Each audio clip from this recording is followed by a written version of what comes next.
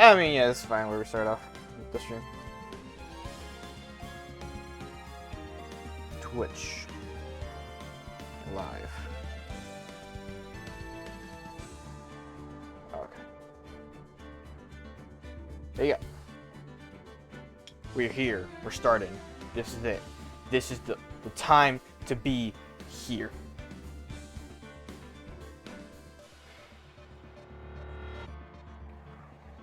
Whoo boy. I should probably turn off the mirror effect now that I think about it. Whoop, wrong thing.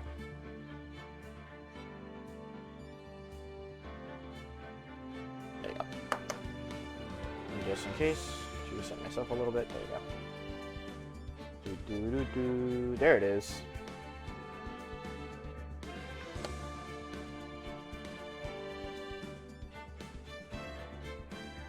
Alright. We are ready. Let's do this here and now.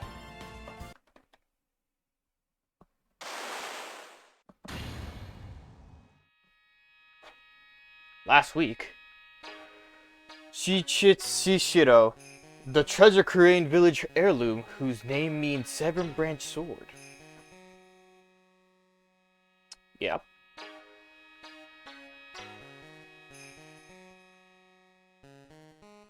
It is said that the sacred sword represents life itself.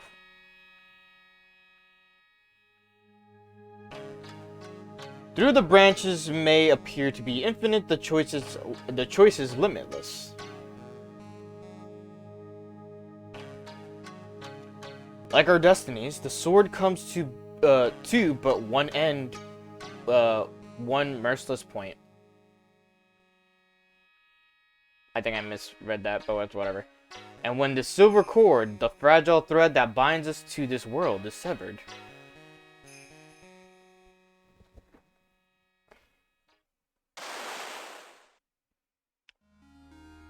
Korea, sorry. The electric came through and I started teching. The illusion is revealed and the implicability of fate is finally laid bare. Implicability, I don't know if I said that right.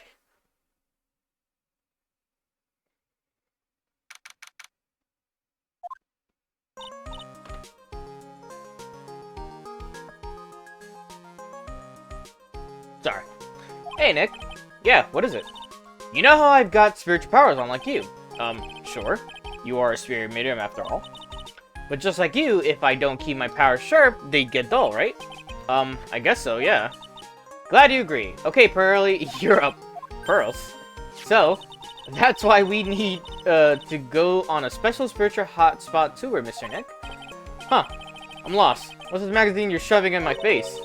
It's the New Year's issue of Occult. Winter Spiritual Locations Special. Oh, Pearls look so happy.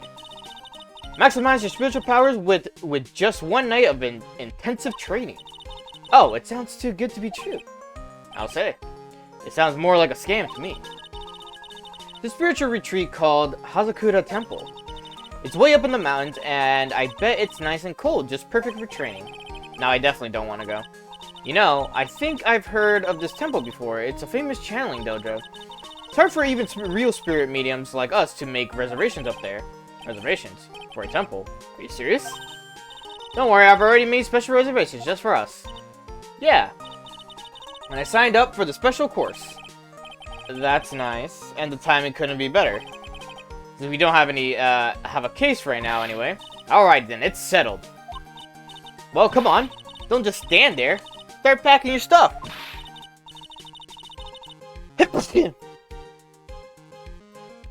There you go. Excuse me. Yes, Nick, you better start packing your stuff. Huh? Me? Why do I have to go? Well, we have to be accompanied by someone over 20 years old. Hey, I don't have anything to do with spirit power. The only thing I can channel is a TV. But Tom, is there a heated pool at this Hazakura temple? No, but you can stand under a freezing waterfall. Sorry, but I think I'll pass. I hate cold places. What? No way. How can you be so selfish? Come on, Mr. Nick. Look at this place. Doesn't it look beautiful? Nope, not going. I'm gonna be nice and toasty at home. What the? What is it, Mr. Nick? Let me see that magazine. This nun. Is she a friend of yours or something, Nick? This girl. It's... My name is Dahlia Hawthorne. I just want to say it's an honor for me to be here in your noble presence. Honestly, how can any woman ever count on you for anything? You disgust me. But it can't be. He was found guilty and should still be in prison. Mr. Nick? I'll go. Huh? How's it go to temple? I said I'll go. Yay! Isn't that great, Pearly? Yes, oh thank you. Thank you, Mr. Nick. You do anything for Mystic Maya, right? Even walk over burning coals, right? Oh, Colton.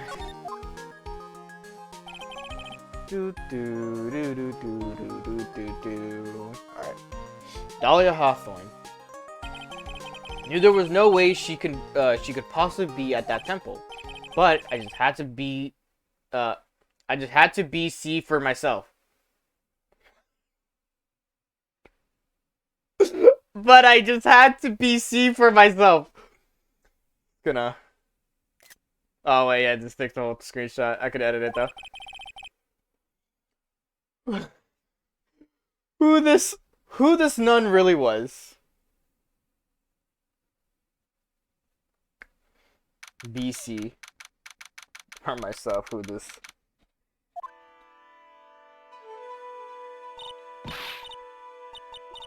Brr, it's so cold here, Nick. Maybe you should put on something warmer for a change. Well, it's supposed to be cold. It's training. Achoo! See, for chattering so loudly, it's all I can do to make out what she's saying. Wow, Mystic Maya, so this is the famous Hazakura Temple.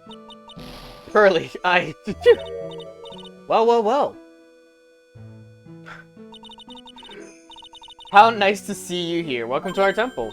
Oh, thank you. Achoo! Oh my. Thank you for coming all this way. Come now, you must have been cold. Why do you repeat shit? What's with the passage? Okay, ho. Well, we are high up in the mountains after all. In any case, we shouldn't speak here. Please follow me inside. Thank you. I was starting to. Oh, yes, I almost forgot to introduce myself. I'm the head nun here at the temple. My name is Bikini. Bikini? That's right. Actually, that's my temple name. What do you think?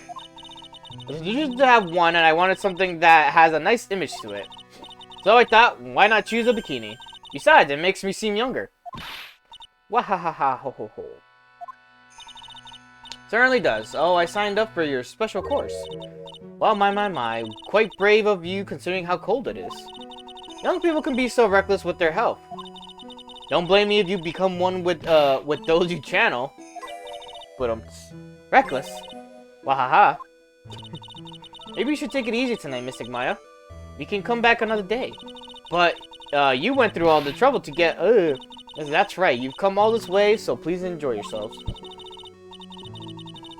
There's still time before supper, so why don't you have a look around? Alright, so let's move to the main hall.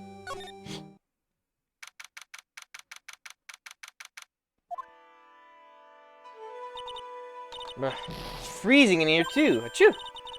It reminds me of a meditation room in Fey Manor. Pearls, you've been in an unusually good mood since we got here. Well, kids are made of energy, you know? As for you, Maya, you look like you're about to catch a bad cold. Well, I'm not exactly a little kid anymore, I guess. Achoo!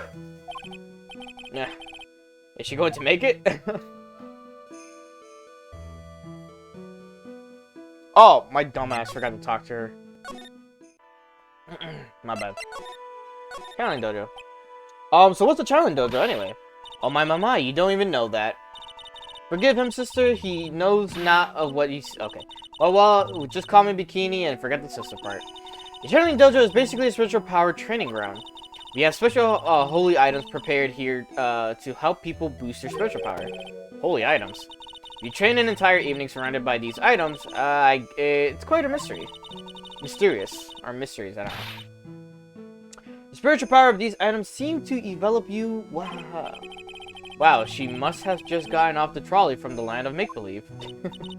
So what exactly is the special course? You must be incredibly devoted to be interested in that at such a young age. The training session where you sit on a block of spirit ice and chant a spell 30,000 times, all while being showered in freezing cold spirit water. It's February now, right? You have to be careful this time of the year. If you don't watch it, you'll catch pneumonia. You'll catch pneumonia or maybe even die of hypothermia. So be careful, you hear? How am I supposed to be careful? Oh no, I knew I shouldn't have signed Mystic Maya up for this. The other nun. Sister, about this picture. Well, look at that. I must say, I look rather divine here, don't you think? Yeah, unforgettable in every way. You mean it? Oh, I knew it. The makeup was pretty tough, but Iris helped me out. Iris. That cute little girl in the photo. She looks just like me. She looks just like me, doesn't she? Fucking identical, if anything. We're just a small temple here, so she and I run the entire place. Really? Sorry to cut in, but... This Iris. Where is she right now? Oh, just listen to you. You haven't come all the way up here just to find a girlfriend, have you? No. That's not what I had in mind at all. Anyway, Iris is in the temple, is in the inner temple preparing for this evening. Inner temple. Yes, that's right. Iris will be back this evening. Why don't you have a look at the main hall for now? Blah, blah, blah. So she's in an inner temple, huh?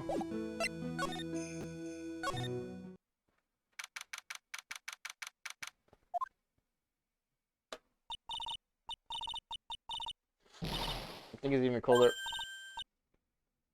Oh, Mr. Nick, do you smell that? It smells like meat and gravy. Yeah, you're right. I guess it's pot roast for tonight, huh? Yum. Weird, I thought they would serve something a little more, well, traditional. What are you talking about, Nick?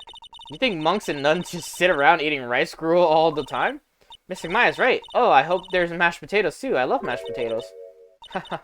What a cute little acolyte. Greetings to all of you. Oh, hello. Wow, this lady makes Maya look like a 6.8 out of 10 on the weirdness scale. Your outfit. Did you come here for the special course too? Unfortunately, no. Actually, I'm... Ah! You're Miss Elise Dixianum? What's good, Sly? Yes, that's right. You know of me. My name is Pearl Faye. I'm your biggest fan. Who is she, Nick? I see it now. Zabadi. Fortune teller. Got all your books, Miss... I don't know how to pronounce her name. Dixium? I don't know. What a sweet thing to say, and please call me Elise, please. Books. Mr. Nick, don't you know anything? Don't you even know who this is? An author, maybe. Yes, and an illustrator. Picture books. Picture books, huh? Oh, now I get it. Do you? Oh, I'm sorry, I didn't know who you are. I don't get a lot of chance to really enjoy picture books. It's alright, I take no offense to that. My books are nothing but simple stories for children. And really beautiful pictures too, Miss Elise. Your books always make me feel as if my heart has been purified. Makes me feel very happy to hear you say that. I do have to admit. She certainly seems like a kind, sensitive lady. Miss Elise won an award last year for her book, The Magic Bottle. Yes, a friend of mine secretly submitted a story I had written to a publisher. They liked it so much that they asked if it was alright to make it into a book. Wow, it must have been a really great story. Maybe I should try to write a children's book too. I do, you can secretly send it to the publisher for me, Nick. Recently, I've accepted a sort of apprentice, you might say. An apprentice. He calls himself Loris Dexium. I don't know how to pronounce that last part. I believe he's off doing some landscape sketches now. On Loris's behalf as well, I'd like to thank you for your support. Of course, Miss Elise. Anything for you. Why did you come to Hazakura Temple, Miss Elise? Are you here to do some spiritual training? No, that's not it. I'm actually here to gather materials for a new book I'm working on. Wow, I can't wait to read it. Rose is completely taken with her. I wanted to do a book with a more Japanese feel to it this time. So is that why you're just like you are? The children have a certain image of me to their minds. I don't want to disappoint them. What can I say? She's really a sweet lady. Wow, Miss Elise, you're dressed up like a mountain nun. Yes, the good people here were kind enough to let me borrow this. I'm wearing training clothes underneath my robe as well. I want a staff like that. You like the crystals? You like the crystal spear? It's real amethyst, you know. Maybe we'll find one like that up here on this mountain. Good luck, Nick. I know you'll find me one. Well, you'll have to excuse me now. I have to go help with the dinner preparations. Wow, you mean you're cooking dinner tonight? Excuse me. That's right. Would you like to help too, Pearl? Yes, I want to help with whatever I can. Pearl looks like she just won the lottery. I'll help too then. No, it's fine. Please don't worry about it. Feel free to relax and explore the area with your friend. What? Excuse me. Huh? But... Oh, yes. Please take this. I think it will be of help to you. It's a map. It's a map of the area. We wouldn't want you to get, lost now, would we? The inner temple. There it is, on the other side of the bridge. This map looks familiar, one may say. Well, if you insist, I guess we'll take this chance to go check out the other temple. Okay, I'll see you two later then. Remember, you're not allowed to fight. Come on, Nick, let's go. At least we'll stay warm if we keep moving. To the main gate.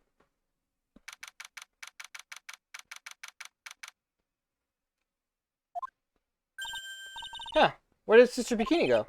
Guess she went to the inner temple to go help the other nun out.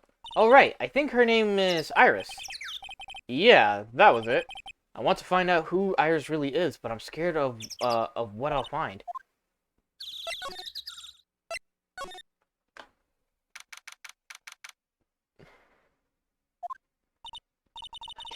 Wow, look at this broken down Wow, look at this broken down old bridge, Nick. Yeah, and look at that big canyon below us. Heavenly Hall. Hey, there's a river down there. It looks like it's flowing real fast. What's wrong, Nick? You look like you've seen a ghost. I'm just not very good with heights. Oh, hey, I've got it. Maybe you should face your fear and try hurling yourself off the edge. You know, 1, 2, 3, jump. Might be just what you need to get over your fear of heights. Yeah, death is a real good way to overcome phobias, alright? I'm sure it looks like it's anyway, it sure looks like a rickety bridge. Can't argue there. That's probably why it's called Dusty Bridge. Read it again, Maya. It says Dusky Bridge. Well, it's practically the same thing. Anyway, the inner temple is just up ahead, right? So let's go and check it out. Ugh. Why isn't there another way across? So we talked on this, and then we go to the inner temple gate.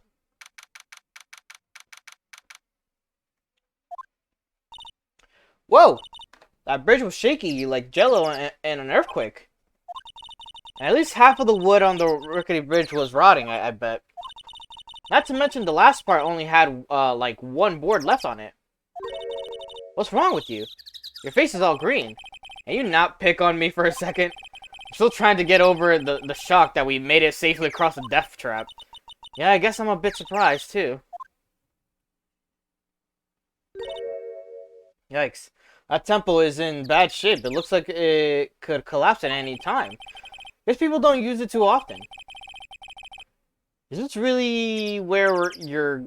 Oh my god. Is this really where you are going to train tonight? That has to be it. It's kind of creepy around here. Like a ghost might jump out at you or something. A spirit medium afraid of ghosts. Isn't it ironic, don't you think?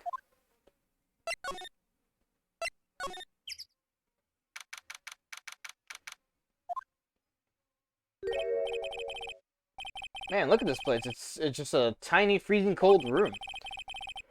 This is where you'll both be training, huh? Huh? What do you mean, both? I'm the only one. Really? But I thought...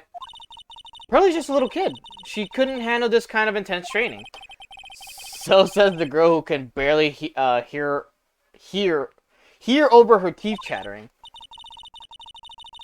Anyway, the real training room must be behind that door over there. Yep, definitely getting the feeling it's back there. Even I can sense that there's something supernatural about the cavern behind that door.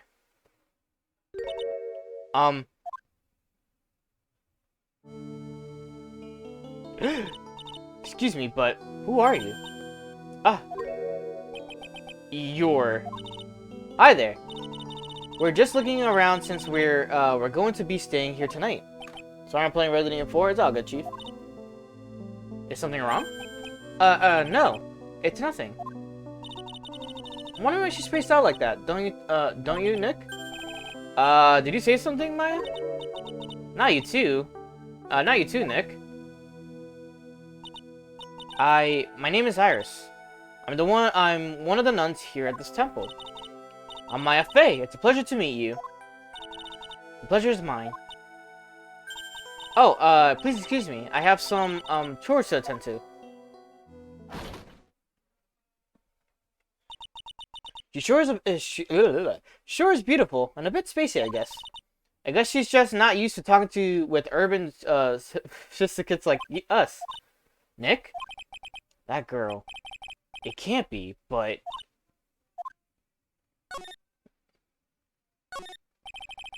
Hang a scroll. Doesn't look... Ah! What is it? Why did you scream like that? This scroll. It's my mother. What?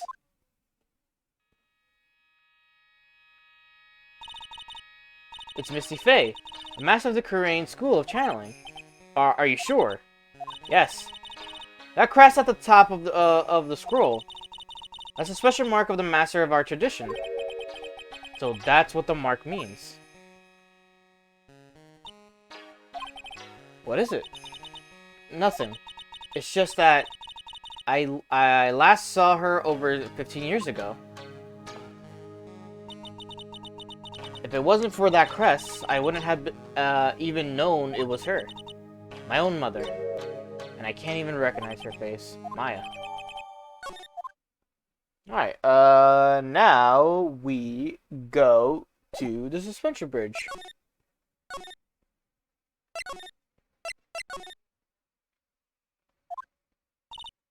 Whew, we managed to make it across the Dusty Bridge. Nick, you look green. Are you feeling alright? Hey, what's wrong with you? Ever since we met Sister Iris at the training hall, you've been really quiet. Huh? Oh, I'm sorry. Hey, you, wait up! You think he's yelling at us? He must be. There's no one else around. Would you mind moving? You're standing right in my way. Hey, I know you. You're... Whoa, sorry, gotta run. See ya. Hey, wait a minute. Oh, nice to meet you. I'm Lord Dionysium. Liar, you're Larry. Your clothes may change, but you're still the butts. Shut up. I'm Lawrence, and I'm just here to do a sketch of Dusky Bridge. That really is our Larry. Not that I get why he's pretending to be someone else. I'm gonna turn on my AC. It's getting hot. All right, big boy, what you doing here? So, what are you doing with the last name Dionysium? Well, I want to start over again with a clean slate. Clean slate. You remember, don't you, don't you? Last time, the Massive Mask case. After that, I started to realize I didn't like this guy known as Larry Butts. And that's when I came across it, the Book of Destiny. The Book of Destiny? Do you mean The Magic Bottle by Miss Elise Dionysium? That's so beautiful, so moving, so gentle. My heart felt cleansed. I was saved. Maybe I should buy a copy of The Magic Bottle. Wow, Larry would make a great book salesman. I really want to get the book now, too. Butts and L. He is the Butts, the Larry Butts. She's the most wonderful person I've ever met. I'd follow her anywhere. Well, she certainly is a very elegant lady. You see? Here's a photo I took of her in secret. Wow, that's a beautiful photo. You want a copy, don't you? It's okay, I just happen to have made extra prints. Why? So it's kind of hard to imagine you as a picture book illustrator. You selling it? Maybe. So tell the truth. You must have some kind of ulterior motive, right? What are you talking about? I don't trust. I don't trust anyone anymore, especially not women. Talk about a bad case of denial. Anyway, can you ever draw well enough to make a picture book? Art isn't only about technical skill, you know? It's also about having a pure heart. And that's why I'm asking. Can you draw well enough to make a whole book? Why do you mention it? I wonder. Looks like you still have some doubt in your heart. It's true, I do. But when I first saw her, I felt it. Something inside me ended, and something else begun. Oh, Larry, it sounds like you fallen in love with Miss Elise Dionysium. No, you're wrong. It's not her. It's the other girl. Other girl. Uh-oh. I got a bad feeling about this.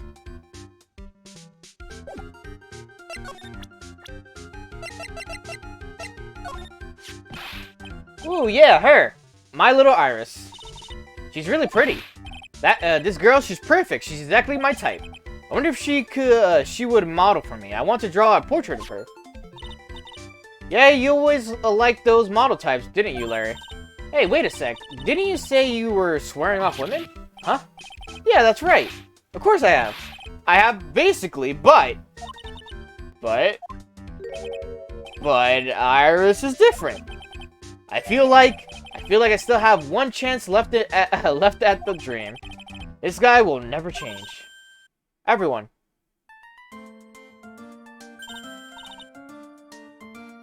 Best song in the fucking whole soundtrack, bro. Alright. Hey, Pearly. Dinner preparations are complete. Please come quickly to the main hall. Alright. I can't wait to dig in, Pearly.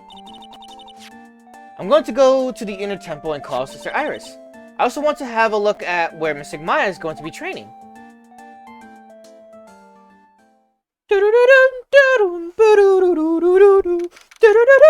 I'm sorry. Boy, am I stuffed. Are you sure it's alright to eat that much before your training? Well, this kind of training is a battle of endurance. Miss Maya, please don't do anything that might put your health at risk. No pain, no gain, I guess. Still worried about you. Well. Let's not dilly-dally, shilly-shally. You must get ready for tonight. Good luck, Maya. Alright, here I go. I'll see you all tomorrow, I guess. Iris, please ring the bell at 10 o'clock for lights out, alright? Yes, Sister Bikini. And then, after you ring the bell, I want you to come join us at the training hall. I understand, Sister Bikini.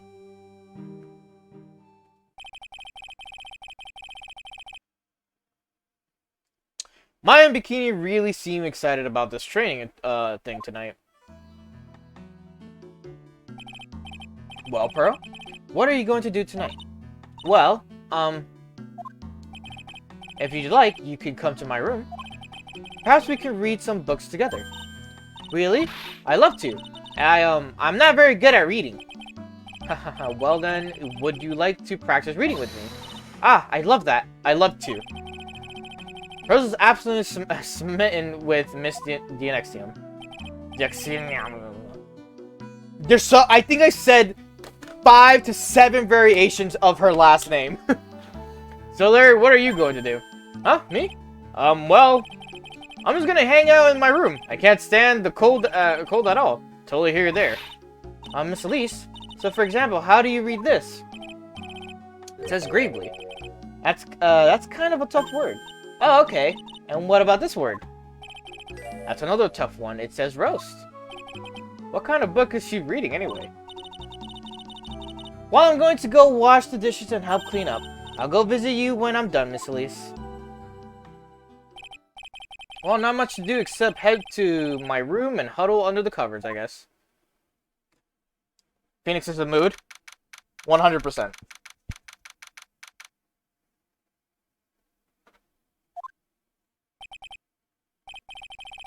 A whole different type of cold up here in the mountains.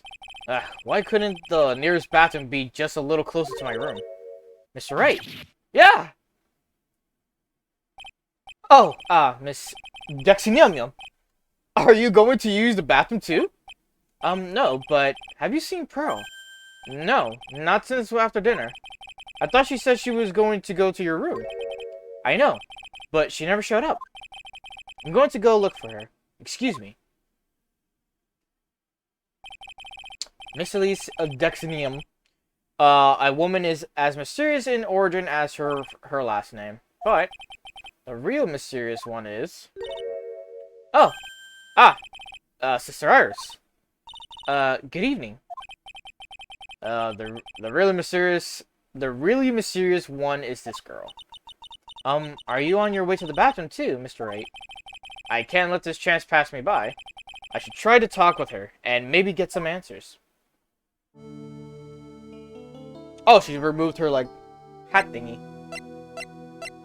Oh my god, it's not Dahlia, because her hair is different. This is actually not Dahlia, by the way, mind you. It's just, and the literal difference is the hair. Because Iris has, like, brunette hair, while Dahlia had, like, red hair. I guess talk to you, right? Iris. Your sister Iris, right? Yes. So, when did you come to Hazakura Temple? I don't remember. Ever since I was a small child, the temple has been my home. So you've never left. Well, I don't have any family left to take care of me. Since the bikini, I've come to think of her as my real mother, as it were. Ah, I see. But you didn't go to college? And maybe enroll in IB University Literature Department? No, I never had an interest in going to the big university like that. My training is all the education I need. I see. But once in a while, when I get the chance, I make a trip to the nearby town. I can use a computer and cell phone too. That's not exactly something worth bragging about. But I don't see any Psylocks. So I guess that means she's not lying. Please don't stare at me like that. Please don't stare at me like that. Look at temple. What? Okay. What kind of place this is anyway? I heard it's for training to increase your spiritual power or something like that. It must seem awfully crazy to normal people like you. Well, I have to admit it is a whole different world up here. I'm glad to hear you say that. Huh? Talking with dead people, who does it help anyway? I hate it. Really? Well then why stay in a place like this? Ah, is something wrong?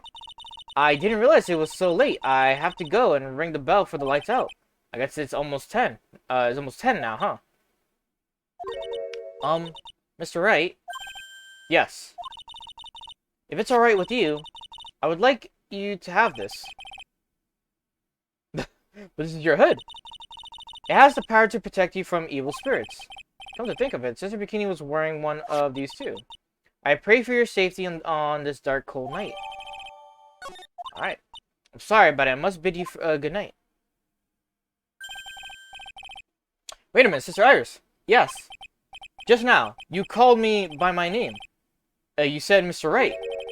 How did you know my name? I never introduced myself to you. That's... Sis Iris, please tell me the truth. You and I, have we ever met before? 5 fucking Psylocks. Oh my god, she lied to me! Iris. Who are you? Oh, it's almost 10. Perhaps we can speak again tomorrow.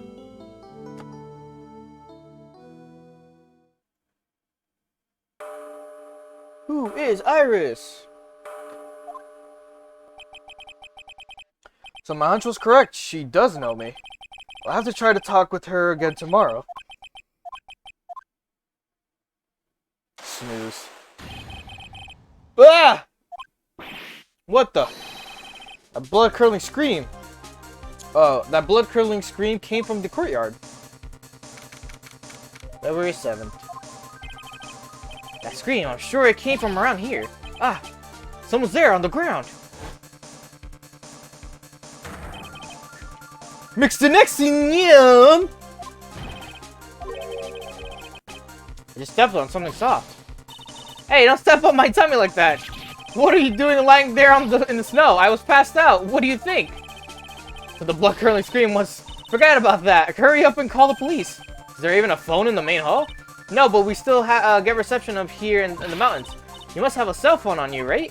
I didn't bring it with. Yo, you're useless. I mean, even Iris has a cell phone. We've got no choice. You'll have to use the public phone by Dusky Bridge. Hurry, hurry, hurry. Run as fast as you can. Yes, ma'am. You don't hurry, Iris will.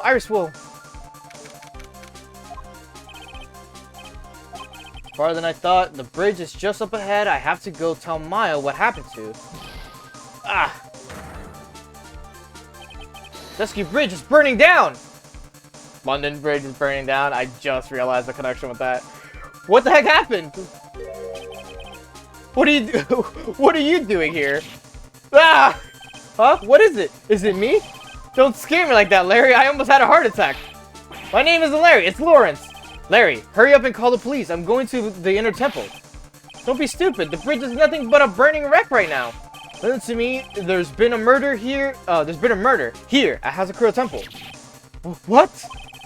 The murderer might have fled across the bridge. I have to make sure Maya's safe. But... Please, call the police. I've got to go. Get out of my way, Larry. It's too dangerous. Nick, wait! Must have been crazy.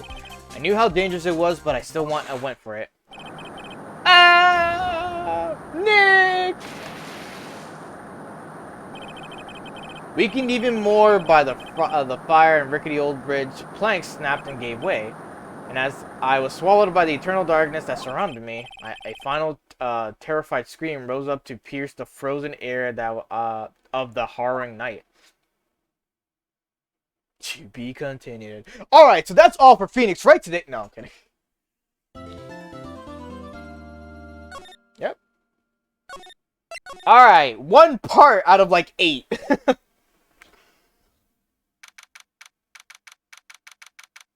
Out of like 9.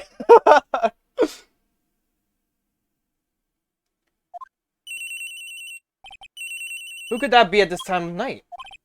Yes, Edward speaking. Edgy, get up! It's an emergency! Huh? Larry? Do you know what time it is? It's not Larry, it's Lawrence. Lawrence, the next human. There's nothing more than a terrible nightmare. I'll just roll over and... Wait, don't hang up! It's an emergency. It's Nick. He took a really nasty spill. Well, it wouldn't be the first time, so I'm not joking. His life is in danger. What? What happened? Tell me. Talk about a guy with bad luck. He may already be dead. Anyway, you've got to come back. You're the only one that can help. My Iris, my beautiful Iris, she needs help. Alright, I don't know what's going on, but I'll be there as soon as I can. Another detention center? Please, hurry. It's been 1 year since I left that country. I thought I wouldn't have to see him again for a while. Sounds like it won't be a pretty reunion, as if I expected anything to change.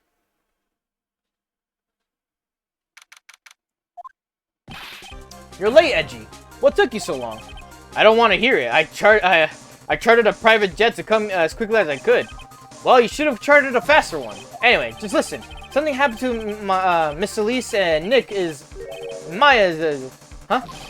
Say something, Edgy! Before I came here, I stopped by the hospital and paid Wright a visit. I believe I have a better understanding of the situation than you at this point. The murder victim was the picture book Arthur and Miss Elise Denexium. She was found by Wright and the and the head nun. The suspect in the temple's younger nun. And later, while Wright was crossing the bridge, it broke and he fell into the river. The hospital says that he will need at least 2 days of bed rest. Yes, that's right, you got it. But they arrested her, my sweet little Iris. And here I was, convinced he was the one the police had to arrested. However, I still don't understand what these 2 items are for. What are you talking about? They're things Wright gave to me when I was leaving his room. This is the first. He said some nonsense about being able to see into people's hearts with this. And the other, he couldn't possibly be asking what I think he is, could he? I'm begging you, Iris' trial starts tomorrow. When Nick out of the picture, you're all I got left. You're the only one that can represent her. What did you just say? You know, represent, defend. What were you expecting? Why do you think I called you anyway? I'm a prosecutor, Larry. A prosecutor. Do you understand what I'm saying? A prosecutor is a lawyer who... Don't talk to me like a kid. I graduated from junior high, you know? Don't worry about it. I promise I... Ezra's like, hold up. Let's back up a little bit. I get that you graduated junior high, but what about high school? Like, he's just like, yeah? Don't worry about it. I promise I won't tell. But I mean, I heard a paper badge had no problem fooling an entire court before. How could this country's judicial system have fallen into decay? Please, Edgy. At least listen to her. Listen to Iris' side of the story. So Wright wasn't joking when he gave me this badge after all. What's good, Iris? Thank you for coming. My name is Iris. Edgeworth, Miles Edgeworth. I don't know if I can be of any help, but I would at least hear what you have to say about the murder. She's not a mommy! Actually, how old is Iris? Oh, she's not on this list yet. Mr. Wright, how is he? Mr. Lawrence said that he might even die. Fortunately, he will be fine. Larry, you moron, how could you say something like that? He was badly bruised when he hit the water, but otherwise he is unharmed. Thank goodness. But he's caught some kind of nasty cold. A cold? He's running a high fever and is drifting in and out of consciousness. I must be imagining things. Is she 25? This woman, I feel like I've met her before. Alright. Pardon me, Iris. I would like to ask you something if you don't mind. I have a distinct feeling you and I have met before. It must be your imagination, Mr. Edgeworth. After all, I hardly ever leave Hazakura Temple. Hazakura Temple? What's that? It's a place where those who wish to boost their spiritual power come to train. You need to undergo some very difficult training to release your inner spiritual power. Spiritual power. Did you go to that temple for that reason as well? No, I don't have any spiritual powers. I don't need them. In that case, what are you doing at the temple? Then? I've committed some sins. Sins that I need to pay for. That's why I'm there, and why I continue to train to purify my soul. Another crime.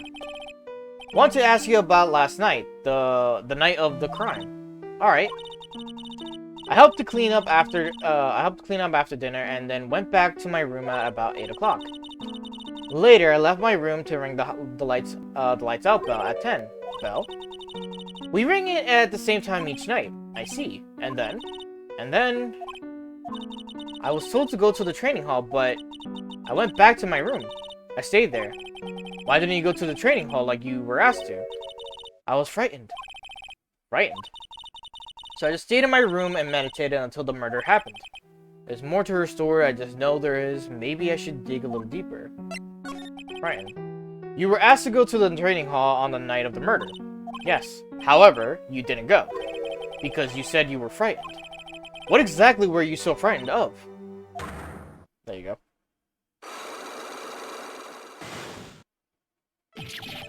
What in the world? Is there something wrong? I'm sorry, it's nothing. Looks like she's not aware of them herself. These must be what Wright was talking about, the Psycholocs. I believe he said that I need to present this Magatama item to do something. Any idea? So do you have any idea as to what really occurred last night?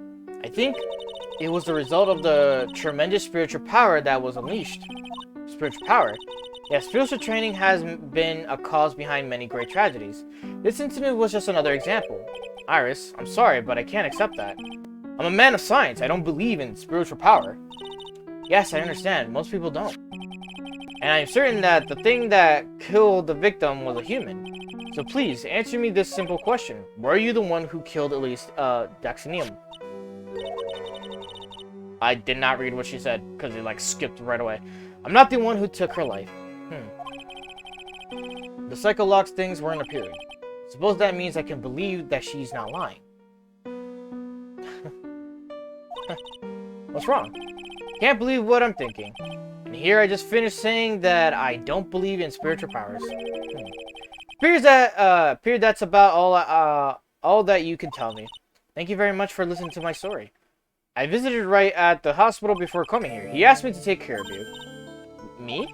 Yes, at the trial tomorrow. He asked me to defend you. If Mr. Wright was that much... if Mr. Wright has that much faith in you, Mr. Edgeworth, then I will gladly entrust my fate to your capable hands. Before that, I have one question. Yes? Do you know Wright? Why would you ask that? Whenever you came up in our conversation, he would begin to act a little strange. Mr. Edgeworth, what is Mr. Wright to you? He's a very dear and indispensable friend. It was 5 years ago. That's when I deceived him. You deceived him? I heard that he was in a lot of pain afterwards because of what happened. I know what a weak person I am.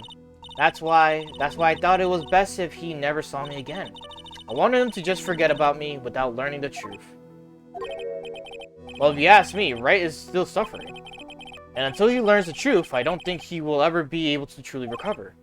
Iris, it's not too late. You should go to him. Tell him the truth. I'll defend you, but only if you agree to that one condition. Alright, Mr. Edgeworth. I promise. Very well. I'll do everything in my power to get you an acquittal.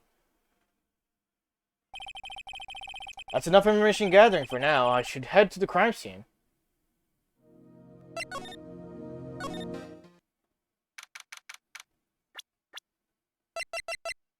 She is 25.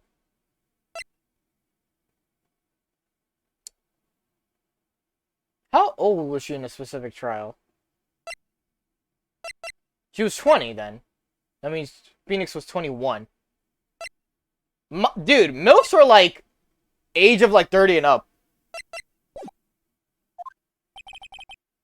It sure is cold, alright. So this is it, Dusky Ridge. Oh wow, it's you, Mr. Edgeworth. Ah, Detective Gumshoe. Long time no see. Been about a year. Or has it been longer? Doesn't matter, Detective. What does matter is why you're shuffling around up here. Oh, ouch. And there's a sharp left jab. Well, I'm happy to see you anyway, Mr. Edgeworth. Let me guess, you were transferred by HR to the local precinct.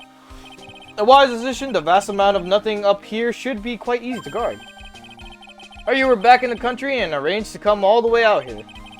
Everybody was real nice. They even let me take charge of this investigation, sir. Gumshoe indeed. Like gum on your shoe, he's impossible to get rid of.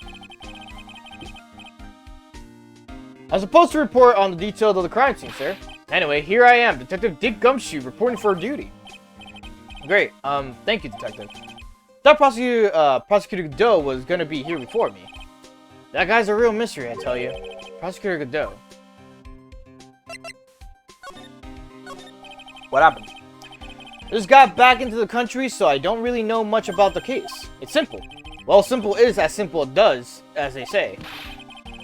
Oh, you got no idea how much I've missed that biting sarcasm of yours, sir. But seriously, this one's a piece of cake. There's a witness that saw the whole thing. A witness? Yeah, that bikini lady. Bikini lady? Here? On the freezing cold mountain? Well, you should talk to her yourself if you want the details, sir. I may have to talk to this bikini lady. I mean, decisive witness myself. Oh, Edgeworth. So this is the bridge that Wright fell through. Yep, I can't imagine being that reckless myself. Look before you cross is how it goes, right? Or was that leap? And is there something on the other side? Yeah, some old building they call the Inner Temple. But we can't get over there without a bridge, sir. What? Nobody lives there, so it's usually not a problem. But someone was at the Inner Temple doing some training, and now they're stuck there. Yes, I heard that from Wright. It's Maya Fey. Oh no, her again. Anyway, the air is really turbulent right now, so we can't do an aerial extraction. No one's gonna be able to reach the Inner Temple until tomorrow, sir. Will she be alright in this cold? So how did the bridge burn down anyway? We're almost 100% sure it was lightning. Lightning? Prosecutor Godot. So who is this Prosecutor Godot? I've never heard of him. Yeah, he's a new guy. Showed up after you left the country. He's a complete rookie, but nobody can say a bad word about the guy. What kind of man is he? He just became a prosecutor recently, but he's good, sir. Real good. He's so good. How is it that I never heard of him? Is he the lead prosecutor of this case? You bet he is. After all, you know who is right in the middle of it. You know who. Phoenix Wright, of course. For some reason, Godot has really got it in for Mr. Wright. Oh. Yeah, he seems to have some kind of grudge. And what would be the cause of the grudge? I don't know. Maybe he made fun of his mask or something. None of this is making any sense. I better look into this Godot myself. Lightning. You're telling me the bridge caught on fire due to the fluke bolt of lightning? Yep, last night it snowed for the first time in 3 days. It's a little unusual for lightning to come oh my god. It's a little unusual for lightning to occur during a snowfall like that. But according to the weather data, lightning definitely struck. I see. This is a very detailed weather report. Almost too detailed. It even has the exact time that the lightning struck the bridge. Oh, that? You got that information from the witness testimony. Someone actually saw the lightning hit the bridge? Who is this witness? Sorry. I will ask one of the local cops later, sir. Alright, now we need to go to the main gate. I think. Yeah. Yo, Reggie, what took you so long? I'm so cold, my brain's turned to sherbet. I knew it was a mistake to race back to this country. What do you mean? Wright is going to be fine, and that case itself isn't anything unusual. I find myself taking a request to defend a woman accused of murder. Hey, wait a sec. Hold it. Objection. What's going on here, Mr. Edgeworth? It's hard to explain, but one thing led to another, and... What kind of lame excuse is that? And you call yourself a defense attorney. Prosecutor Edgeworth is a prosecutor, and that's why he's a Prosecutor Edgeworth. Prosecutor Edgeworth, defense attorney. Just sounds plain old weird, pal. Right, Prosecutor Edgeworth. I'm not sure what role I'm supposed to be playing anymore. Hold up, sorry. My wire's like annoying me. Dude, Edgy. I don't see you for a couple of years and your heart turns to sherbet. I say more like sorbet. It's rather cold here. Iris didn't murder her. Someone else did it. I just know it, okay? So trust me on this one. Ever the romantic, aren't you, Larry? Nevertheless, I'll do whatever I can to prove her innocence. At least until I pass the baton onto Wright, that is.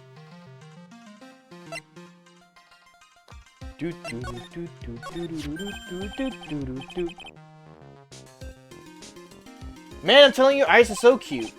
Right, Edgy? You think so too, right? Don't you? What's wrong? Why are you so quiet? To put it simply, your comment has me highly concerned. Could it be that the reason you think she's innocent? Come on, a girl can't possibly be a murderer. I was right after all. I should never have come back. No, don't worry. I see things for how they really are this time, honest. I had a penny for every time he said that. It's just that, well, Iris is a delicate flower. You can't force things too much, know what I mean? Huh? I have no idea what you're talking about, Larry. Oh, forget it. I didn't say anything.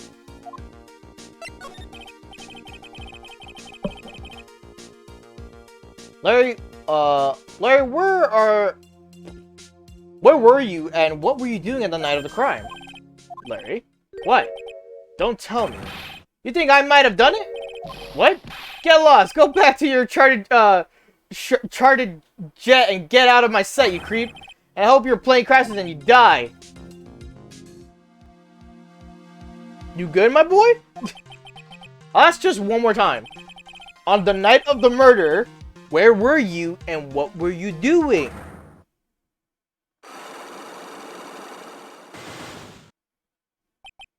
As I suspected, Psycholux. Sorry, man, you know me, I don't remember. I just don't remember. My short-term memory is a wreck, dude. Then I gotta present the attorney badge. Come to think of it, when you were a kid, you were always saying, when I grow up, I want to be a lawyer and defend people, or something like that.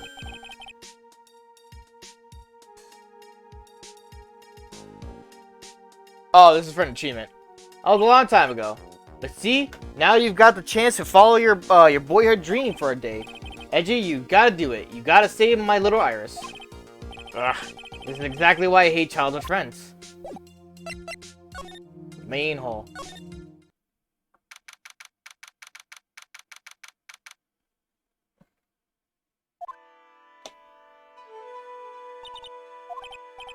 Hey, hello there. So how are you feeling? Alright, I suppose. Huh? Who is this? My name is Miles Edgeworth. My, a handsome boy such as yourself is always welcome. If circumstances weren't so tragic, I might just... Please don't call me boy. I'm sorry to trouble you, but I'm looking for a woman in a bikini.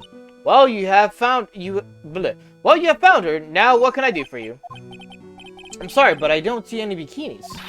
Ha ha ha, if you ask nicely, I might give you a peek, but big boy.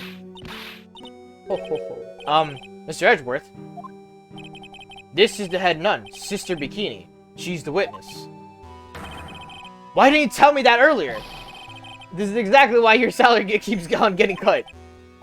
My stomach is already growling in protest. So, what's the latest about my beloved Iris?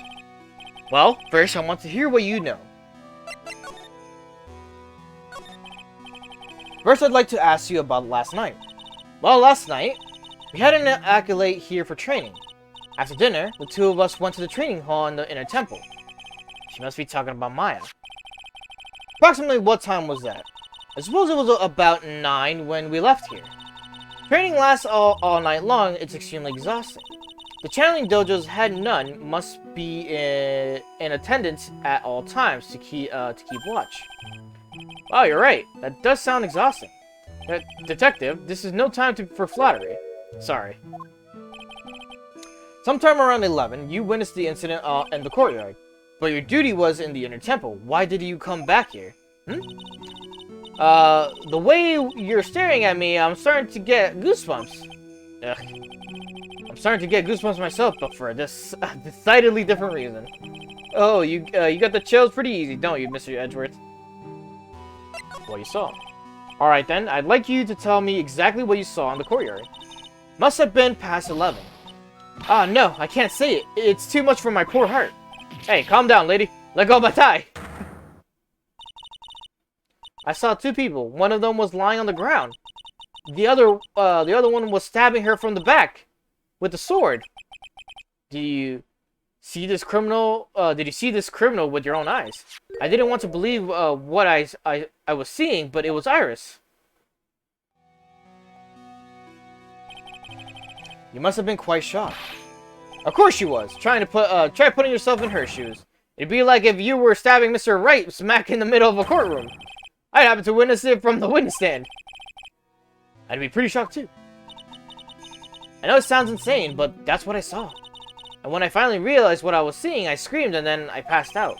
Unfortunately for us, her testimony seems to be pretty solid. However, the idea of Iris doing such a foul act seems unnatural. The girl I know simply isn't capable of this sort of foulness. I wonder what she means by that. Why return? As the head nun, it's your duty to stay with the acolyte at all times, correct? Yes, that's correct. I know I may look strong, but the truth is, I've got a bad lower back. A bad lower back? Yes, especially bad in the winter, so bad that I can't even lift a bucket. You remember how cold it was last night? My bad back felt as stiff as frozen glass. Just wanted to take a nice hot bath to ease my aching back. That's why I returned to the main hall. So you left the disciple all alone? Don't be ridiculous, I would never do that. That's why I ordered Iris to the inner temple after she had rung the bell for lights out. Yes, but she never went to the inner temple, did she? So did this head nun actually see Iris there? I think I better try to get some more details. The Acolyte. So who is the Acolyte that was to train at the inner temple? Her name is Maya Fey. I treated her very badly, I'm ashamed to say. And after she went through the trouble of signing up for the special course, the training session where you sit on a block of spirit ice and chant 30,000 times. You don't mean to tell me she's still doing that over at the inner temple, do you? No, of course not. You don't have to worry about that one little bit. Last night, we still hadn't started the training session itself. Well, that's good to hear. Oh, dear. There's one thing I forgot to tell you. Oh, I don't think I like the sound of this. Do you know that small girl? I believe she is Mystic Maya's little sister. Maya has a little sister. Oh, you mean Little Pearl? That's Maya Fey's cousin. Little Pearl. I thought she was going to visit Mystic Elise after we'd finished with the dinner cleanup, but I haven't seen her at all since last night. Oh, late last night. She's nowhere to be found. You mean she was with the victim? It's all the fault of my stupid creaky old back. Little girl who was with the victim on the night of the murder is gone. As they say, the plot thickens.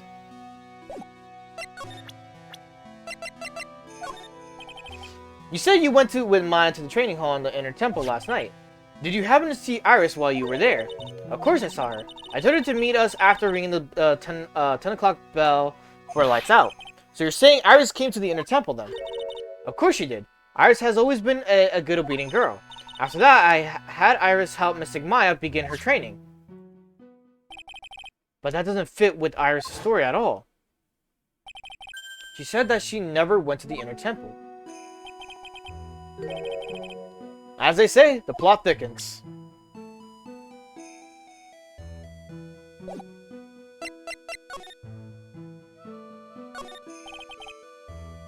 More Enza cushions in the corner in this room. What's this white paper? White piece of paper sticking out from under the stack? Beats me. Would you mind checking that for me, Detective Gumshoe? Yes, sir. Here you are, Mr. Edwards. Looks like an old manila envelope. Yeah. What is it, Detective? This could be it. The ultra important clue, a super special clue. I suppose I should read it myself then. Looks like a letter addressed to Sister Iris. Tonight at 10 o'clock, or tonight at 10 at Heavenly Hall, unless you want your secret to be exposed. It sounds like a blackmail letter. Note to Iris added to the court record. Nice going there, Mr. Edgeworth. Why can't I ever find clues like that? You're an ultra-important prosecutor, a super-duper prosecutor. Well, I suppose it takes a super-duper kind of dumb to miss a clue like this. Okay, move to the courtyard. I need water. Okay.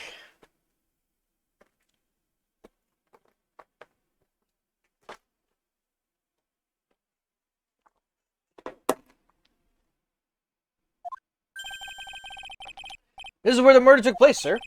Other than removing the body, we left everything else untouched. Thanks, Detective. I'll just have to look around. Looks like the police are still investigating. Oh yeah, by the way, I thought I'd better ask just for to be sure. Are you really gonna defend that nun, Iris, at the trial tomorrow? Yes, I will. I gave her my word, and now I must follow through with my commitment.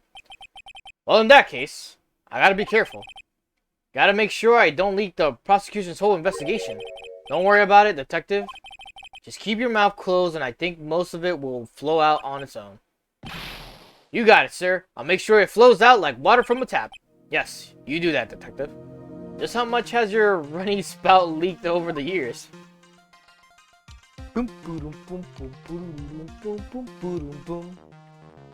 Alright, let's see. The victim.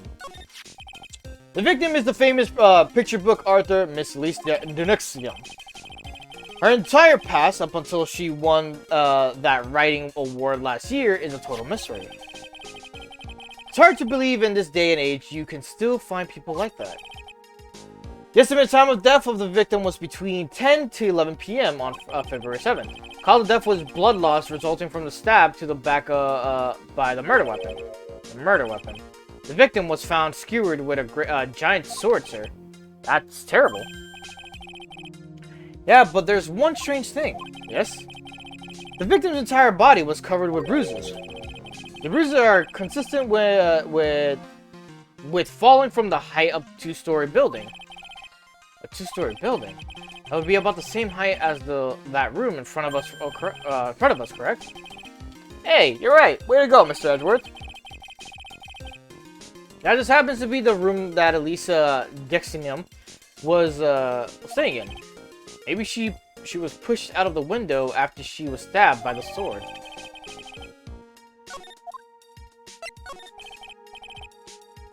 Now then, detective, let's see if you can summarize what we've learned so far. Okay, let's take a look at the map.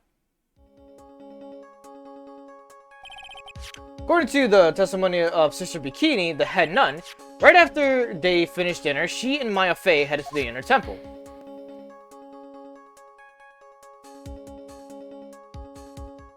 Yep, sounds about right. At 10 p.m., after ringing the bell for lights out, Iris went to the inner temple.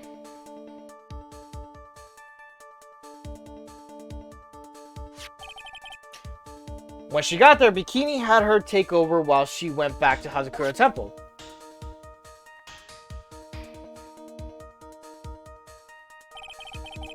After taking a hot bath to soothe her back, Sister Bikini witnessed the murder in the courtyard. If you want more details, you should ask Bikini herself in the main hall. The inner temple, huh? I'd like some more information about that place. The trial begins tomorrow, but who's the prosecutor? I'm pretty sure it's that Godot guy, but nobody can get a hold of him, so they're looking for a replacement. What do you mean? It's really weird. All of a sudden, no one can reach him. I wonder if the rumors are true. Maybe since Mr. Wright caught a cold and won't be defending, he just lost interest.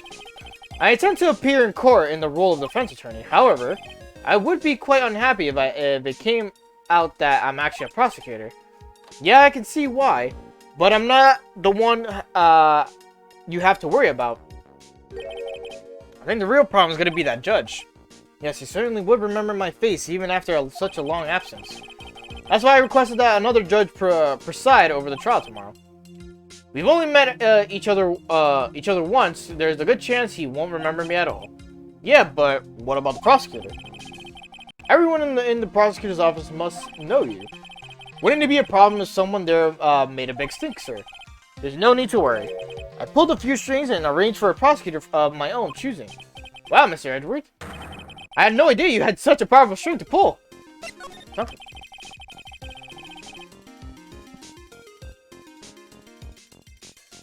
Sorry. What is this inner temple that Maya was supposedly training at? According to Bikini, it's an old building they use for training the acolytes. It's on the other side of a dusky bridge. The bridge that burned down, huh? If there's anything else on the other side of that bridge besides the inner temple... Nope, not a thing. Nothing? The other side is surrounded by cliffs of all sides. In a way, it's kind of like a little island out there. So the only thing there is the inner temple. I hear it's not the kind of place a person could survive in. Please be alright, Maya.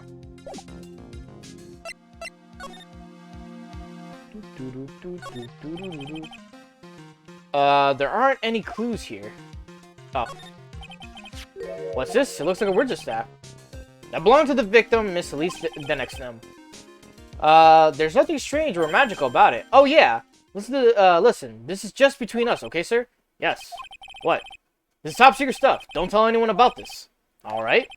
Truth is, when I was a kid, I wanted to be a wizard. That's it? That's what you wanted to tell me? That's it. The staff was made from a very strong kind of wood. What about fingerprints? Were there any on it? Just the victims. The sword from this gold statue is actually a murder weapon. It sure is. It's called the Shichishiro. But the way, by the way, nasty piece of work, sir. There's still blood on it. I suppose this is the victim's blood. Yep. It's all over the oh my god, I cannot read for the life of me. Yep, it's all over the blade. It's speaking of all over the blade.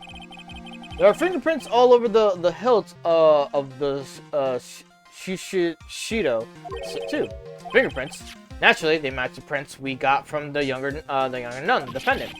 Her fingerprints are on the murder weapon. What's wrong? You're looking really solemn.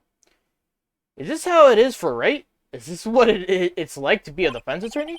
Yeah, I figured it doesn't really feel really good. To be honest, it feels more like it's detrimental to your health.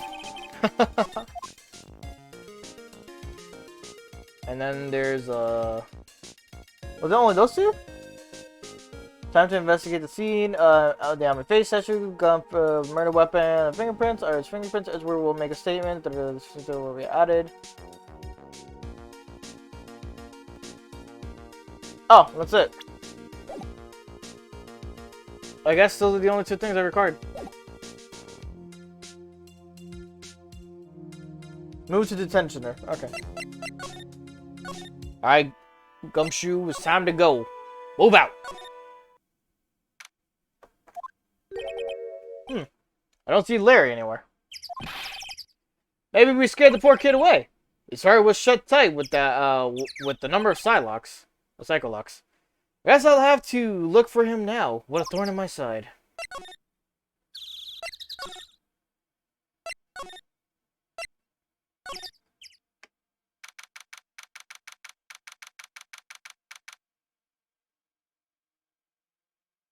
Alright. Ah, Mr. Edgeworth. Came back because I need to ask you a few more questions, if you don't mind. But I've already told you everything that Iris, please remember. I'm on your side. You could tell me anything. Yes, thank you. Take that! Take that! I don't remember ever hearing Edgeworth saying take that. I was frightened. Since I've been handed this case, it is my duty to dig up all the answers, understand? Yes, sir. The smallest flame can sometimes bathe a case in a whole new light. In my years in court, I've seen it happen over and over again. That's why I'm committed to searching until I have those answers. Now then, is it really true that you didn't go to... is it really true that you didn't go to the inner temple last night? Yes, I swear. I already told you that. Yes, you said you didn't go because you were frightened. That's right. If that's the case, then the obvious question is, what were you afraid of? Iris, I wonder, is this what frightened you so much that you couldn't even leave your room?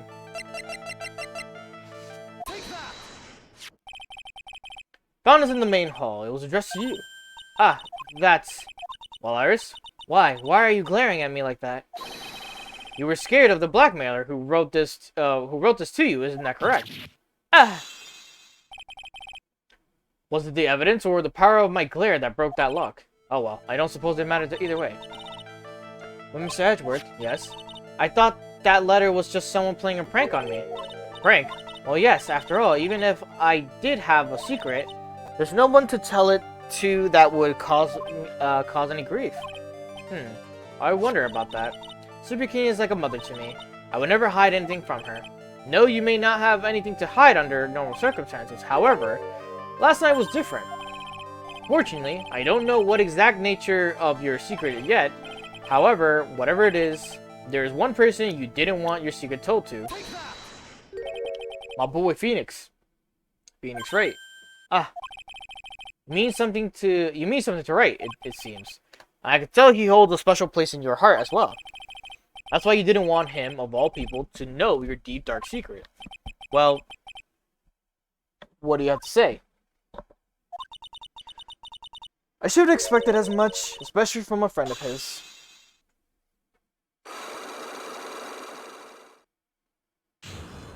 Unlock successful. Right,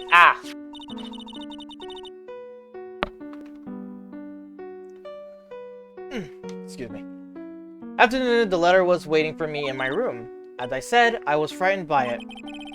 What is this heavenly hall, the letter mentions? It's a small mountain shack at the base of Dusky Bridge. Small shack, huh? More like a broken down shack that no one would ever want to go near. Where is it on this map? It's around here. To get there, you must follow a small path down from Dusky Bridge. The reality is, to get to the inner temple, I had no choice but to cross that bridge. But I thought that such a terrible criminal could be lurking in Heavenly Hall. I was so scared by the whole affair that I didn't even want to think about it. This is the secret that you locked away in your heart. Yes. It was as though I may have to visit the Heavenly Hall now. Maybe I'll find some sign of a mysterious blackmailer, or mystery blackmailer. In any case, you still claim to have never left your room last night. Yes, that's exactly right. Trial starts tomorrow. I promise you I will win. I'm going to win so that you and Phoenix Wright can see each other again. But when I do, you must promise me that you will tell him your secret. But it's pointless. Why would you say that? Because I may know who Phoenix Wright is, but he has no idea who I am. I just finished speaking with the head nun at Hazakura Temple. She testified very clearly as to what happened. She said she saw you stab Miss Elise the next Gigum with a sword. And one other thing. She said that when Maya Fey began her training at the Inner Temple, you were there as well. What? When I spoke with you last, you claimed that you never went to the Inner Temple. And yet Sister Bikini says she met with you at the Inner Temple that very night. But I didn't go there. I didn't go to the Inner Temple last night. We're just gonna leave her in tears. Alright. To Heavenly Hall.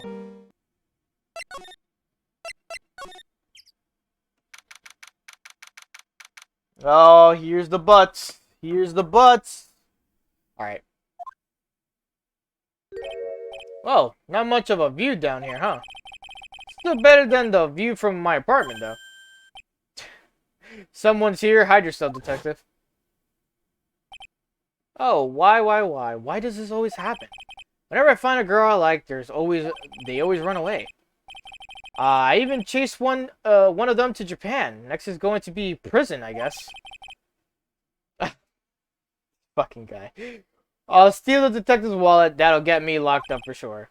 Nah, I can't do that to someone who looks like he's down on his luck. He's just talking to himself. Shh. Be quiet and listen. I knew it. I shouldn't have done that. I blew it again. Done that? What did he do? I wonder. Hey, you! About what you just said, I got an objection! What? What the? Edgy! You dirty rat! Gumshoe, you oaf. Sorry, sir. Before I knew it, I was shouting out an objection. And in a loud, commanding voice, too. I even pointed with my pointer finger. You watched too many trials. I'm sorry. Okay, Larry, the jig is up. What have you got to say for yourself? Ugh.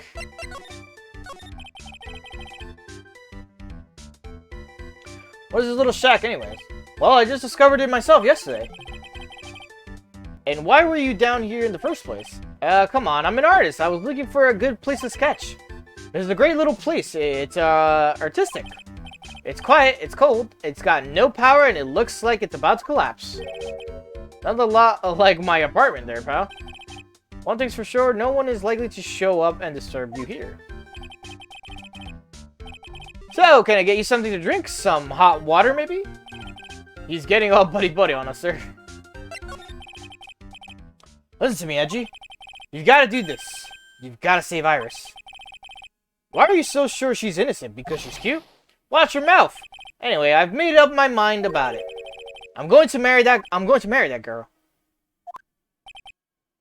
Mr. Edgeworth was just pretending he didn't hear you, so I'm gonna ask for him. Have you already asked the girl to marry you? No, not yet. But I can tell how she feels by the look in her eyes.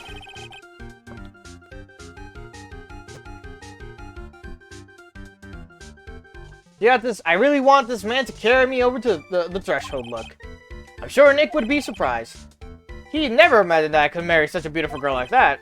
Something tells me he would be shocked indeed. That's why I didn't want her to do anything dangerous. I mean, what am I gonna do if she gets hurt? What is this guy trying to say? That he lost me about a mile back? If we really want to know the answer to that, we're going to have to drag him into the witness stand. Come to think of it, you still haven't answered my question. Where were you, and what were you doing last night? Aw, man. Don't you have anything else to talk about? With that kind of attitude, you'll never be a ladies' man like me. Okay. Chill out with those scary eyes. I got it. If you really wanna know, last night, I saw something incredible. Something incredible.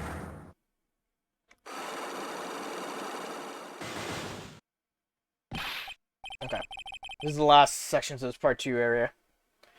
Yeah, but let's not talk about that now. Let's talk about the good old days. What do you say? Come on, I'll pour you a nice cup of hot water. Why hasn't he realized that I absolutely despise talking about the good old days, especially with him? I got this is just his theme now, the song.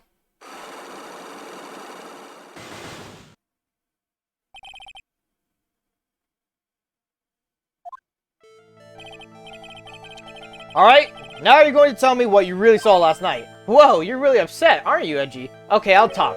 Huh? That was a bit too easy. Yeah, anyway, it was awesome. Never seen anything like it. At around 10 o'clock last night, it started thundering. I'd been sleeping, I'm not sure for how long. Suddenly, zing! The world in front of me went white. Like I'd just been slapped in the face by an old girlfriend, Naomi. And then, I was on fire. The bridge was on fire.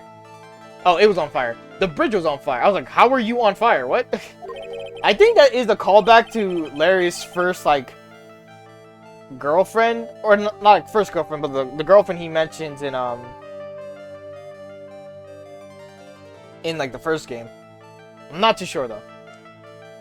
Dusky Bridge caught on fire. Are you saying you saw it with your own eyes? Hey, what are you giving me the evil eye? I'm telling you the truth. There are still 3 sidewalks remaining. That means he's still trying to hide something. By the way, Larry, where were you when you saw that? When you saw that happen? Where you say? What do you mean? What do you mean? What do I mean? Just answer the question. I was in my own room by the main hall. Where else would I be? As usual, you're as transparent as an empty jelly jar. The problem, I suspect, lies there. There? What do you mean there? Is it possible for you to have seen the lightning strike? Is it possible for you to have seen lightning strike Dusky Bridge? Is it possible for you to have seen lightning strike Dusky Bridge from your room? Okay, it's like weirdly. I was like, what?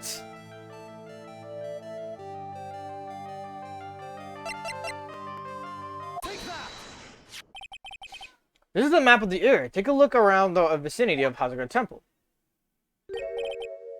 What am I looking for? I think that should be fairly obvious. The main hall is surrounded by trees, and it's impossible to see the bridge from here. What? Why didn't you tell me that before? Well, how about it? About what? Do you feel like talking now? About what? Looks like it won't be that easy after all. Leave me no choice. I'll have to move on to the next step. You weren't in your room at the temple, so then where were you? You don't know that I wasn't in my room. So where was Larry and why was he there? If I read the situation up to this point correctly, the answer is fairly obvious. Very well then, let's test your theory.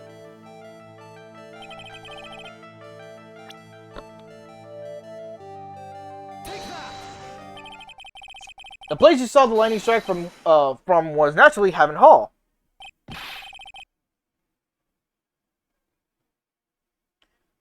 would I be hanging out in this old shack? It's freezing cold. There's no electricity in it, and it could fall apart at any time, at any minute. My bad. Larry, how do you know that anyway? How do you know there's no electricity? After all, it's not that dark yet. Uh-oh. In other words, you have just provided evidence to prove my theory. My theory that you've at least once in your life visited Heavenly Hall after sunset.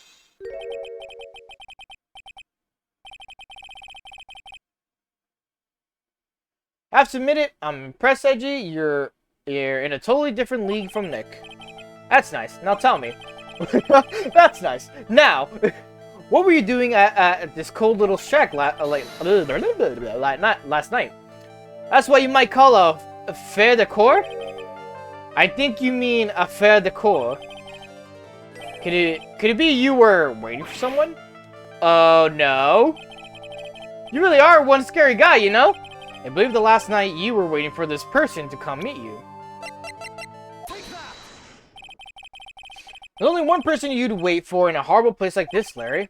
I told you before, don't call me Larry. The person you were waiting for was Iris. Oh, suddenly I feel cold all over, Edgy. No doubt because of my chilling glare. So, you think I got the hots for Sister Iris, huh? Do you have some kind of proof? You got something that proves I was waiting for her? Or are you just guessing? This is where I draw the line and end this ridiculous little game. Here's the evidence that proves you were waiting for Iris. Here's your evidence. You called her to the spot with a pathetic blackmail letter. Oh, hey. Give that back! You're embarrassing me. What are you doing with that anyway? That's not important. I misjudged you, Larry. What do you mean? Taking advantage of a woman's frailty like that? You should be ashamed of yourself. Oh. First of all, what's this?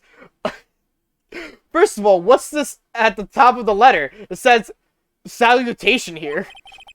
Like, this man's about to judge him on everything on this fucking piece of paper. Like, dude, what the fuck is this? Salutations? Who the fuck are you? Well, that's what it said in that book, Letter Writing for Dummies. You're not supposed to actually write that. That's where you're supposed to write, Dear Iris. Ah, I'm so sorry.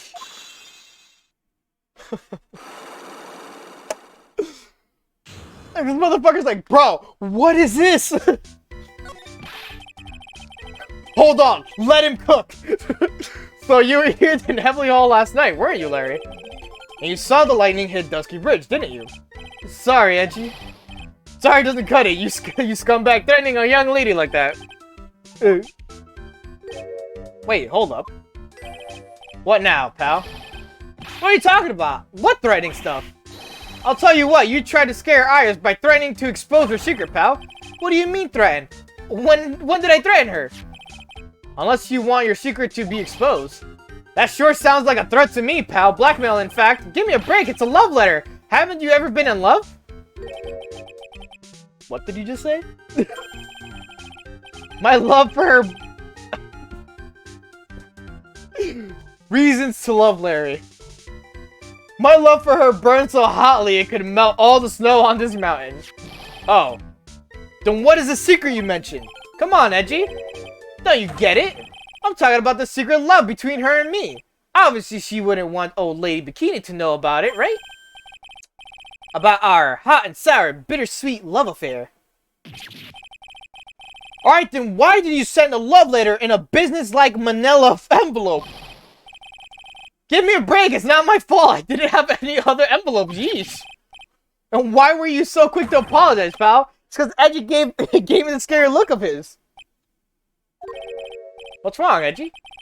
Why are you so quiet all of a sudden? That's it? That's what all this huge locks were about? I don't understand why you were so defensive. Well, I know either. I guess the thing is, you shouldn't expect too much from a guy like me. Hey, come on. Don't let it get to you. Oh, don't let it get you down. Well, Mr. Edgeworth. This guy's still holding something. I know it. What do you mean, detective? Don't forget what this guy said just a minute ago. You really want to know? Last night, I saw something incredible. He's right. Larry, what? You're looking at me like a hungry dog that just found a bone. What was this something incredible you saw last night? You're going to tell me, Larry, one way or another. I already told you, didn't I? I saw lightning strike Dusky Bridge. Yes, and I believe it was the incredible sight you saw. But now that I think about it, something doesn't quite ring true. What doesn't? If that's all there is to your story, your heart wouldn't have had all those locks. Therefore, Larry, I do believe you saw something last night, something more incredible than lightning. What? When? Where? Why? How? There you go. Hey, what do you think you're doing? You hide anything from Mr. Edgewood, I'll arrest you on the spot, pal.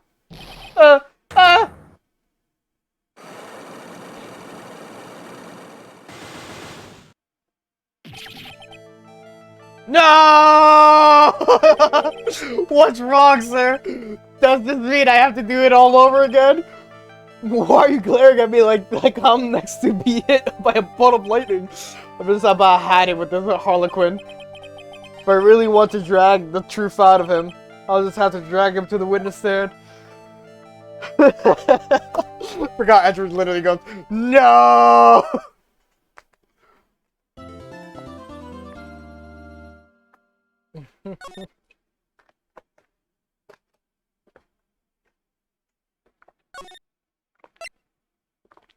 Good water. Stay hydrated, gamers. Stay hydrated. Trial time, trial time. We are now.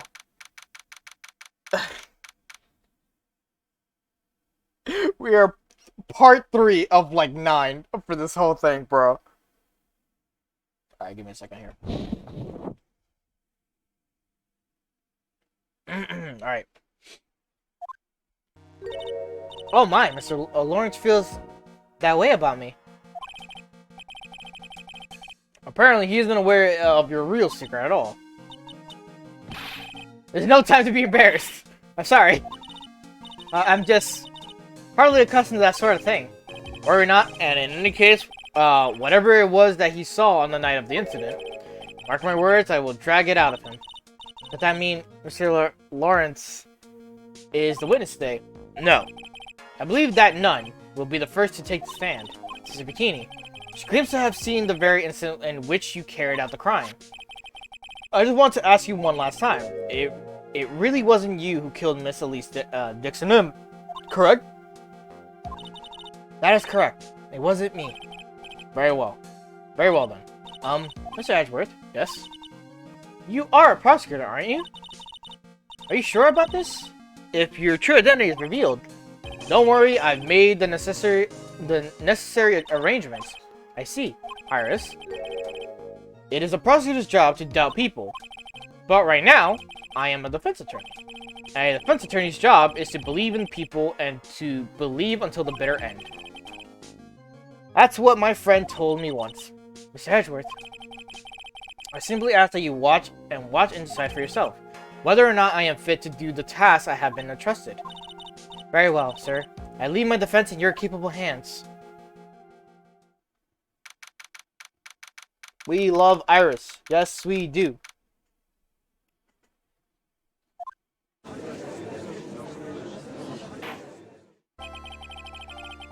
Court is now in session for the trial of Sister Iris of Hazakura Temple. The defense is ready, Your Honor. The defense does indeed appear to be ready. However, the same cannot be said for the prosecution in this case. Indeed. I'm not sure I like such a blatant waste of time, this court's time. An empty prosecutor's chair can only mean that the prosecutor has no confidence in their ability to prove their case. It would seem this case is already over before it had the chance to begin. I am ready to announce my verdict at this time. This court finds the defendant. Yep. There she is, fashionably late. The prosecution stands ready. And you are Francisca von Karma, you prosecuting prodigy. Von Karma, you say? Perchance you wouldn't be of any relation to the legendary prosecutor Manfred von Karma. Legends are a thing of the past. I am a von Karma, that is all. Upon a special request, I flew in today for the purpose of prosecuting this case. You did. Then you must be quite a big shot, eh? By the way, Mr. Edward. Yes, Your Honor. I'm almost certain that I've seen you somewhere before, or am I just imagining things? You look very much like a prosecutor I met once. I believe you are imagining things, Your Honor. Miss Von Karma, do you have anything to say? There is no such weakling as this man among those of the prosecutor's office. I told you, there is no such weakling. What is that, a whip? I'm not sure I care for such a thing in my courtroom. Bailiff, remove that whip. I have no objections to the whip. You don't? The prosecution can wield a whip or drink 17 cups of coffee. But there is still only one truth. That is what I stand here to prove today. This promises to be interesting, Miles Edgeworth. I had expected to face Phoenix Wright here today. But looking at you now, maybe this is what I have been waiting for all this time. Miles Edgeworth, I will not allow this chance to crush you slip through my fingers. I think this needs a comma there. I see you brought your flair for the historic. Want me to add to the things I'm not sure about. People acting bizarrely in my court. Wah! The stage is set. Now continue with the proceedings, Your Honor. Very well, Miss Von Karma. Please give an outline of this case. With a little whipping as possible. The murder victim is the famed picture book author, Miss Elise Duxinum. Her body was found in the Hazakura Temple courtyard. Sir, Your Honor. Okay. She had been stabbed through the torso by a ceremonial sword from the Golden Satyr. The sword is in this picture is the weapon in the question, correct? Very well. The court accepts this photo of the crime scene. There's no mistake, this was a doing of Sister Iris. After all, there is a witness to her crime. Very well. Please bring the witness to the stand. And so it begins. My first and last trial as a defense attorney.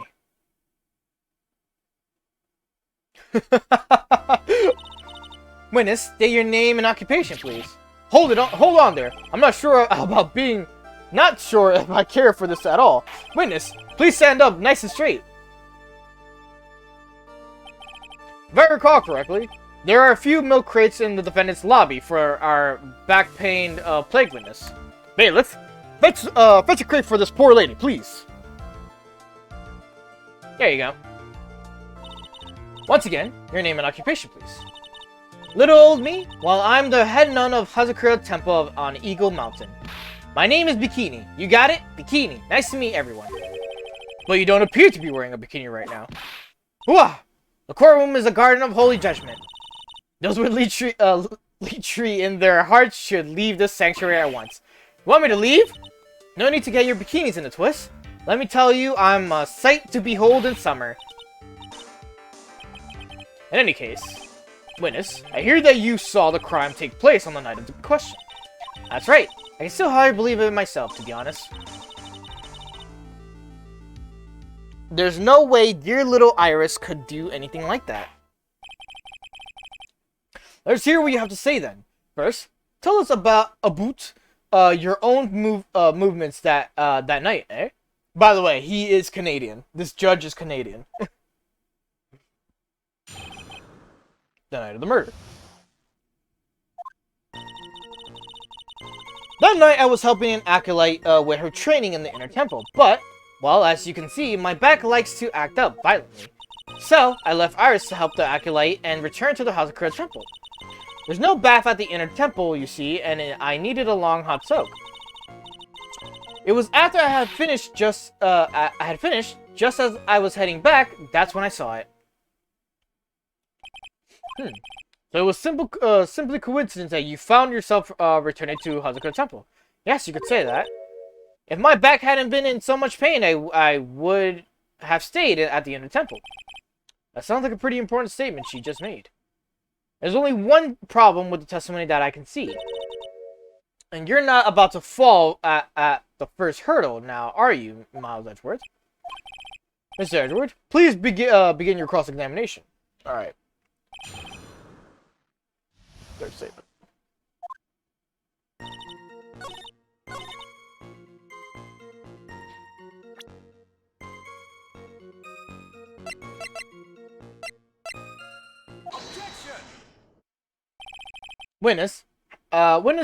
Witnesses have to undergo their own trials, I'm afraid.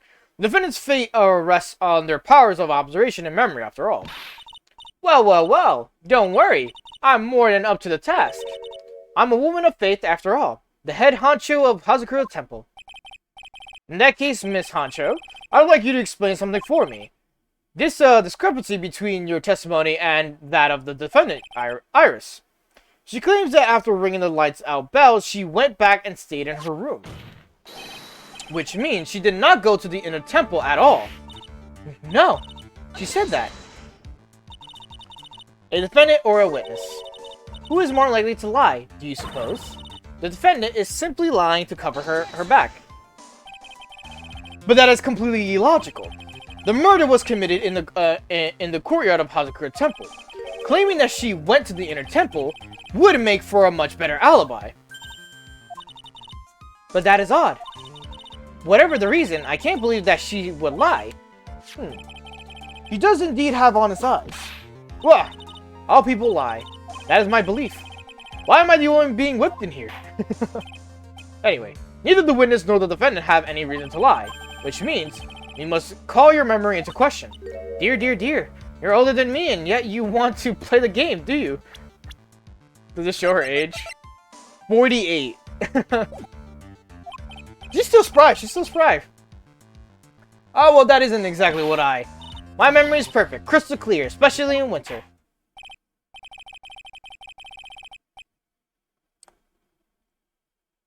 Then I suppose it's too early to end this cross-examination, eh?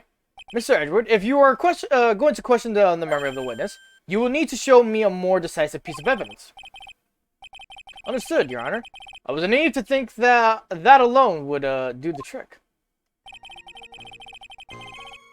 Then please add your comments about Iris to the testimony, and let us return to the cross-examination. That night, I was helping an acolyte training while it was on my back. Iris came to the inner temple. She was dressed exactly as she had for dinner. Okay, present. So this will be the new third statement?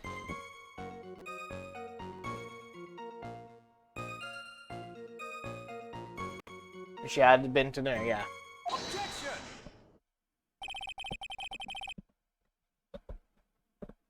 Oh, it's this side. Oh, my headphones feel loose. I did not like that feeling. There you go. Witness, let's get one thing straight. The defendant, whom you claim to have met, she was wearing this demon-warding hood, correct? Of course. That is the very important piece of clothing I'll have you know. Wait a minute. Hold it right there. Why do you have that? That's the question of the day now, isn't it, Miss Von Karma? I'll have you know that this hood was given to someone as a gift that night, before the lights out bell was rung. What?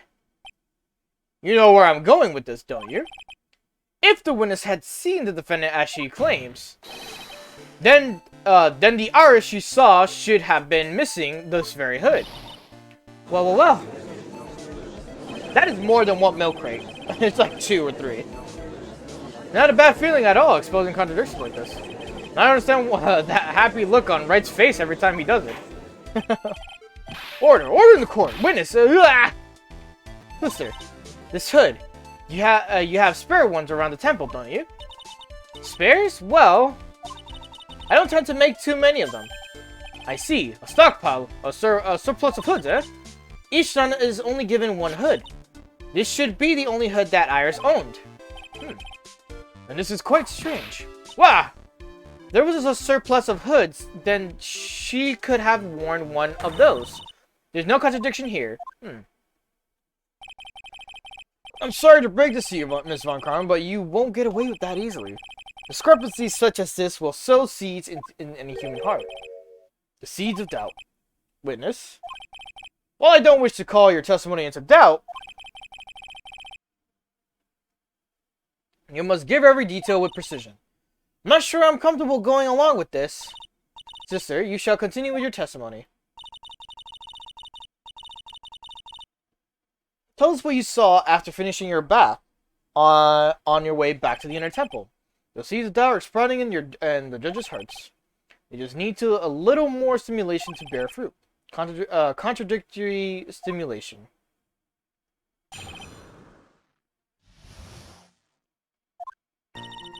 I finished my bath around 11, and I thought I should return to the inner temple. And as I was walking back, I heard a noise from the courtyard. I took a look, and Iris was, oh, Mystic Elise. Iris was, oh, Mystic Elise, and with that sword of all things. Mystic Elise was staying in the corner room, which faces out into the courtyard. The stabbing I saw must have occurred after she was pushed out of her window. You saw a truly terrible sight, didn't you? If I was in your place, then I would be much like Miss Von Karma whipping Mr. Edgewood into court. And me seeing it all from this very chair. Oh, well, something like that. This judge. His imagination is about as vivid and creative as Detective Gumshoe. I would look the fool if I committed on such foolishness. Anyway, this case is mine, Miles Edgeworth. Calling everyone by their full name. Can't you do something about that habit of yours?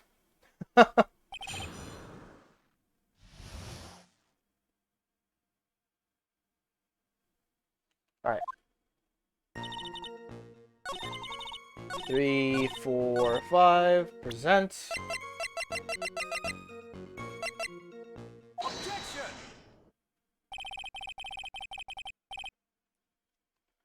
Impressive logic, that's what I like to say anyway. Oh, please do. My brain is something else, especially in winter. However, I think you are overlooking one thing. Ms. Von Karma, would you be so kind as to take another look at the autopsy report? The autopsy report? The victim did fall from a height of 10 feet. However, this fall was after she was killed.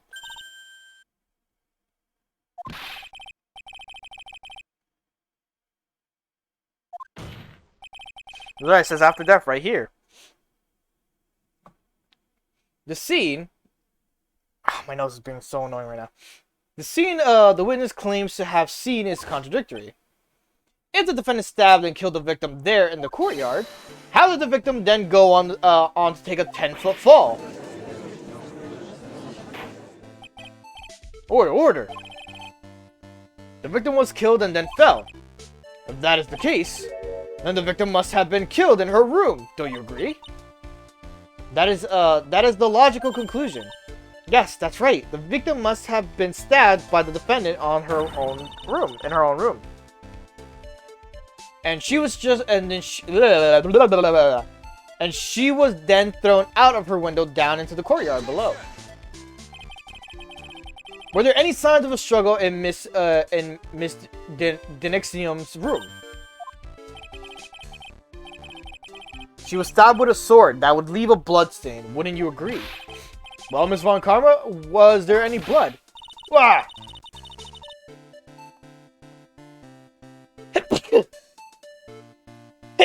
There you go. Woo! No traces of blood were found in the victim's room. Your whip has just caused traces of blood to be found on my glorious playoff beard. However, there was no... I'm sure there's no need for me to go over this, as I'm sure Your Honor is well aware of when a stab wound produces the most blood. Very little blood is actually lost at the moment of blade's insertion. If you want to talk about when the most blood would be lost from a body, that would be when the blade is removed. Indeed. But the weapon's still in place. It acts like a lid on the wound. That's true. With the weapon still in the body, there wouldn't be much bleeding. A perfectly reasonable line of thinking.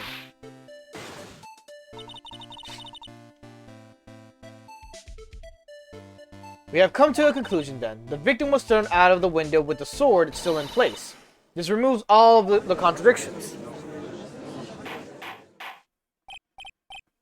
Order. Must admit that this is a probable version of events. Probable versions of events. I'd expect no less from Franziska von Karma. She locates and takes control of every vital point. Seems that we need a clear testimony from the witness. Move also supposition on your part and tell us only the facts, please. Witness, please. Remain standing on the crate. Don't go selling me short now. The weight of winter snow has bent me out of shape, especially my back and my mood. Sister, please, give us your testimony. I will give you a vigorous massage once we are finished here. With the whip? Oh boy. Alright. It just keeps going. I look across at the scene, the sword was already in place. Thinking about it now, I didn't actually see her stab Mystic Elise. I've never seen so much blood before. That's when I fainted. You can't blame me, can you? And when I woke, Mystic Amy,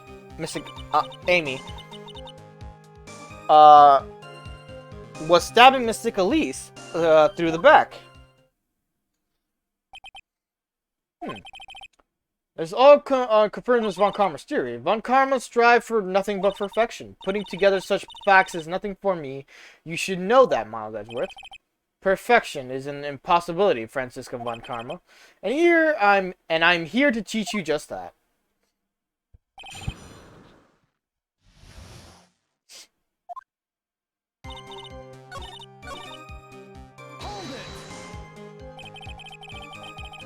So you're saying that you saw the victim's blood? That's right. Some of them has splattered onto Iris too. When the defendant was arrested, she was meditating in her room, and her blood-feckled clothing was neatly folded in the corner. What? Her clothes were blood flecked as well. That seems quite conclusive to me. What should I do? Press this point further? Going back to your previous statement, you said that you saw little bleeding when the victim was stabbed. But now, you say you saw the victim bleeding. Well, I say... Oh my god. Well, I say that what I saw is what I saw. What did you see? Maybe I didn't see the poor woman getting stabbed. But I saw the girl pull the sword out of her. Plain as day. Pulling the sword out. Well, it wasn't exactly pulling. It was more like it came out. Witness, you will add this statement to your testimony. Oh? Was that important? More important than you can imagine. And the blade plunging the hilt was smoothly drawn out. Present the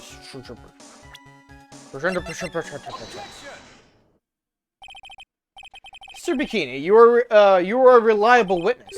At least I'd like to think so. But there are too many contradictions here. What do you mean? You make it sound as though I'm a liar.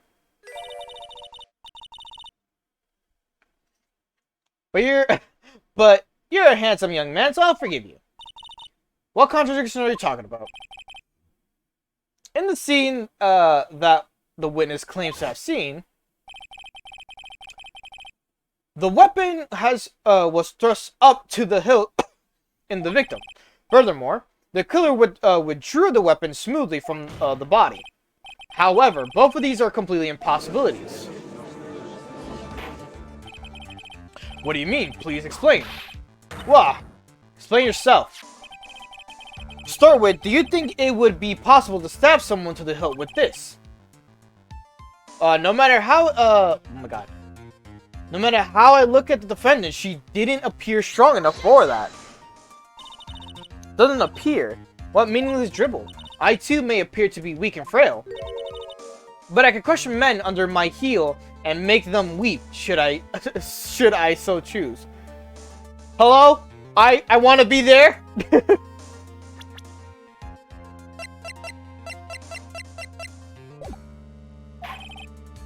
Just need to see her age. I just need to confirm. I know she's older than 18 for sure, but I just need to confirm. The objection stands. I left a little back there, I must admit. That isn't the only issue here. If this sword was truly stabbed into the body up to the hilt, well, just look at all the branches on it. It certainly wouldn't come out smoothly. We also have the problem of the amount of bleeding. It's true that when a blade is left in a body, it acts as a plug of sorts. However, when the weapon is shaped like this, it's an entirely different story. The wound would be too large for the blade to completely stop the bleeding. That's nothing more than conjecture. In reality, the victim was stabbed with a Shishido blade.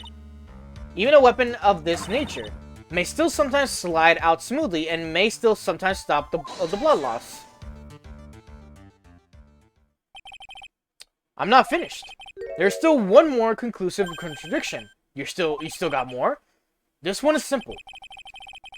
If the sword really was thrust in all the way to the hilt, why is there only blood on the tip of this? If this witness is telling the truth, then there should be blood along the entire length of the sword. No! Bravo, Miles Edgeworth. Raising this many contradictions from a single piece of evidence. All the other attorneys I know could maybe manage one, if that. What does it all mean? You have proven contradictions regarding the murder weapon, but having come this far, there can only be one answer. And this is the weapon used to kill the victim was not the Shishido.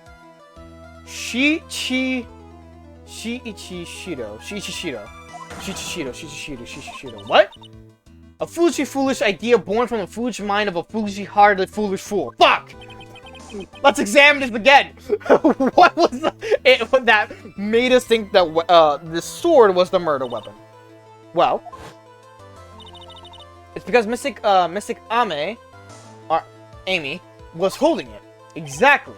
However, if you reflect on this, that is the only basis we have to assume such a thing. The impression left by the scene was just too strong that it influenced us. It influenced us to believe that the Shishido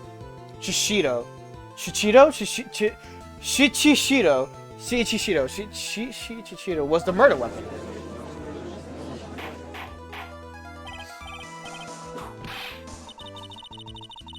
So maybe the Shishido was not the murder weapon. So I'm vibing to the song.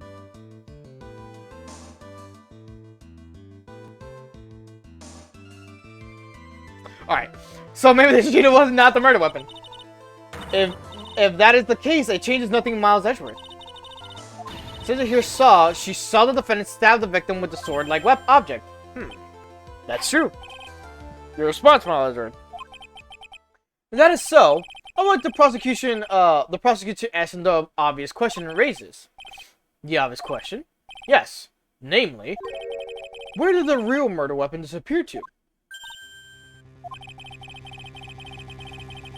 It goes without saying that the police searched the main hall and the surrounding area. Perhaps the prosecution can enlighten us as to if a sword-like object was found. Answer the question, Ms. Von Karma. No evidence of that kind was found. Damn. Put her in her place. Another mystery to throw onto the pile. Travel without a murder weapon is a tricky beast. Excuse me, could I say something? I just remember something, actually. What is it, sister? I was just thinking, it's possible that just maybe what actually happened was it was just over there. What exactly are you going on about? The murder weapon, I mean, maybe. I think I might know where the sword was disposed of. You what? Well then, I think we need to hear testimony from one more time, sister, if possible. What else? What else could this old woman have seen?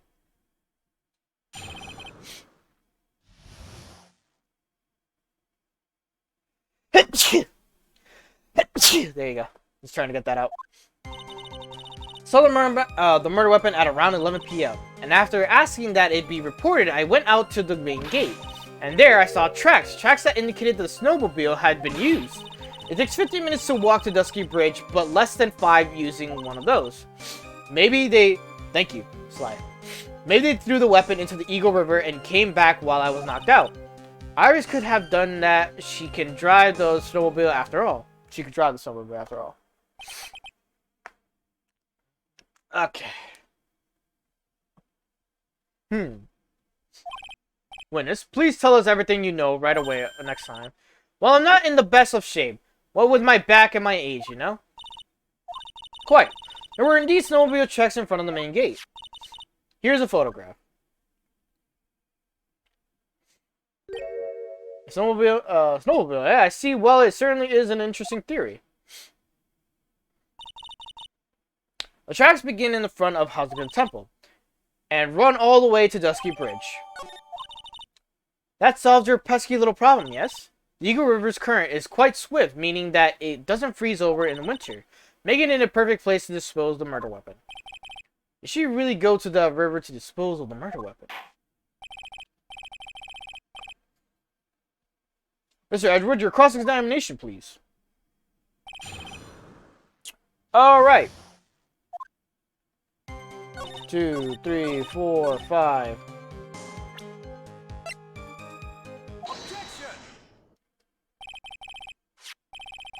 I admit this photograph proves something. It proves that the snowmobile was used on the night of the murder. You finally accepted the inevitable, it seems, with Miles Edgeworth.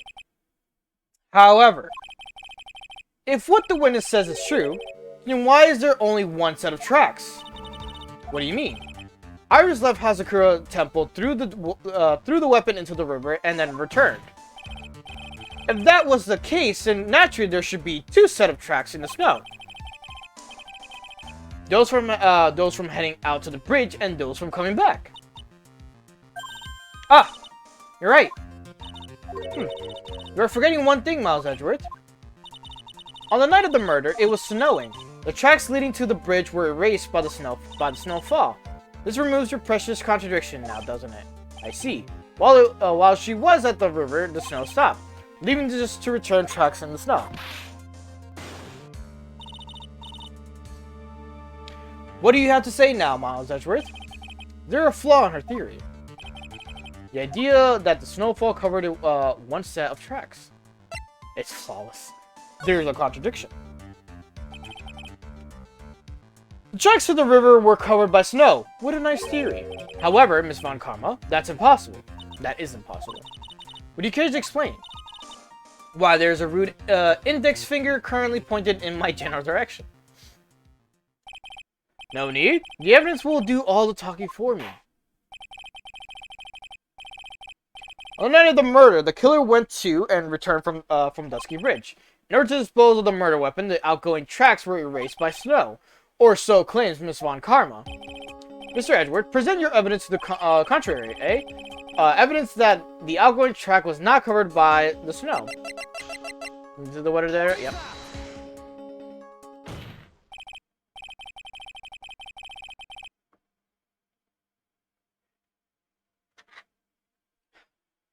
Witness, please tell us again what time it was when you witnessed a crime.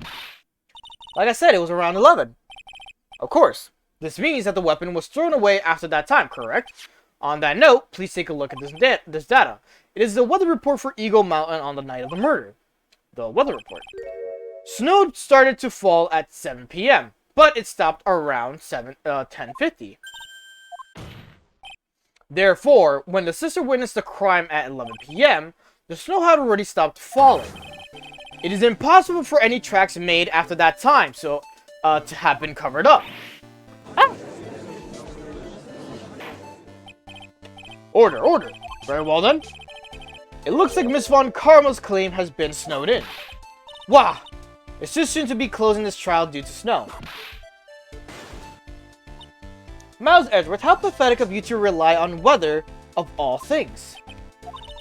Answer me this then. When is a weather report ever correct? Ah, no. You've got it all wrong. This isn't a forecast, this is an actual data. Ah! Forecast data, all weather reports have some inaccuracies. It may have still been snowing in the vicinity well past 11 p.m.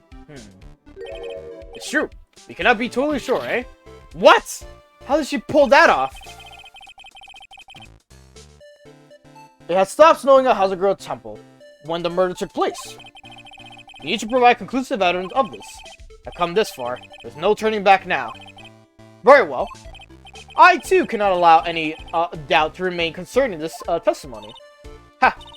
You can't back down, can you? Such a perfectionist, Miles Edgeworth. Very well then, Mr. Edgeworth. Where is your evidence that had already stopped snowing when the victim was killed?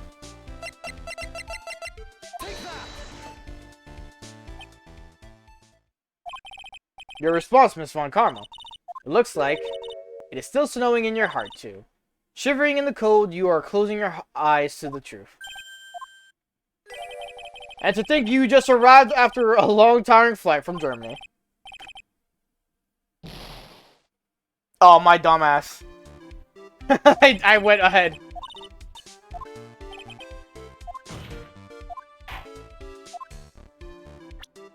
My dumbass went too fast to this.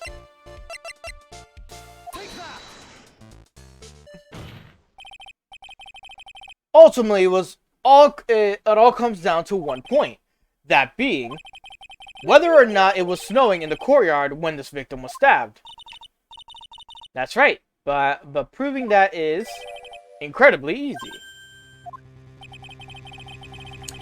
If we want to know whether it was snowing or not, this photo will tell us everything. Of course, I am referring to the photo of the crime scene. As you can see, everything is covered with snow, with just one exception, and that is the victim herself, Miss Elise Jackson. Why is there no snow on top of her? The answer is simple. It had stopped snowing when she was killed. That's why. In other words, if the killer really did go to the Eagle River to dispose of the murder weapon, then in this photograph there should be two sets of tracks.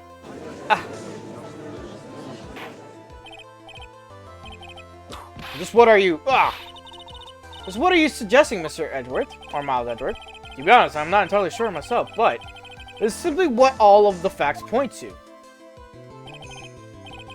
Tonight, someone used a snowmobile to leave Hazakura Temple. From the tracks left, it can be understood that they were heading for Dusky Bridge. At the time, it was still snowing.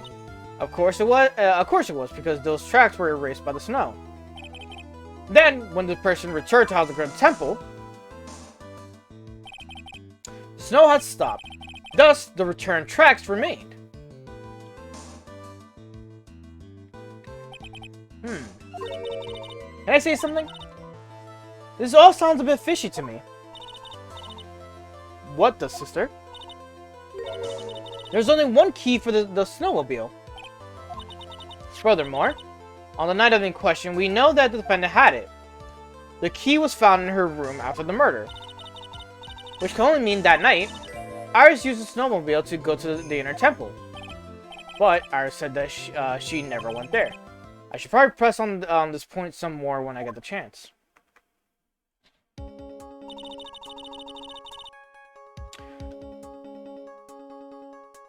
The snowmobile can't cross a suspension bridge, so she must have left it on the Hazakura side of the bridge and crossed on foot.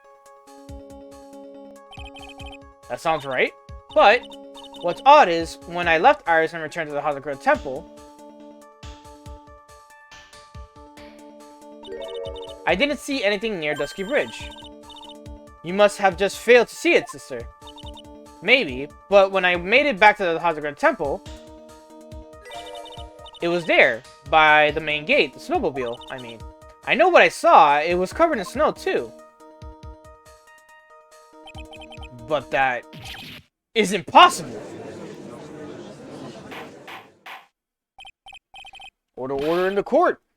What does this all mean? Ugh. So then, what was the snowmobile used for? It wasn't taken by the defendant when she went to the inner temple. If it had been, then the witness couldn't possibly have seen it by the gate. Furthermore, it wasn't used by the killer to dispose the murder weapon. If that was the case, there should be 2 sets of tracks in this photo. All we know is this. After it stopped snowing, someone used a snowmobile to return to Hazakura Temple. Never thought a simple snowmobile could cause so much trouble. I think we learned all we can from this witness. Yes, nothing more to add. I've told you everything that I know.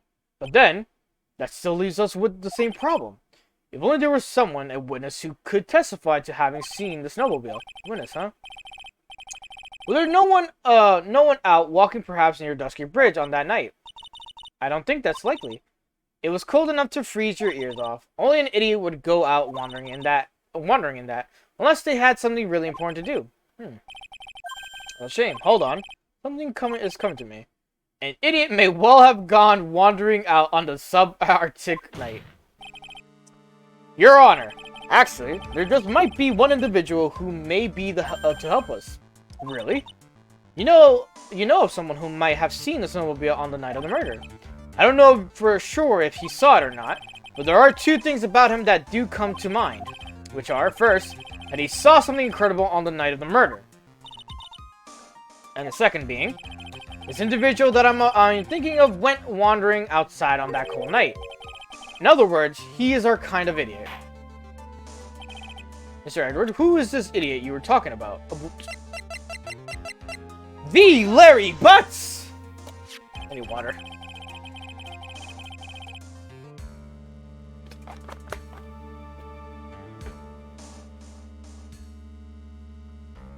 This guy must be a product of Jean-Luc Leclerc's Guide to Obnoxious French Painting. This is Larry Butts, a disciple of the victim, Elise Dianexium. Her student, interesting. Why was he wandering about outside on the night of the murder? That's gonna tell them all about his designs for Iris. But it may cost us his credibility as a witness before I even call him. He is, after all, an artist. He was perhaps searching for something in the snowy scenery that would move him, although I cannot guarantee that this is the reason. And so, this unfortunate, unreliable-looking man, what exactly was it that he saw? I intend to extract that from him, right here in this courtroom.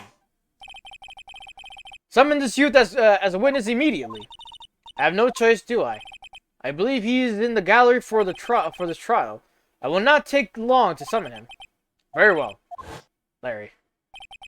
You may have escaped me yesterday, but today I'm going to get everything out of you. Court will now adjourn for a 20-minute break. Ms. Von Karma, please see to preparing the next witness. Understood, Your Honor. Good. Well then, court is now in recess. God.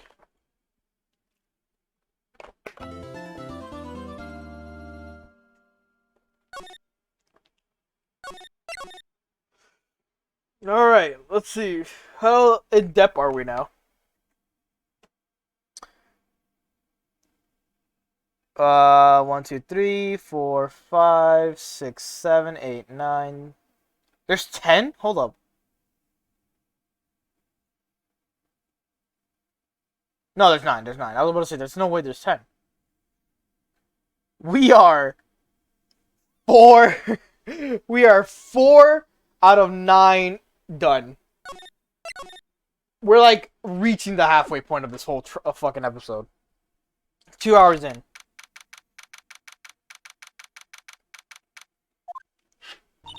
I don't think I'll be done by this until like 12 or 1.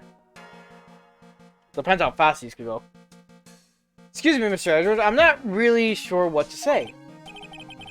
Iris, we only have 20 minutes. There are 2 things which I need to ask you before we reconvene. Alright, I'll help you in any way I can. First, about the night you really didn't go to the inner temple, correct? 4 out of 9 is a lot, not gonna lie, it is. This is like the 4th part out of like 9 parts in this whole fucking episode. I like how you kind of start talking now, like you haven't been seeing anything that's been happening. First, about that night, you really didn't go to the inner temple, correct? The last witness claims to have met and talked with you in a training hall. Either you or Sister Bikini is lying. Mr. Edgeworth, it is just as I said yesterday. Until the incident occurred, I was in my own room in Hazakura Temple. Very well. The second thing then. That night, the temple snowmobile was used in between the times the Bikini returned to the hall, to the main hall, and when she bore witness to the murder. I was lurking. It's all good. I still am going to say it's fine, Chief. Sometime between 10:30 and 11 p.m. that night, were you the one who used the snowmobile? There's only one key for the snowmobile, and the only person who could have used it was me. So it was you. But why? What made you go out to the Dusky Bridge? I'm sorry, Mr. Edgeworth. Fuck.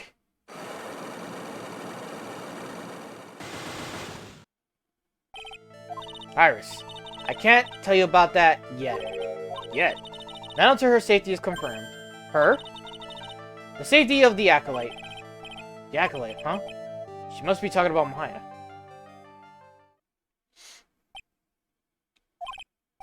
Iris, look me in the eye and tell me the truth. Did you kill Elise Daxinium? No matter who or what may come, I could never take a life. As I thought, no psycholocks. Very well. It is my job to get the truth. You'll discover this for yourself soon enough.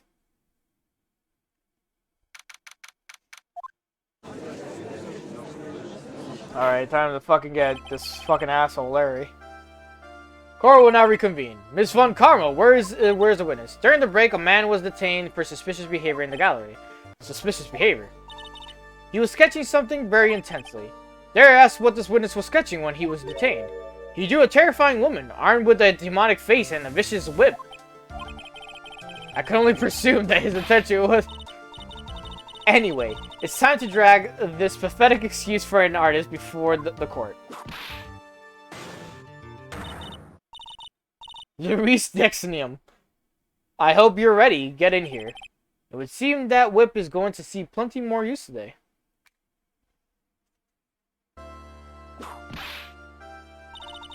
Your sketch is in contempt of this court. Hey, I was an artistic... Ah! You tried to run away from the bailiff who was trying to hand you your subpoena, correct?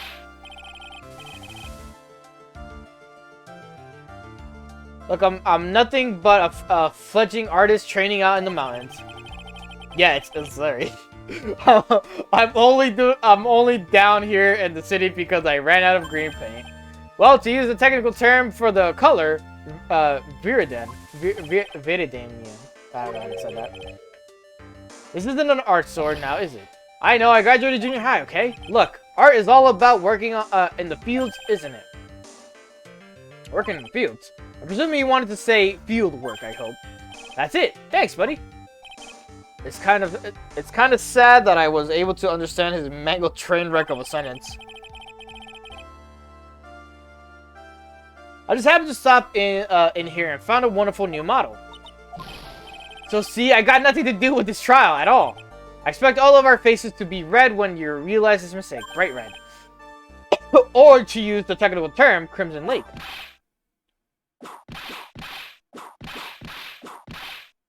He's so the current judge that we're with is it's so that Edgeworth can get away with being like the defense attorney. And that's why Von Karma is also the prosecutor and premise. Stop your pathetic babbling and testify like a man. Refrain from whipping me, Miss Von Karma. Cross-whipping is as bad as cross-checking. Witness, that it was all your fault. Testify now. It's too much for me. What I saw. I was at the lodge out in the mountains looking up at the stars that night. I walked to the bridge a number of times, but I didn't see a snowmobile. I didn't see anyone at the bridge at that night either. Makes sense. The girl I was waiting for didn't show up. My teacher didn't. My teacher died on me. And I'm all alone now. Aren't I, Edgy? When it's refrain from talking directly to the lawyers during your testimony. I'm just a nobody, nothing but a small, worthless man, aren't I? And why wasn't I asked for my name and occupation or anything else? Mr. Edward, this man seems to have quite a severe inferiority complex. He's recently been the cause of numerous incidents. I think he's finally realized for himself just how much of a nuisance he has been to other people. Yeah, that's right, I'm behind everything, every case. Watch out, okay? Just touching me will make you eternally unhappy. Well then, let us proceed with the cross-examination. With no touching, thank you. We can delve into other details at a later time.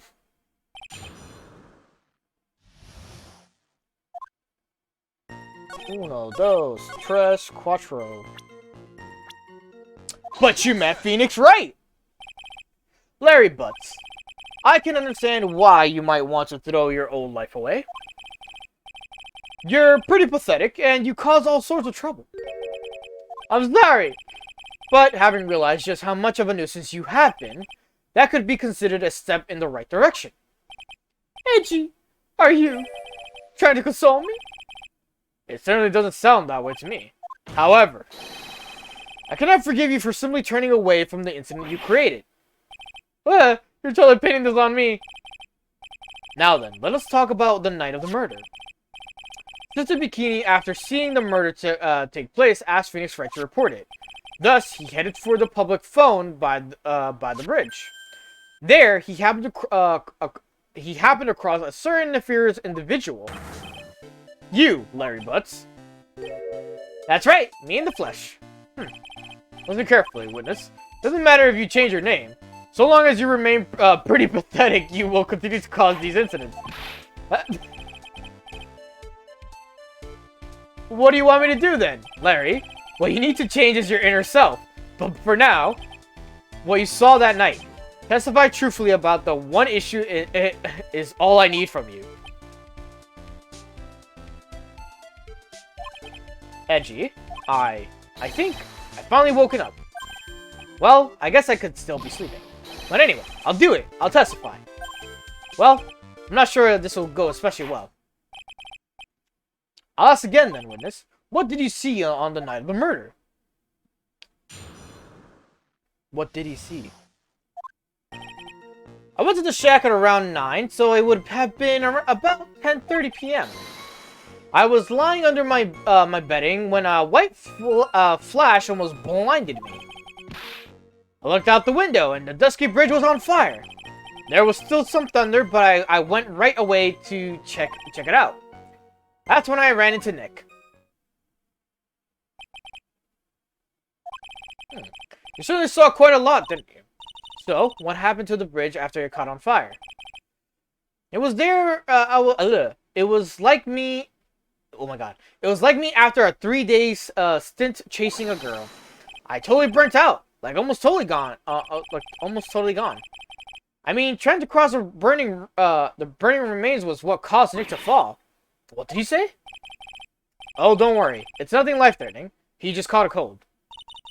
I never know with that man if he should be called lucky or unlucky. Now, Mr. Edwards, please commence your cross-examination. Von Karma cares. Alright.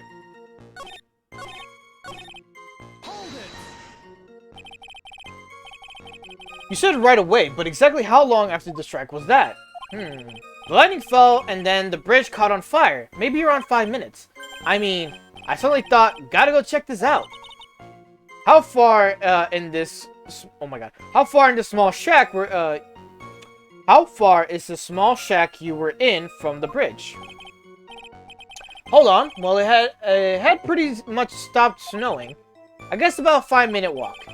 How did Dusky Bridge look when you got there?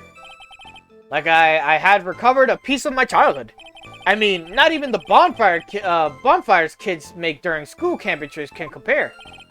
Well, should I press him for a little more information? Why didn't you call anyone? Larry, let me ask you one thing. What is it, Edgy? What's with the serious face? Why didn't you call anyone? Huh? What do you mean? Normally, when faced with a towering inferno, one would try and tell someone. There's a public phone right by Dusky Bridge, correct? Well, of course, I thought of doing that. So then, let's hear why you did it. Huh? Yeah, okay. My reason. It isn't that I didn't try to tell anyone, I just didn't have time to, okay? Nick.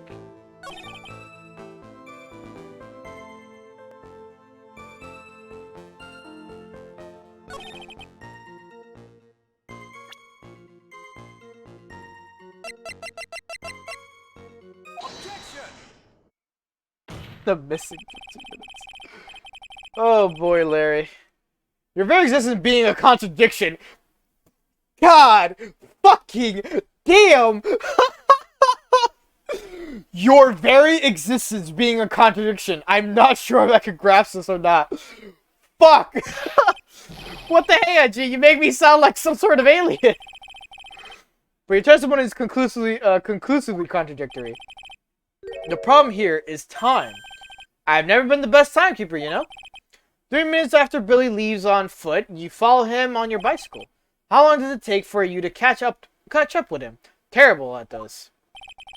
This is much more simple. You saw the lightning strike Dusky Bridge, and immediately went to see what had happened. Is this correct? Yeah, well, I wasted about 5 minutes first, but more or less. I have the weather data from the night of the murder here. According to this, the lightning fell at 10:45 p.m. You say it takes less than 5 minutes from the shack to the Dusky Bridge, meaning you probably got there at around 11 p.m.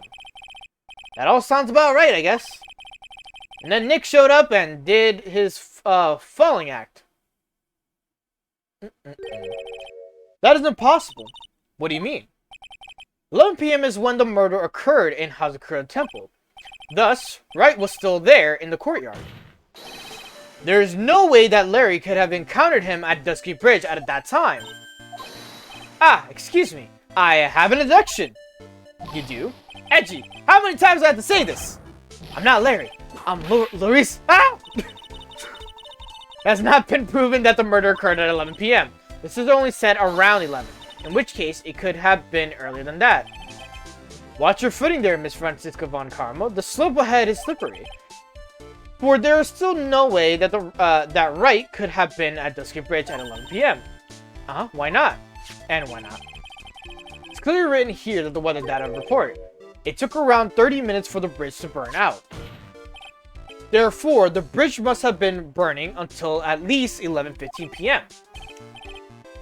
Which means what exactly?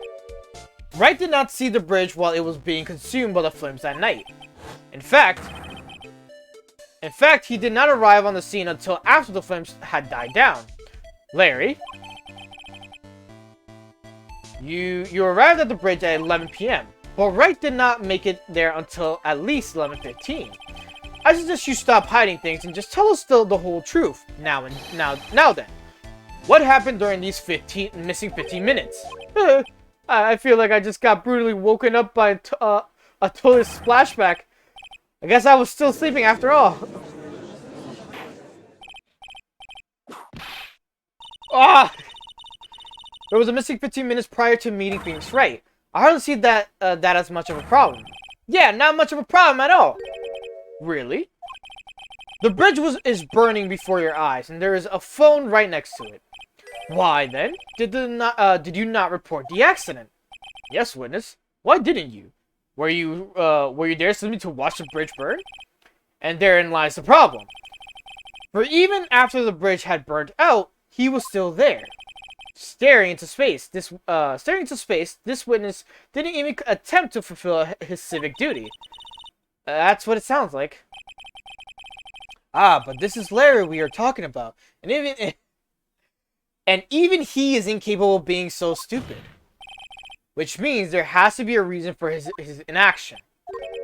Edgy, I think it's about time I got serious with you, dude. This is what I thought. You've been playing with us all this time. Listen, I'm going to tell you everything. Are you sure you want to hear it all? Yes. I may really say it. Very well, I have a terrible bad feeling about this, however. Let's have the witness finally give us the whole truth. Now, for the 15-minute gap, what were you doing, witness? fucking with Larry, you had to constantly ask him, Larry, what the fuck were you doing? Like, it's like the 10th time you ask him, and he's like, well, you see, and he just goes into another fucking line. He's that type of friend. I am Dixonium, and I'm an artist. What do you think I was doing? Sketching in front of the bridge. I was whipped up into a frenzy of art. The shock and awe that I was feeling, I transferred all directly onto the page. Before I realized that the flames had gone out, and then and he came running up. Larry, what were you doing? I suppose artists can be strange folk. That's right. I'm willing to sacrifice everything in order to draw the perfect sketch, including the truth from the sound of it. Mr. Edward, has this removed the oh my god? Has this removed the last of your doubts? Not at all, Your Honor. One very large doubt still remains. And what would that be? This is a surprisingly believable story, especially considering the source. So why did he think he needed to hide it from us until now? I tend to drag the reason out of him. Ha ha ha. You'll regret this, Edgy. Why are you sounding like a villain?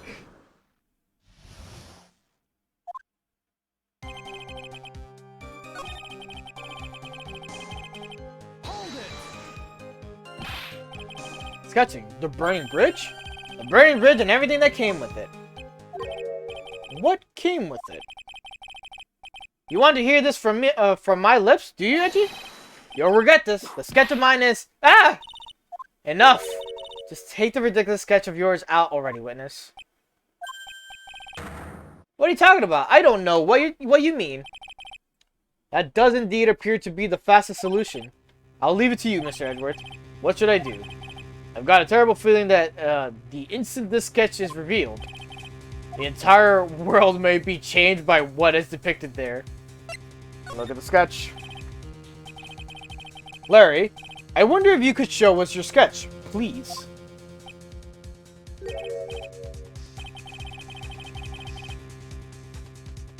Well, even I couldn't have imagined it turned out like this. Imagine what? That Lawrence DMS's debut would take place here, today, like this. Ouch! Show it, now. Okay, but steal yourselves. This is the world of Lawrence Dexinium. He's actually not that bad of an artist. Well. So this is Dusky Bridge, correct? Quite a large bridge, isn't it? Your response, Miss Von Karma? Yes, well, it's a better drawing than I expected. Isn't it? I struggled to reproduce those flames. I really did. Yes, I'm sure you did.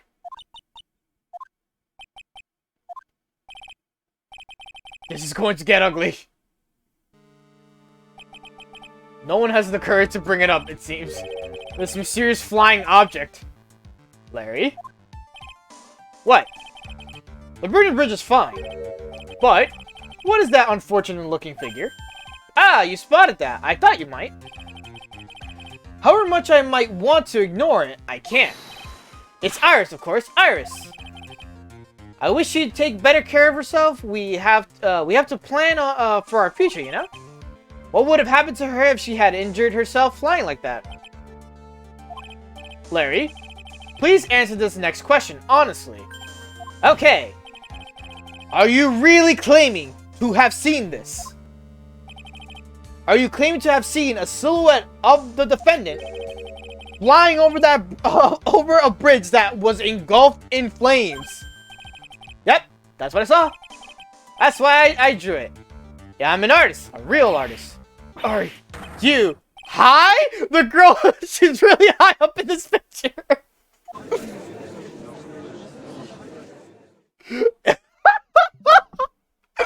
Okay, I know the ending of the joke was the girl is really high in this picture. But the funniest shit is that they literally put, "Are you high?" to Larry. Yo. Man, what was that for? It was all a bad dream. I was hitting you on the cheek to test that theory. Please whip your old cheek from now on if you wish to test your wild theories. Anyway, Now court of law will ever no court of law will ever know that people can fly. Actually, there's some precedent for this. She was flying pretty high, my sweet Iris. She was about 30 feet above the bridge. At least, it was really something to see. This has some kind of mistake. Miss Edgar, please bring the witness back down to earth. What? Me? This witness is your friend, is he not? Accessory to foolishness, Miles Edgeworth. I gotta turn off my AC, it's cold. Alright. Let's get back to the cross-examination, but... Mr. Edgeworth, I expect you to expose the obvious contradiction here. Yes, Your Honor. Looks like I got another reason to remember this moron. Oh, what do you think of my debut piece? Anything away from me? What did it say? No, back. Horrible sketch of what he saw the night of the crime. Now hurry up and cross-examine him. Oh, man. Back, okay.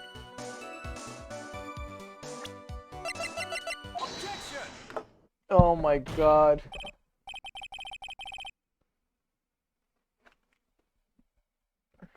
My eye. Okay.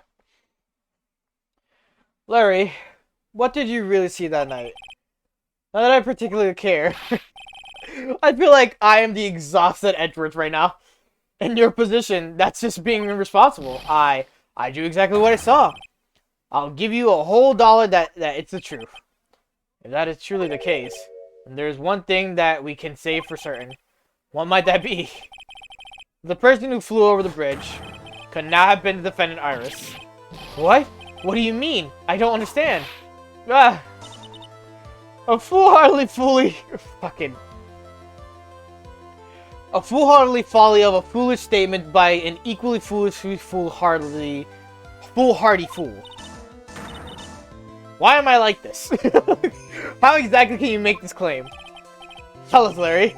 How is she like that? I can't understand why she continuously does that, according to this picture. The individual whom you say you saw was wearing a hood, correct? Of course she was. That rundown shack is quite a way from the bridge. The hood is what told me that this floating angel was my Iris. The hood is my darling Iris, and Iris is my darling hood. What? Seems there are bigger fools in this world than the one at the defense's bench. Larry, there's something you need to be made aware of. On the night of the murder, Iris wasn't wearing her hood. She had given it to Wright as a gift. Are you going to change your story now? Perhaps suggest it was Wright who took flight. Good little rhyme. What are you talking about? I think you understand what I mean just fine. Why? Why did Nick have Iris's hood? What? Edgy, what's going on with Iris and Nick? Why you, Nick, you dog!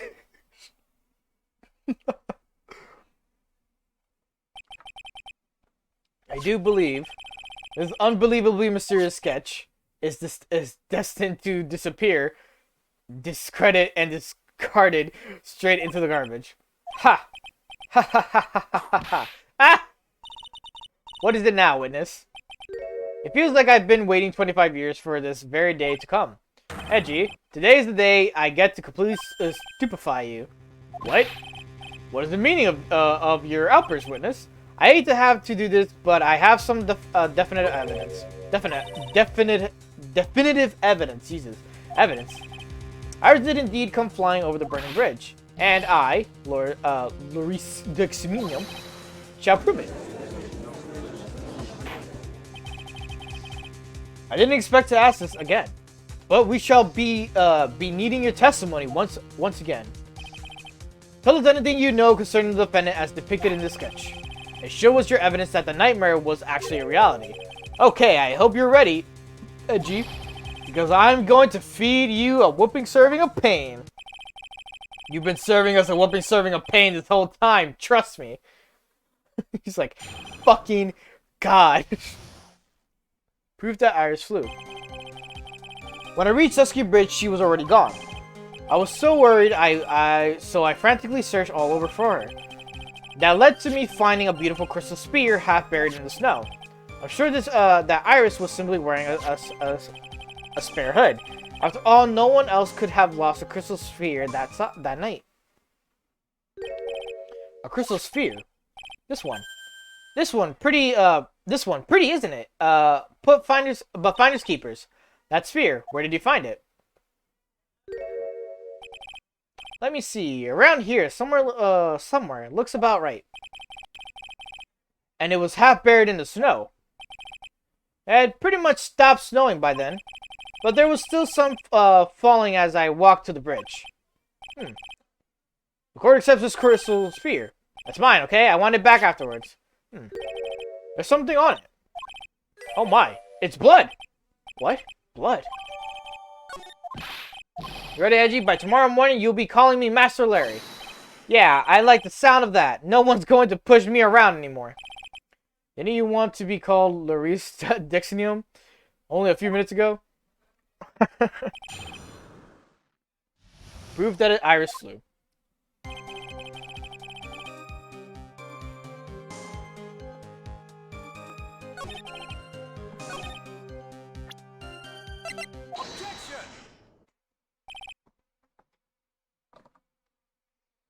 Oh, fuck! Okay. Larry, that night, there was someone who lost a crystal sphere. There was? Who? Who was the stupid idiot?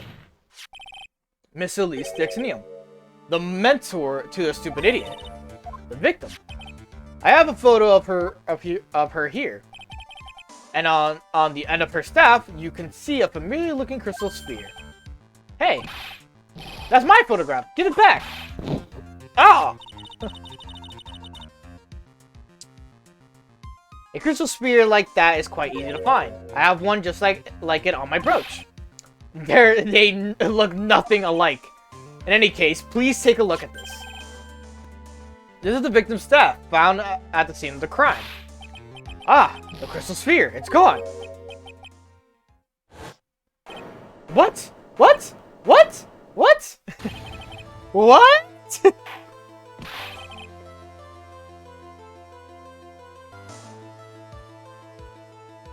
Just what does this mean? If anyone jumped or flew across the bridge that night, it certainly was not Iris after all. She was not wearing her hood, more importantly. The crystal sphere found at the landing site was not hers either.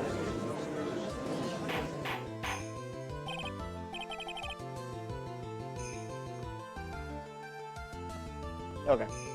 That means that the one who flew and dropped the sphere was the victim, Miss Elise Dixonium?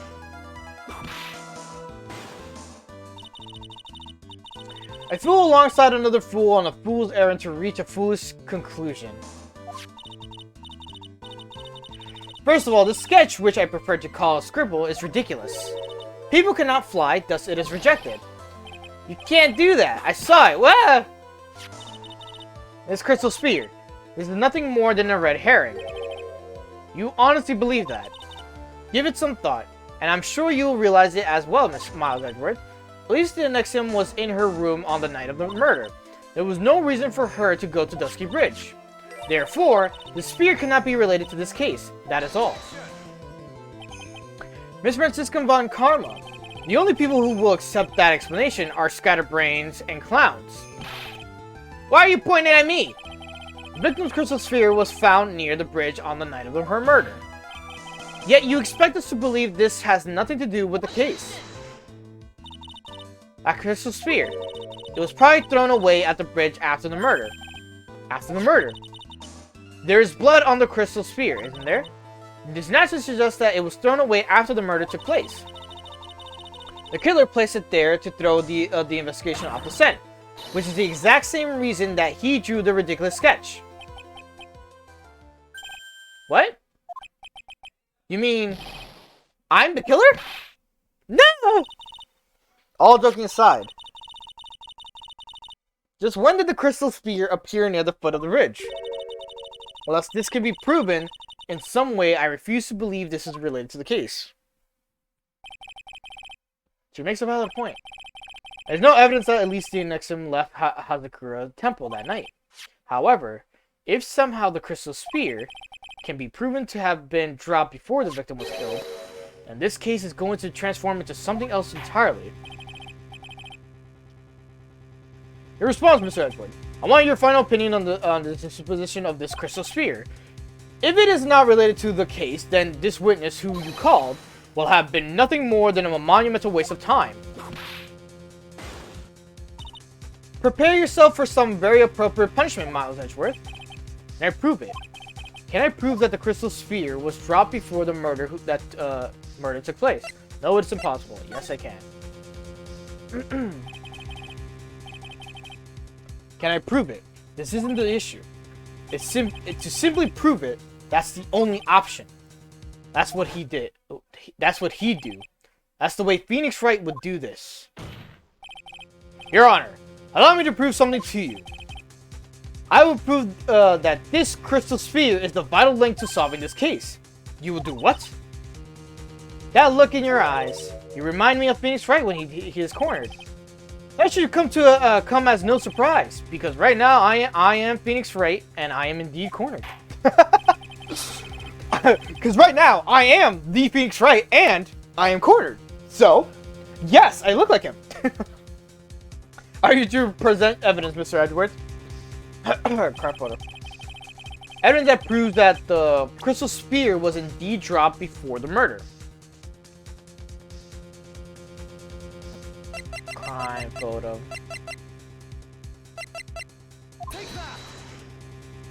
The photo itself. It's crystal sphere. It was half buried in the snow, correct? That's right. If it hadn't stopped snowing, then I would have been game over. The snow would have totally covered it. That's all I needed to hear from you, Larry. There's also what makes one thing quite clear. What? When the crystal sphere was dropped, it was snowing, even if it was ever so slightly snowing. On the other hand, let us look at the scene of the murder. As proven earlier today, there is no snow on the victim's body. Ah. Therefore, the crystal sphere must have been dropped before the murder. What?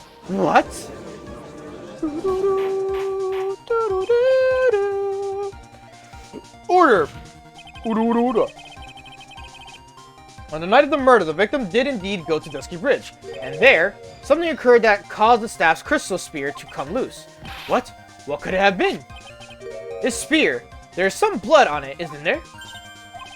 Allow me to raise a certain possibility of this conjunction. I think that's what the word was. The real crime scene was near the foot of Dusky Bridge. The murder didn't take place in Hazakura Temple courtyard. Only a fool would suggest such a foolish piece of absolute foolishness. Just who is the fool? And which part is so foolish, Miss Von Carmel? Have you been paying any attention this whole time, Miles Edgeworth? The sister saw everything. She saw the victim being killed by the defendant in the Hazakura Temple courtyard. That's not exactly true now, is it? To put it more precisely, what she saw was the murder weapon being removed from the victim's body. That's the same thing. No, it isn't. You said it yourself. Very little blood is actually lost, and at the moment of the blade's insertion, if you want to talk about when the most blood would be lost from the body, that would be when the blade is removed. That if oh my god, if that statement is the truth, then Dusky Bridge could very easily be seen on the murder. The murder weapon was not removed, thus there was no bleeding. You are forgetting one vital thing, Miles Edgeworth. At least the Onyxium's body was found in Hazakura Temple. There's gotta be like a counter of how many fucking times I messed up that last name. On foot, it takes 15 minutes to travel from Dusky Bridge to Hazakura Temple. You mean to suggest someone carried the body all the way? I made it this far. The only place to take this is to end it. It's to the end. I need to prove that my version of the events is also perfectly plausible. Now the defense is ready, the court would like to have an explanation. Please show us the method by which the victim's body was carried to Hazakura Temple. Oh, voila! On a snowy night, there's one way that a body could have been moved: the snowmobile. As you know, the snowmobile was used that night. It would explain as having been used to dispose of the murder weapon, but it could also have been used to carry the body. Ugh. This is completely unacceptable, Miles Arthur. You dug yourself into your own grave. What do you mean? The only one who could have used the snowmobile was the defendant. She's the one who moved the body. Doesn't that put the final nail in your coffin? You're too late, Francisco von Karma. And in fact, the defense has proven something else entirely. We have shown that this case requires further investigation. What? Where was the victim Elise Nixon's really killed? If her body was moved, whatever for? And finally, just what does this image mean? Do you even need to think about that? Such a creature could never see the truth, let alone describe it. Just smiling. This one certainly sits on one of the lowest possible branches of humanity. Fucking A, Edgeworth! However, he would never utter a lie that could hurt a girl with whom he is enamored. He drew this, so it is something that actually happened. The defense stands firm on this point. Edgy. Thank you. That settles it then. I cannot give a verdict under these circumstances. Ugh! Right? I seem to have fulfilled my part in this. It is just as I thought. Francisca von Karma, you make a wonderful partner. Excuse me? There was one reason, and one alone, for me being here. To expose the darkness lurking in this case, and then pass it on to Wright. Really?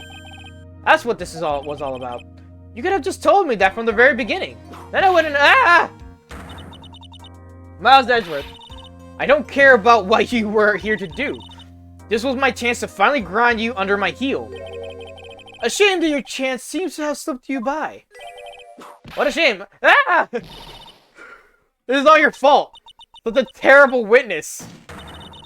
You were... Oh my god! Ah! Ah!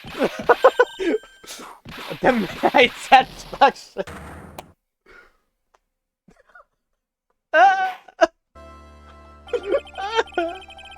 Cannot believe that the witness testimony relates to the actual event. However, there has to be some sort of answer for the question it raises. Have his words here today been the truth or lies?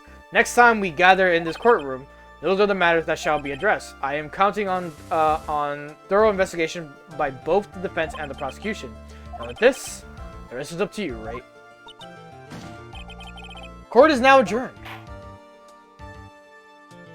Francisca is angry.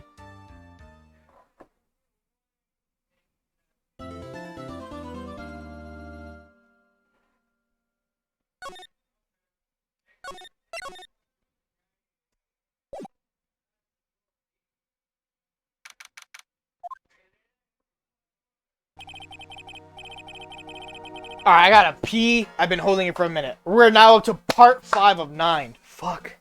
Alright. I'll be right back.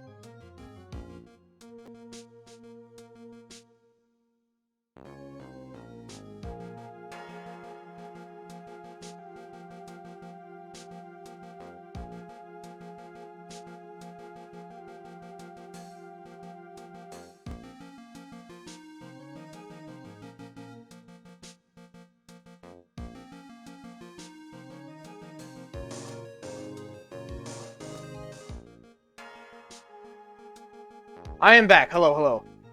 Just a quick bathroom break that I really required. Drinking water really comes through. And I was like, right now, I'll be drinking water.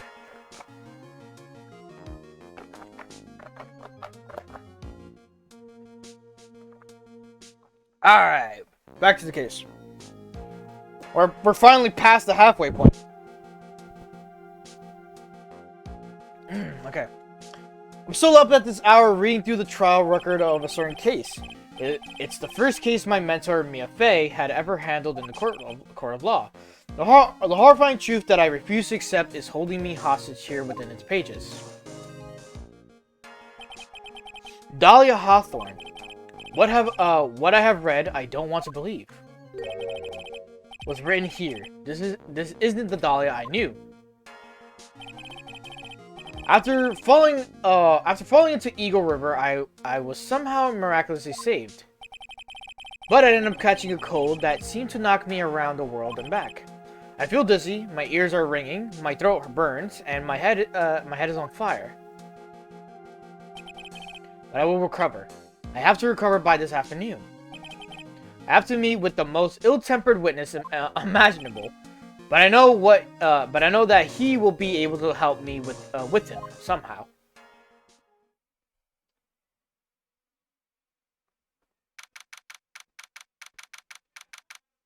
Okay. Right? Are you sure you're well enough to be doing this? You still look a little green in the face, or maybe Viridian in artist speak. Actually, my fever has gone down quite a bit. How's the temperature now? Only 102.2 degrees. Nothing to worry about. Anyway, I read today's trial record. You weren't bad, Edgeworth. Pretty impressive despite the circumstances. We're not in the clear yet. The main point of contention tomorrow is going to be the murder weapon. Yeah. In the end, the Shishido did not deliver the deadly blow, which means there must be another sword hiding out there. Which means there must be another sword hiding out there that we don't know about. The sword, huh? Don't you worry about a thing, pal. I'll dig up the murder weapon myself, and I'll eat my coat, or I'll eat my coat. Thanks again, Edgeworth. I'll handle things from here. As far as for the best. Actually, I was thinking about paying the old precinct a little visit. There's something I want to look into, and that is our client's background. Naturally.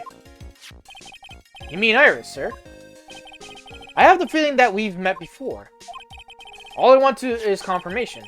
One way or the other. And since I probably won't be getting that from you... Sorry, Edgeworth. I bid you adieu, right? Take care. Guess I should get moving too. Why? Do you need to be somewhere? Yeah, I gotta get to work on the bridge, pal. I'm rigging something up so we can get across to the other side. Ah, that's right. Maya's still stuck over to the end of the temple. Don't you worry, pal. As soon as it's all set, you'll be first to know. Thank you, Gumshoe. No problem, pal. Just try not to give me that cough of yours, okay? Alright, I'm off.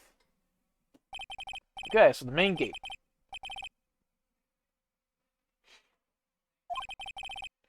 But in the meantime, I've got to continue collecting evidence.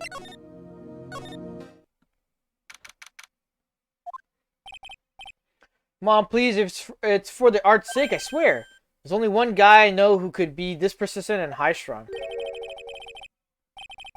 Talking about the heroine here. The heroine in my book, it'll make you famous. Ah! Enough. A fool's who foolishly accept the foolishness of a fool's fool. What the fuck?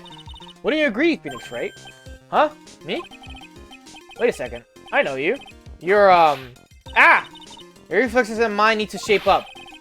My brain's frying like a sunny side up and you want to grow me over a name? Frenzy, you can't do that. Even as we speak, Nick's on the brink of death. Or so I'm told. Whip a dead horse isn't Whip a dead horse, isn't that one of your American sayings? No, it's not. And I'm not on the brink of anything. Come on, Nick. Tell her, would you? Tell her she needs to model for my new picture book, Francie's Whippity Whip Trip. Before you ask me to model, learn to give at least semi-coherent testimony. And before that, you'll have to learn how to live a semi-coherent life, Larry. I don't care what anyone says. I'm telling the truth. I saw what I saw. She flew, I'm telling you. Whoosh. Just like that dude with the red underwear. Just like that dude with the red underwear. You mean Superman? Don't think I'm gonna forgive you guys when you come crawling back to apologize. Off he goes. It's amazing how little has changed with you in the past year, Phoenix, right? What's up, friendly? You've been in Germany all this time. That's right. Extending my perfect win record naturally. Oh, joy. Sounds like she hasn't changed a bit. Has it really been a year since we first met? I am Francisca von Karma the Prodigy. I see. I gave up a promising career in Germany and came to this country for one sole reason: revenge. Francisca was born and raised in Germany and became a prosecutor at the age of 13. Her father was a legendary prosecutor, Manfred von Karma. He had a perfect win record of for 40 long years, but now he is gone from this world.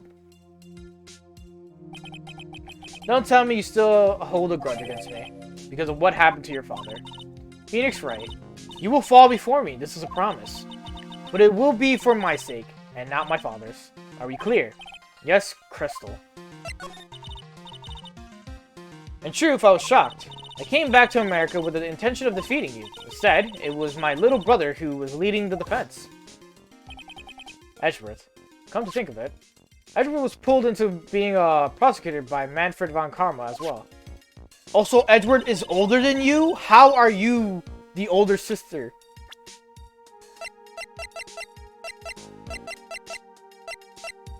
"19. 26. Mazur told me something very interesting, you know? He said that this case has a special significance to you. Because it does. And that's precisely why I am here. Your personal involvement will make crushing you into teensy-weensy pieces all the better. It's probably the fever, but she's so openly hostile that it almost kind of cute. Ah! No smirking. No whipping the sick! That foolish fool doing such a foolish favor for such a foolishly foolish fool. Edgeworth. Make no mistake, Phoenix Wright. I came here for one thing and one thing only. To pulverize you. It's not like I thought you were here to bring me some cold killer X, you know? I went over to the whole case file on the flight over. You read the whole thing? Yes. Every last word of every last sentence of every last paragraph. All the ridiculous things you did made it very interesting read, you know? Attempting to cross a burning bridge. Did you even consider the dangers? No. The only thought in my mind was, I have to get across. A fool who doesn't think is more foolish than a fool who foolishly thinks. Gumshoe said he'd let me know once the bridge was repaired. Ma, she's got to be okay. I just know it. Plus, I need to ask her about what really happened at the Inner Temple that night. Okay? We'll move to the main hall now. Bikini! Oh. That was one long sigh. Sister Bikini. My, I didn't know you were here. How are you doing? You don't have to pretend to be in a good mood for my sake. I suppose I've made a terrible mess of things, haven't I? I let Mystic Elise die, and then there's Iris as well. Mystic Elise. Now that I think about it, There's an acolyte stuck at the Inner Temple. And the poor little girl has gone missing too. That little girl. You don't mean Pearl, do you? Yes, I'm afraid I do. She hasn't been seen since the morning after that incident. After the incident. Pearl, she's missing. Why didn't anyone tell me about this?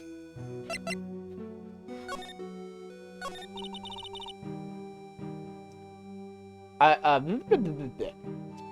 must be getting old. I think I'm seriously lost faith in myself. Are you talking about your performance at the trial today? You believe me, don't you? I'm not a liar. I would never lie. I know what I saw. I saw Iris pull the sword from Mystic Elise's body that night. I'm certain of it. At least I was until this morning. I don't see any sidewalks, so she must be telling the truth. So why are you so unsure of yourself all of a sudden? You know that artist who testified after me? Saw Iris flying, her white hood fluttering. I felt like I might start flying myself. When I saw that man testify so fervently about something so impossible, I started to wonder if I had acted just like him when I was on the witness stand. I wouldn't take that guy too seriously. He's an artist, but all he draws is trouble, and nothing else. Larry still gets flamed no matter where the fuck anyone else is. Where he is in the world.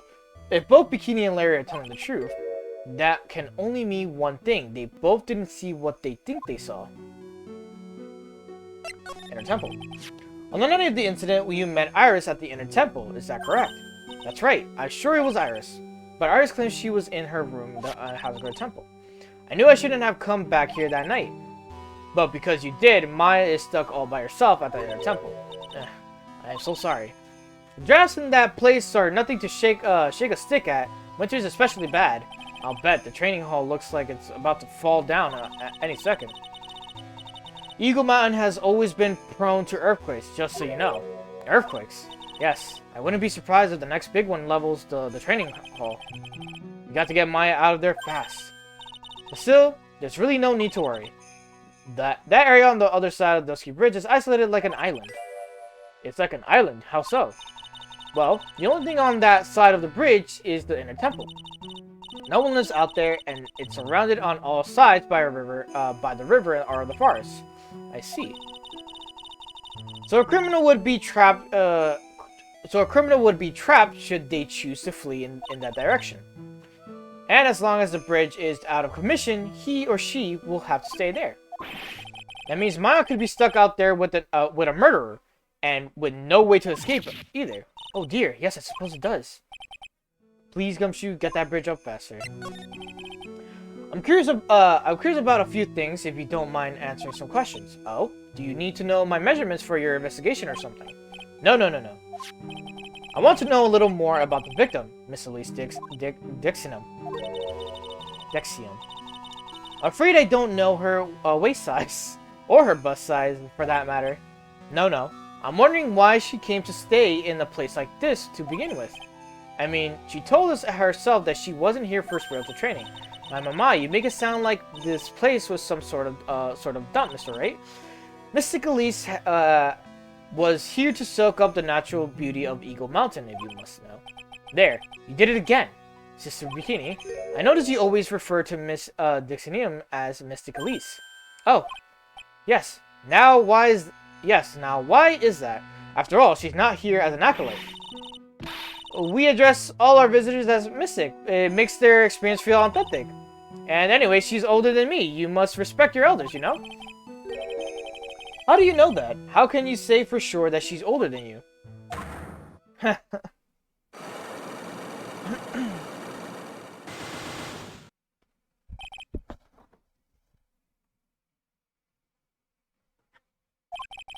See, Miss Elise Dixium was no ordinary visitor after all.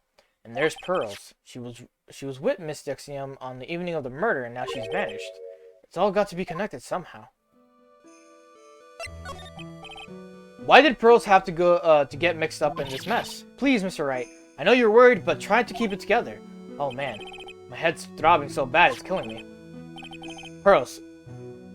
She was with Miss Dixium on the night of the murder, remember? Yes, but I have a temple to run, you know? I was busy preparing for the training. I didn't see the little darling even once after we'd finished eating dinner. The murder. It didn't take place right in front of her innocent eyes, did it? According to the detective, she hasn't turned up at all at her home either. Come on, keep calm. There's one place left where Pearls could be. She just has to be there. Come on, Gumshoe, tell me you'll be done with the prayer soon. Alright. Go to the courtyard.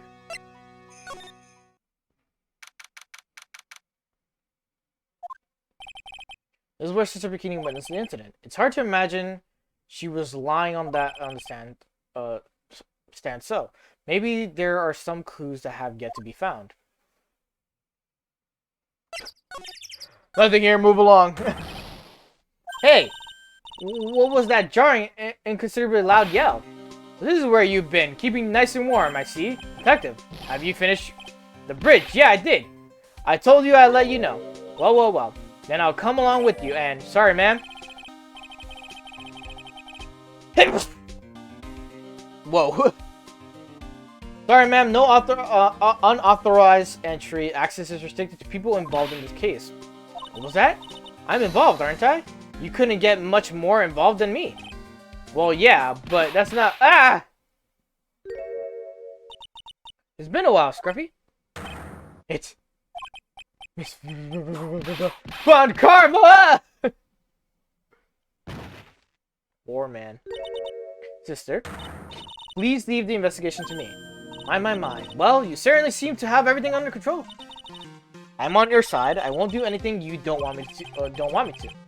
As we work to pin the guild on Iris. Bless you, thank you. What are you daydreaming about, Phoenix, right? Ow, that hurts, you know? Silence. I, Francisca Von Karma, will personally guide you through your investigation. So you follow me. She's not seriously going to follow me around, is she?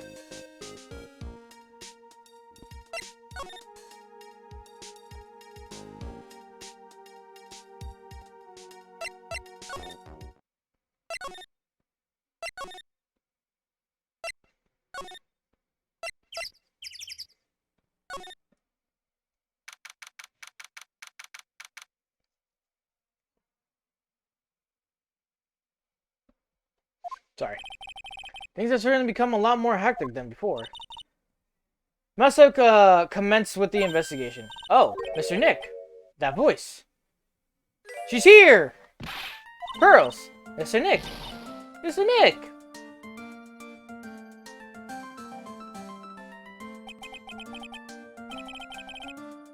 So you were here ever since that night.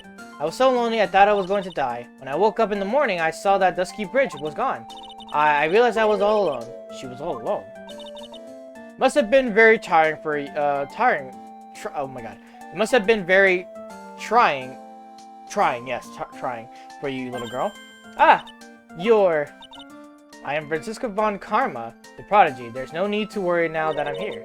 You're the prosecutor who was so mean to Missing Maya last year. Well, I don't like you. You're nothing but a little girl without your whip. Missing Maya didn't do anything wrong, but you were so mean. I'll never forgive you. Looks like Pearl's words are getting under her skin. Yeah, why are you whipping me? I didn't even say anything. You didn't have to. The smile on your lips gave you away.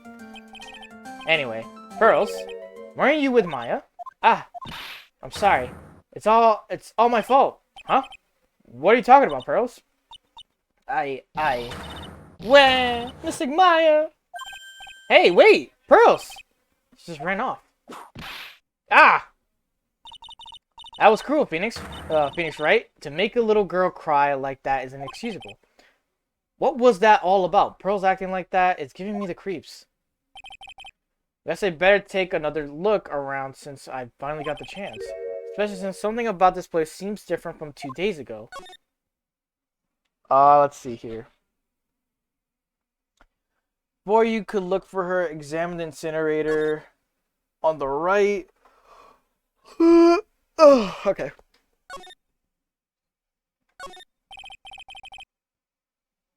There's a weird smell coming from the incinerator. The door is also open, almost like it's begging me to look inside. Well, let's see what stunning clue is concealed in here, shall we? Huh? It's empty. How naive of you, Phoenix, right? But it's a bit strange, don't you think, Francisca Von Karma? I seem to remember. There was snow on this incinerator the first time I saw it.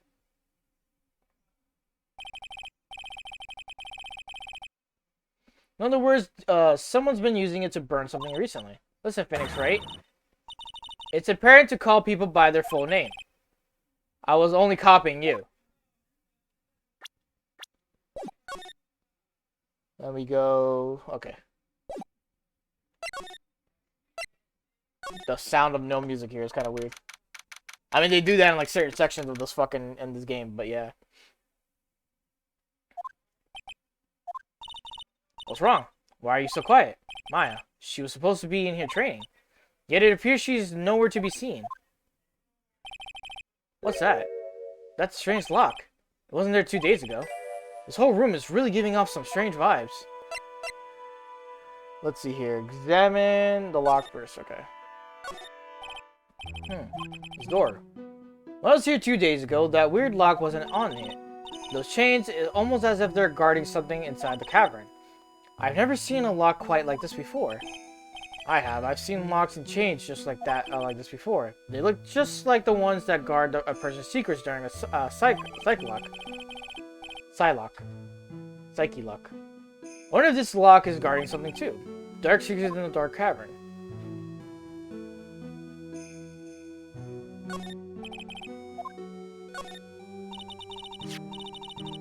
What do you think this yellowish poster is, Phoenix, right? It's a scroll, not a poster.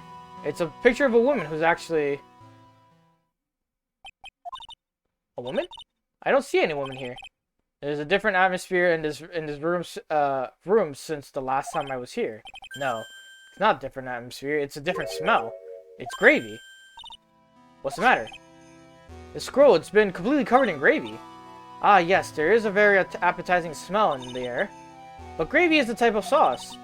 When you run it out of paint, you Americans use gravy as a substitute, I see. No, no one does that. For starters, it stinks. This must be the gravy that we had with the roast on the night of the incident. But why would anyone do this?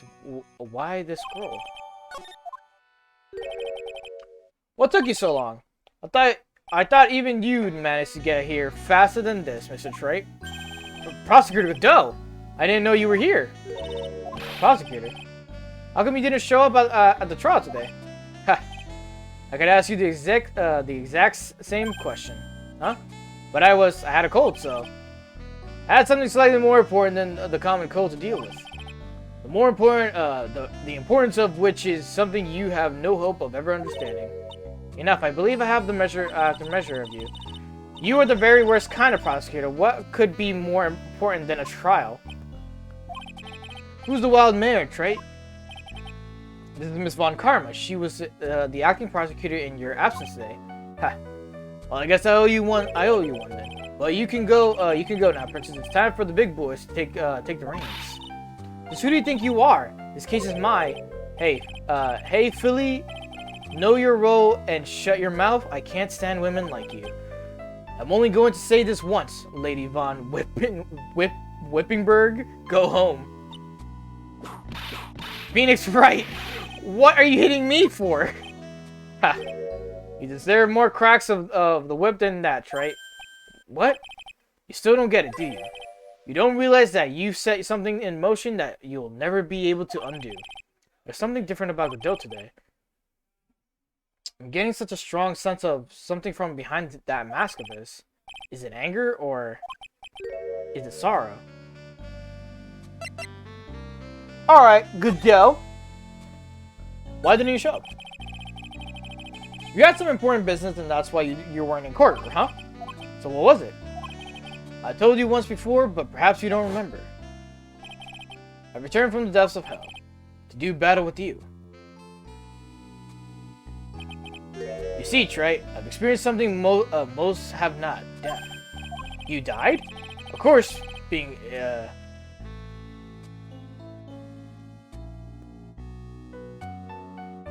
extradited. Being extradited from hell is a tedious affair. The meticulous regeneration and adjustment of all your internal organs is, well, let's just say modern medicine allows us all to live to the ripe old age. Even someone like me. So you mean that mask you wear is this ugly device? I promise it's not a fashion statement. My unenlightened friend. Without this, I can't see your frequently dumbfounded face. I didn't know. My eyes is pretty messed up. Even with these huge goggles on my head, I still can't see everything. So I keep this worn out piece of junk of a body going with the regular servicing. I'm sorry, but you say you experienced death. How is that possible? What happened? Why don't you ask him? Huh? Me? Yeah, that's right. You. You should know all about it. You know when my life ended. And who ended it for me. Well, Phoenix Wright, do you? I don't know what he's talking about. Although, to be honest, I do feel a little tug at the corner of my memory. I think I do know about how Godot was killed. It will all become clear in due time. Isn't that right, Trey? Can't undo. Earlier you said I've done something I can never undo. What do you mean by that exactly? The inner temple here on the side of Dusky Bridge is an isolated island. That's why Sister Bikini said too. And I wonder, Trey, do you know what the police are doing here today? What do you mean? They're searching. Searching for any trace of an acolyte who went missing. Missing? As leader of the search party, I can tell you this with absolute certainty. Maya Fey is not on the side of Dusky Bridge. Huh? But that's impossible. She came here that night. I won't say it again. The chances of her being here are nil. Excluding of course one very unique place. One. Where's that? Sacred Cavern, the entrance of which we are standing at right now. This is the only place that the search party has yet to explore. So they haven't searched the cavern yet, huh? Be aware though that the temperature inside frequently falls below freezing. Even if she were in there, the chances of her being found alive are slim at best. No, which means, right, that you sent Maya Fey to her death. You fool. If that's the situation, why aren't you in there with a search party right now? You must have blinders on, my acquisition angel. Don't you see the big lock and chains? It's the trick lock. I'm making preparations to open it as we speak. Well, Trey, once again, a woman dies because of you. Once again? What are you talking about? Don't tell me you've forgotten. It was only 2 years ago, after all, when the last unfortunate woman died because of you. Because of me. And do you know who that was? It was Maya Fey's sister. And that's right, Mia Fey. Mia? You killed her. No, that's not how it was. It was 2 years ago. Mia Fey was pursuing someone, a man, but she bit off more than she can chew. She made a very dangerous enemy. Yeah, that one case I'll never forget. But I got that guy personally. Sure, Miss Fey's murder was caught, but that won't bring her back. Well, no, but you were with her at the time. You and no one else. It was your responsibility. You should have protected her. You say Mia Fey was your teacher. Well then, I'd say you've learned nothing, Trey. You robbed her of her life, and now you let her sister suffer the same fate. I haven't sentenced Maya to death, no. What is this peculiar-looking lock? Why don't we just break it open? It would be a simple matter. I'm afraid we can't do that. This area has always been prone to earthquakes. The repeated tremors have weakened the foundations of the training hall. Any excessive force used to break the lock open would, well, let's just say the inner temple and the secret cavern would be a thing of the past. Very well, then dare I suggest an obvious solution of the opening it with a key. Ha. Sure, just show me where the keyhole is on this trick lock. There's no keyhole. That's right, an interesting puzzle, huh? The person who set this lock is the only one who can open it. Then who was it? Simple, the accused. What? Iris. When an acolyte undergoes training inside a sacred cavern, the attending sister is responsible for locking the entrance. Obviously, the night of the murder was no exception. Maya Fey was trained in there. Sister Bikini did mention it a number of times now that I think about it. She said that Iris was left in charge of supervising the early stages of the training. So Iris the accused is the only one who can open this lock. I've arranged for her to be brought here now. Iris is the only person who can open the lock. I hope she gets here soon. Hang on in there, Maya. Will get you out. So, should be getting back to work. Wait, Godot. How sure about Maya are you? There's no doubt in my mind. She's in the secret cavern somewhere. It's the only place she could be. You better start praying. You'd better pray that friend of yours brings the accused back here soon. Ashworth. Listen up, Wright.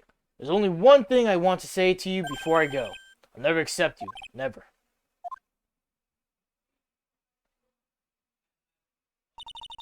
You should choose your friends and more carefully, Phoenix, right? That's what everyone says. Looks like I don't have much of a choice. Guess I'll just have to do what I can for now. Okay. I need some water. Should I or shouldn't I?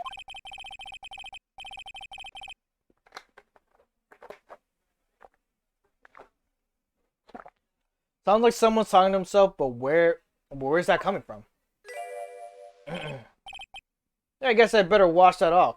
That's what I'll do. No, but I can't do that. I'm a detective. Ah, my brain. This is driving me nuts.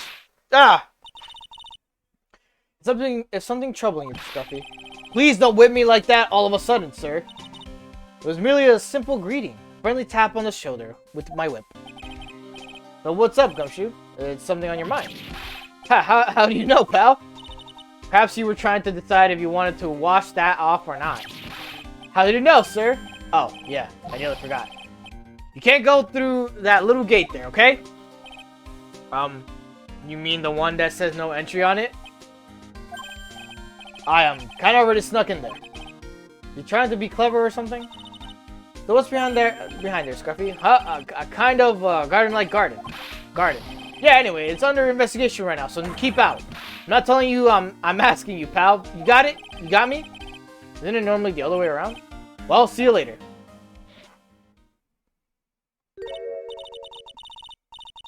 So, shall we adjourn to the garden, Phoenix Wright? Of course. What else would we do? I really want to know what Gumshoe was thinking of washing off. Of course, what else will we do? Like, what?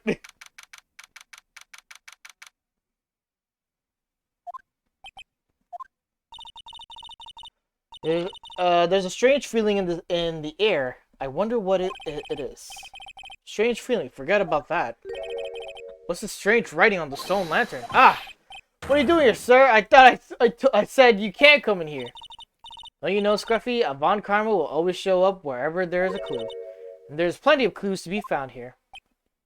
But...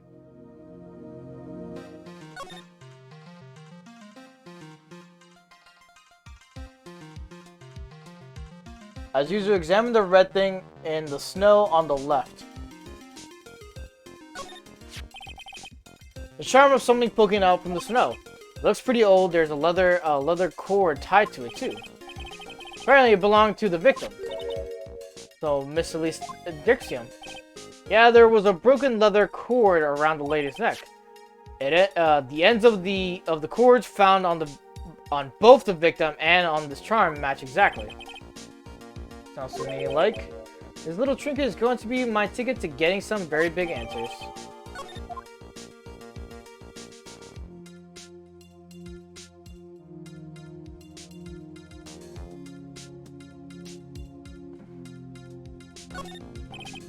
Well, this is odd. There's no snow on the ground here, and it's almost perfect. And it's an almost perfect rectangle. It couldn't have happened naturally.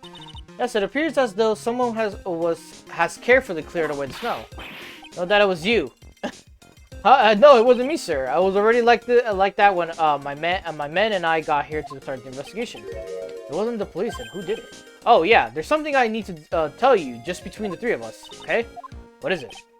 It's top secret. You can't tell anyone. Got it? Understood. Oh well. When I was a kid, I got knocked out of the local wrestling contest. You see. I was so disappointed I just picked up my mouth guard and cried all the way home. Man, I got in so much trouble when I left it on the couch. Is that it? That's it. Ah! Whoever cleared the snow away must have had a reason, although I can't even begin to imagine what the reason could be.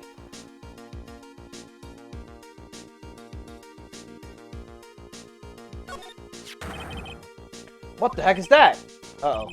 You spotted it, huh, pal? Are you kidding me? It couldn't be more obvious. It says Maya. Yeah, and before you ask, it's written in blood. You will answer all of our questions now, Scruffy, without exception. Yes, sir. Good stretch. The investigation. So how's the Inner Temple investigation going? We have the best forensic team in the world working in the place. Forensic team? And what was the outcome of the scientific study? Nothing. Scientifically speaking, the place is as clean as a whistle. That's simply not good enough, Scruffy. Do you think I'll let you get away with that? Uh-oh. Well, there was a couple of things that bothered me when I first got here, sir.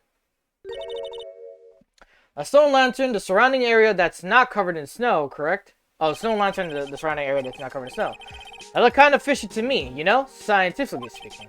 So I got the lab boys to look them over. The results were, it's kind of hard to say, actually. Guess I better look into it myself. About Maya. Oh, did Mr. Goodell tell you yet? Yes, we heard. He's got a search party out looking for her. But there's nowhere else she could have disappeared to on this side of the Dusky Bridge. All we can do is wait for Mr. Edgeworth to get here, pal. Edgeworth. He's escorting Iris, the defendant, over here. Well, we'll have to wait since she is the only one who can open the door to Sacred Cavern. Oh, I think Mr. Edgeworth wants to talk to you about something too, pal. Huh? Wonder what that is. Just don't be expecting any good news when you talk to him. When I spoke to him, Mr. Edgeworth sounded so down, I felt like I was drowning. Sounds pleasant. Blood writing. Maya, so these letters are written in blood. Yeah. What's worse, it's the victim's blood. Huh? This is Miss Dixon's blood? We haven't done a detailed analysis yet, but it's looking that way, pal. Most interesting. Phoenix Wright, I presume you know, don't you? Why Maya's name is written upside down. You know what? That was really bothering me too. But I just came up with the answer that the result of my own special gumshoe investigation. Really? Do tell. Well, on the night of the murder, the stone lantern was upside down. Ahem. Anyway, there's really only one logical explanation to this mystery. Miss Elisa Nixon wrote these letters herself on her own blood. You must be joking. That's impossible. From the writing in the victim's blood and the other clues left behind, it seems pretty likely that this garden was the scene of Miss Elisa Nixon's murder. At least, that's our current theory on how the events took place here. What? So, Miss Dixonium was killed here? However you want to look at it, that's what people are saying now. Then, what Sister Bikini saw in the courtyard at the main temple, well, what was it? Is that what? If that wasn't the scene of the crime, what did she see? What do you think, Miss Von Karma? Surely a special gumshoe investigation would reveal the answer, no?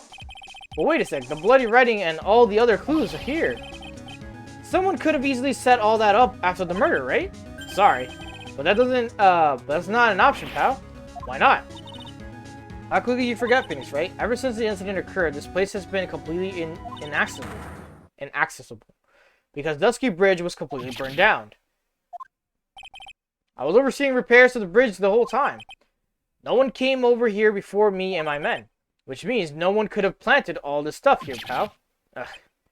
Can't think of a counter-argument to that. I knew it. Should have washed the blood off the lanterns as soon as I got here. This really was the scene of a crime. And I need to figure out exactly what it was that Bikini actually saw. Alright. We gotta go back to the main gate.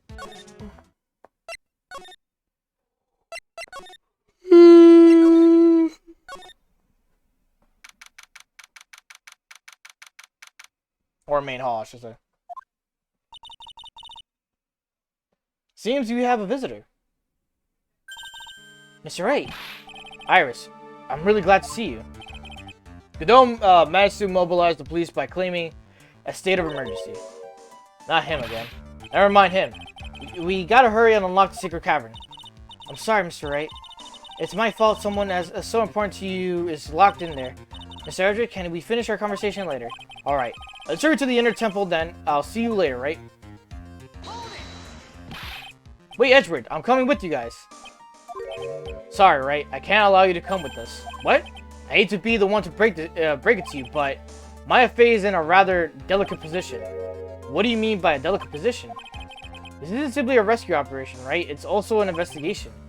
That being the case, we can't allow members of the public to interfere. Come on, Edgeworth. If anything happens, you'll be the first to know. Please understand, Wright. But it's Maya, Mr. Wright. All that matters is that Mystic Maya is rescued, correct? Aye. Listen to the voice of reason for a change, Phoenix, right? From now on, consider anything beyond Dusky Bridge to be off limits. We'll be going now, excuse us. Ah! There's no time to be standing around, Phoenix, right? Aren't there other things that demand your attention? He's right. Thanks for reminding me.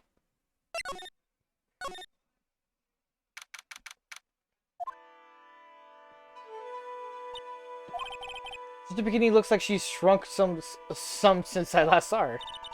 Don't be so rude, Phoenix, right? What's wrong, Sister Bikini? My, hello, you two. How are you doing? From the sound of that sigh, I guess she's still pretty down. Iris was just here, you know? She was accompanied by that handsome crimson-clad prince. You talking about Edgeworth? It was just a courtesy call. I wasn't allowed to talk with her at all. Oh dear, it's all my fault that this has happened. Poor Iris. She was worried about my back, would you believe? What have I done to her?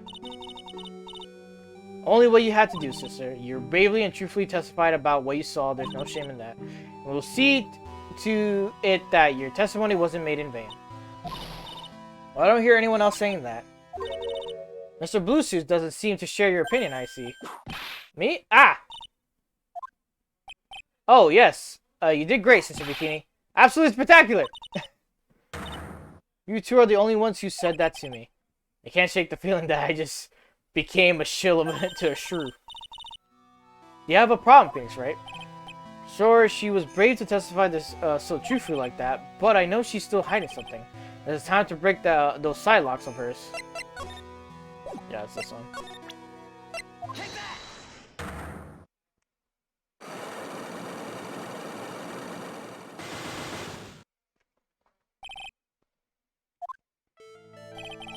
Sister Bikini, the truth is becoming increasingly clear to me.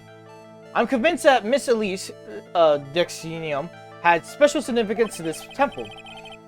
As to why she had a special significance, I believe it has to do with her true identity. Wonder if you're talking about she was... Mystic Elise was an author, just an author of picture books. To be honest, I had my suspicions almost immediately after I met her. Suspicions? Yes, but I didn't have any evidence to support my theory, though. Now I do. This piece of evidence proves that Mrs. Dexinium's true identity. Crane.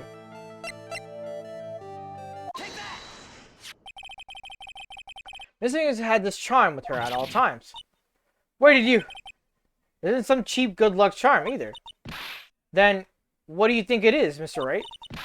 What could a talisman like that possibly mean? It's a talisman. It's a talisman. Is it? Interesting. Oops.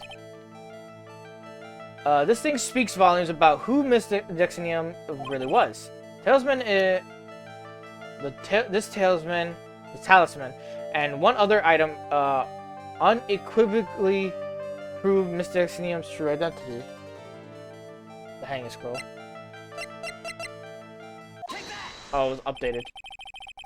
The painting is obscured by this gravy stain at the moment. But the scroll shows the master of the Korean channeling technique. The crest at the top is the sign of the honorable title. The very same crest that adorns the talisman the victim carried with him. The crest is reserved for the master of Korean. Who on earth told you that nonsense? I have got no idea what you're talking about. The new master, Maya Fei, told me. What? You mean that acolyte was Missy Fei's daughter? Yes. Are you sure? Yes. In fact, since her eldest daughter passed away, Maya is Missy Fei's sole successor.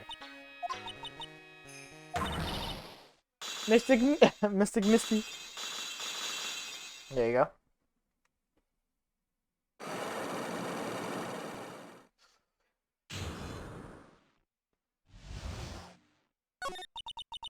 Mystic Elise graced us with her presence about a week ago. When she showed me that talisman with the mark on it, well, I nearly fainted. No one had seen her since she disappeared 17 years ago, after all. What is the significance of the talisman, sister? The Korean talisman is the symbol of the Master of Korean. The bearer must carry it with them always until their death. Until their death. So Lisa Dixonium was really Maya's mother, huh? She was Missy Faye, the master of the Korean channeling technique. The truth comes out at last. It looks like we're making some headway here. Tell me, sister. After 17 years, why did she choose to show herself now? Because something happened that called her out of hiding. What happened? Well? What's happening? It can't be. Earthquake! Oh my goodness. The inner temple. This kind of tremor might... Inner temple? Sacred cavern in the training hall. It might very well cave in. What? Maya!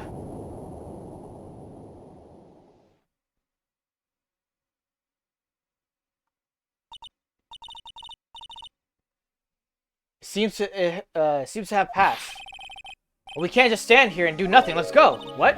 Where? To the inner temple, of course. What else? Sister Bikini. We'll finish this later, alright? Of course. You run along now. People may have been hurt. I must get some first aid kits ready. I don't know why I read it like that.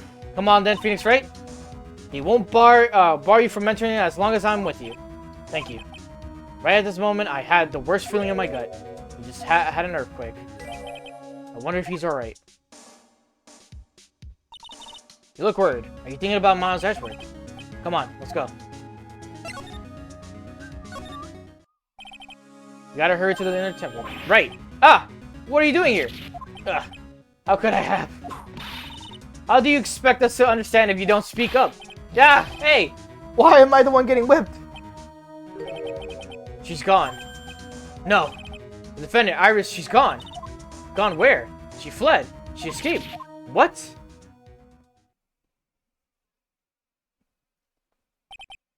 So, it was just now? During the... It's easy to see Edgeworth's one and only weakness. His fear of earthquakes. I should have known better than to escort the defendant alone. As soon as the ground started shaking, everything went dark before my eyes, and I stupidly passed out. That incident haunts you to this day, doesn't it? That's no excuse for letting the suspect get away. I can't believe I let it happen. Right, the inner temple area is the dead end, so she could have only escaped to this side. We couldn't see her.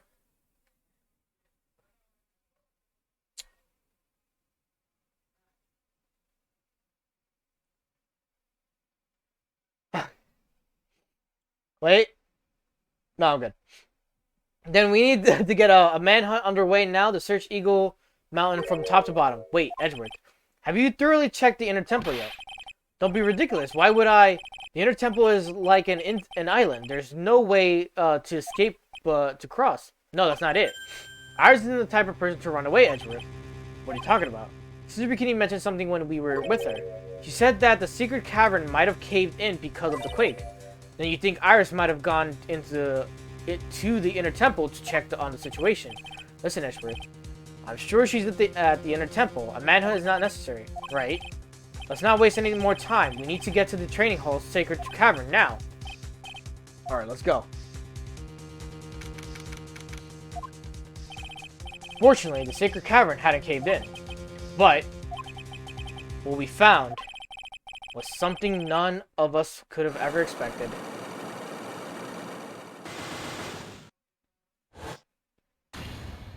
Fucking 5 locks in that bitch.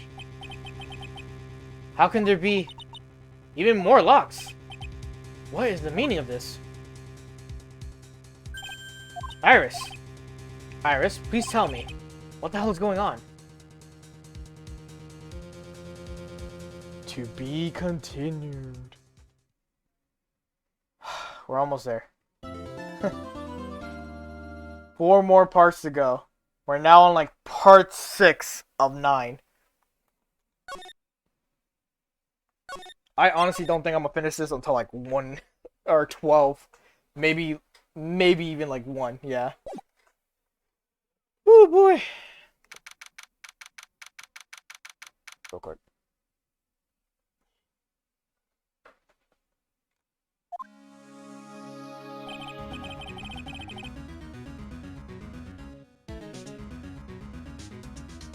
Sorry, I'm just checking out something real quick.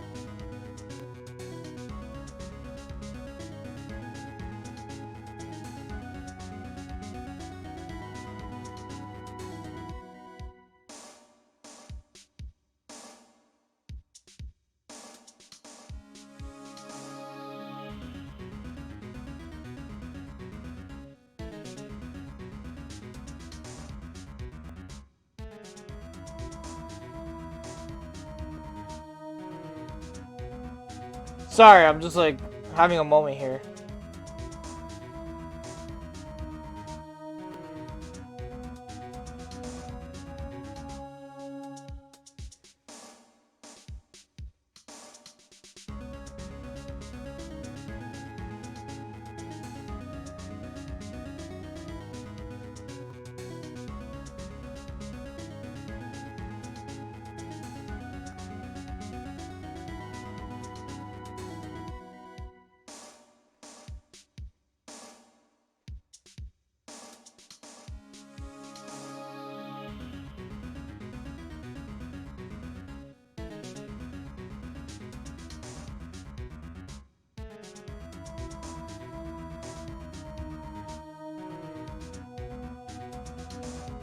Alright, sorry. I was just curious what was happening with the Discord group right now, so I was just looking into it right now. Alright. Back to this game. Let me get water too. I didn't take a sip of water when that break came through.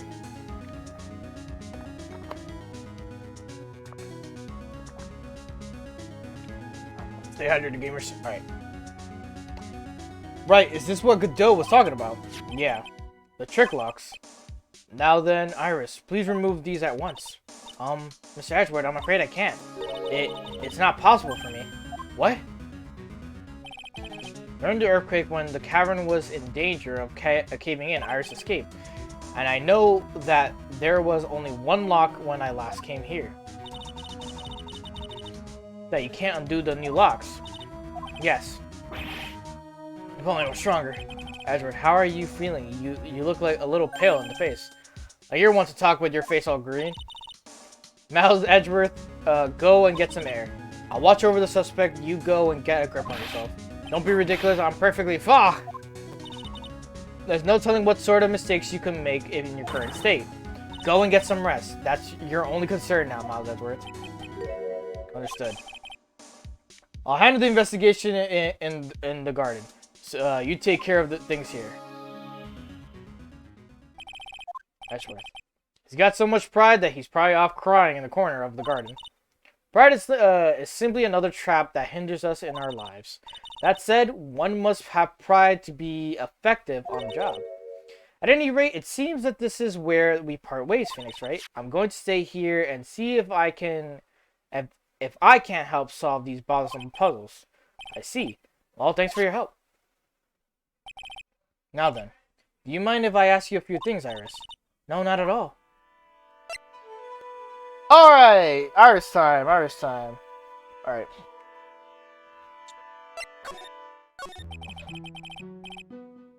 Why did you make a run for it, Iris? I'm sorry. I heard that the inner temple had been severely shaken by the strong earthquake we had. I was so worried I just had to come and see. In other words, you didn't run away to escape the law, at least we're clear on that. I can't tell you how relieved I was when I saw the sacred cavern was alright. But what? Then I saw these chains here. I saw all these extra locks that someone had put on the sacred cavern's door, and... who in the world would do something like this? Trick lock. These trick locks are a secret treasure of the Korean tradition. There are hundreds of ways to set them. That's why only the person who set the lock can open it. And you aren't the one who set these locks. I don't think it's that simple, Francisco Von Karma. When we were here the first time, there was only one lock. But now, somehow, there's 5 of them. What does that mean? It means that someone wanted to secure this place even more. And they wanted to secure it before you got here, Iris. Presumably because they wanted to make sure Maya couldn't get out. That means that Iris can only open one of these locks, the first one. Yes, that's correct. What? Iris, try to think, please. Isn't there any way around this? Well, like I said, there are hundreds of different ways to set these locks. I suppose if I went through every combination with each one, I could remove them. But it will take time, won't it? Yes, about a day if I had to guess. A whole day. Well, that's better than leaving the locks in place. Will you do this for us? Sure. I'll do whatever I can. You gotta wait another day. Hang in there, Maya. You're going to have to call on your inner strength now. You know what, Iris? There's still one thing I don't quite get. And what might that be, Fix, right? I think it's obvious. Iris, on the night of the murder, where were you? Please, Iris, don't give me that look. You told us that you were in your room at Hazakura Temple at the time of the incident, but you were seen that same evening at the inner temple, and then you were spotted at the scene of the crime at Hazakura Temple too. Being spotted at both Hazakura Temple and the inner temple, it's as if you were. Well, Iris, I think it's about time you told us the truth.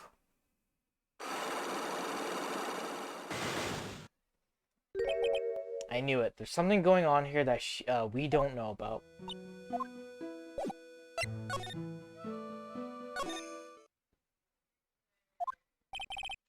Finally getting to the bottom of this case. I can count on Iris to break those locks, so I should try to gather more clues from Sister Bikini, Edgeworth, Gumshoe, and Pearls.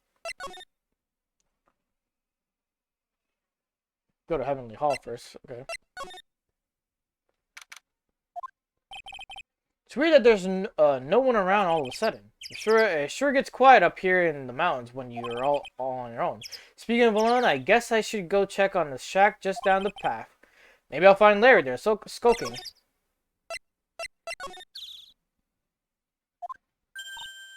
Oh, Mr. Nick. Pearls, what are you doing here?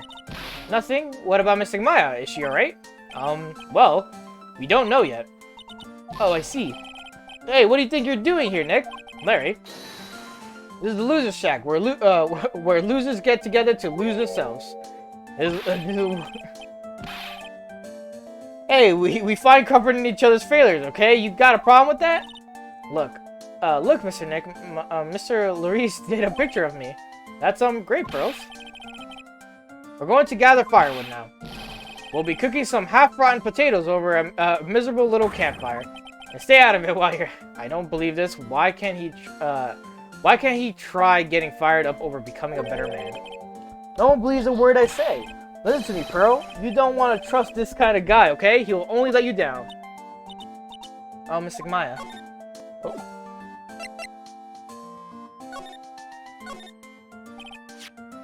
Larry, is there something you want to tell me about this picture? Huh? I've got nothing to say to you. My life's here now with Pearl, two losers cooking potatoes together forevermore. What am I going to do with him? Alright then. What do you think about this picture, Pearls? I think it's really well drawn. I can't draw at all, so I think it's really amazing. See, someone appreciates it. It's tough getting the flames to look like that, you know? It's supposed to be Sister Iris flying through the air, isn't it? I love it. It's like a dream. Wonderful fantasy. No, it wasn't a dream. She really flew, I'm telling you. Iris really flew that night. But Mr. Larice. Now you two, please don't look at me like that, Pearl. Don't look at me like I'm some kind of nutcase, I beg of you. I guess this picture really is a representation of what Larry thinks he saw. Okay, so I was half asleep when I was here that night. But I was wide awake after the lightning struck. I saw what I saw. It was exactly like I drew in this picture. And it looks like I don't have any choice but to take this sketch at face value. Hey, what's with that look of the doubt on your face? Not a crime. Pearls. Yes, Mr. Nick. I've been meaning to ask you about the night of the murder. Where were you and what exactly were you doing when it all happened? I was just, well, I'm just a kid, you know? I'm sure it doesn't really matter what I was doing, does it, Mr. Nick? Sorry, Pearls, but yes, it does. On the night of the murder, you were supposed to be with Miss Daximian's room reading a book together, but Mr. Daximian was murdered, and you, Pearls, were at the inner temple. Just what exactly happened that night, Pearls? I'm really sorry, Mr. Nick. Ba-da-da-da-da-da. I've been a bad girl. That's why I'm being punished. What are you talking about, Pearls? My spiritual power, it has disappeared. What? Our powers have disappeared? What do you mean your powers have disappeared, Pearls? It's all over for me. A spirit medium who can't channel spirits is like a painter who can't paint. Hey, what are you looking at me for? Pearls, did you try to channel someone's spirit right here at the Hazuko Temple? Tried, but failed, perhaps. Yeah. Way to go, Nick. You made her cry. That was really... that was really cruel of you. That's what I thought. I'm going to have to break her Psylocks to get the truth out of her.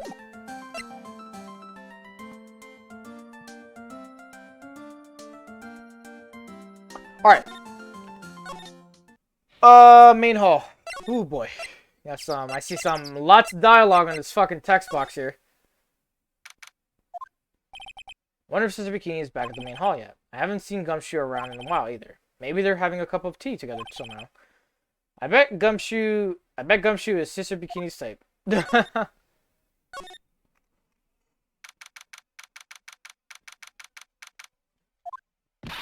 Well, what's the damage? How does it take a cavern? Looks like it survived, but we have a bigger problem now. I thought we could do all about it. About the 5 blocks that were stopping us from getting inside the sacred cavern. But who could have done that? The only people who know how to set those trick locks are those of the Korean tradition. We have Iris at the sacred cavern. Trying her best to open them for us right now. Actually, there's something I've been meaning to talk with you about, Mr. Bikini. Oh yes, we were in the middle of a chat, weren't we? Yes, you were telling me how the Master of Korean disappeared 17 years ago. I want to know why Misty Faye suddenly appeared at this temple. It was about a week ago when Mystic Misty arrived. After she showed me the talisman that proved she was the master, she said, "Someone is trying to destroy the Korean tradition's main family line. I'm here to put a stop to them." Someone was trying to destroy the main family line. There's only one heir to the title of master at any time, and it's usually the eldest. That child becomes the new master of Korean, and her daughters the main family. All other mediums become branch family members, and with no hope of controlling the clan. That's why nothing has changed throughout the history of the clan. Branch families always have and always will plot to erase those of the main family line. Is the power of the master worth this much bloodshed? You believe in the technique, don't you, Mr. Wright? You know its power is real. Yes, I do. It's been 2 years since I first met Maya, and that time I've seen her channel the spirits of the dead plenty of times. During the Master Mask case, and during Maggie Bride's trial too. Thanks to Maya, Mia's always on hand to help me out when I need her the most. Korean technique has made a huge difference to the world, you know. I mean, the ability to commune with the dead, a true psychic power, you know. Members of the tradition have always been there behind every important leader. Who wouldn't respect such a tremendous skill? I suppose so, but with all that power and influence, I kind of expected you'd be really rich by now. Are you saying we're poor, Mr. Wright? Ho ho ho! You're very direct, aren't you? People don't believe in it anymore, you see. All because of one little mistake. A mistake? What mistake? Well, 17 years ago, that's when everything came crushing down. All because of that incident. That incident. Is she talking about what I think she is? I'm sure the record still exists if you're interested locked up. It was called the DL6 incident. That's the name of the file. DL6 incident. I knew it. The DL6 incident. I know it well. I handled a related case just 2 years ago.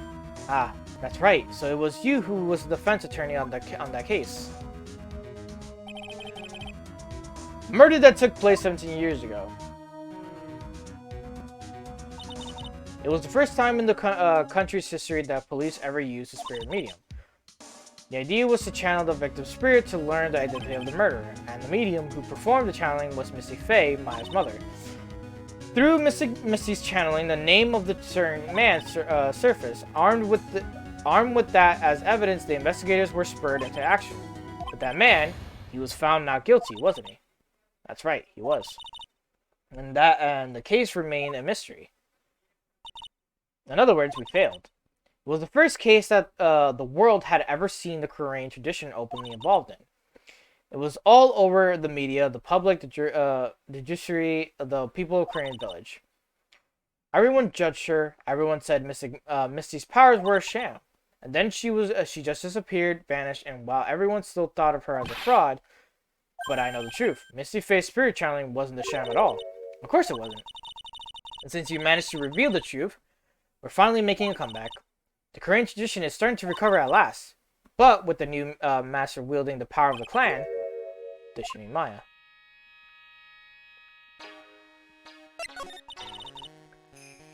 The spiritual power of the Korean channeling technique is in the blood.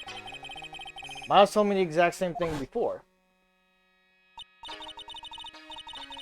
We of the women of Fae clan have always been spirit mediums. Because of the power to communicate with spirits flows stronger through us. According to Maya, only the women in the family can inherit that power. The main family's bloodline stems directly from Mystic Amy. But with each new generation, only one daughter becomes the new master. And the ones who don't become branch families, right? That's right. And it's always the cause of tragedy. You know, Maya had a little sister too, an older sister named Mia. Oh yes, I heard of her. What? You know about Mia? Of course. She became a lawyer in the hopes of discovering what happened to her mother, and lost her life. As I was right. You know what Mystic Mia is rumored to have said? She said it wasn't only because of her mother that she became a lawyer. She also didn't want to fight with her sister over the leadership of the tradition. Really? Well, she saw that what happened to her own mother, Mystic Misty, as she grew up. I guess Mystic Mia got tired of seeing all the rivalry between her mom and her aunt. That's right, Misty Faye had an elder sister too. And Misty, having superior powers, managed to usurp the master seat from her. Mystic Misty's sister is Mystic Morgan, as you probably know. Morgan. The name I know well. It was a year ago now at Maya's home, Korean village. What she did was terrible. It was also she could make her own daughter the next master. I suppose if you know about Mystic Morgan's daughter, then you must already realize that Iris... Huh? Iris? What's Iris got to do with any of this? That Iris is Mystic Morgan's daughter. What? Iris is what? Is she kidding me? Iris is Morgan Faye's daughter? Did you just say that Iris is Morgan Faye's daughter? Oops, I thought you already knew. Sounded like you'd met one of Mystic Morgan's daughters already. I have. I know her very well. Oh? Yes, Pearls Faye. But I always thought she was an only child. You jest, that child. She's Mystic Morgan's... I had no idea. Mystic Morgan.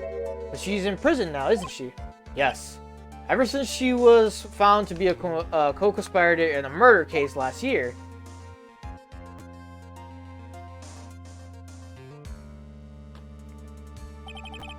It was all done to set Pearls up as the next master.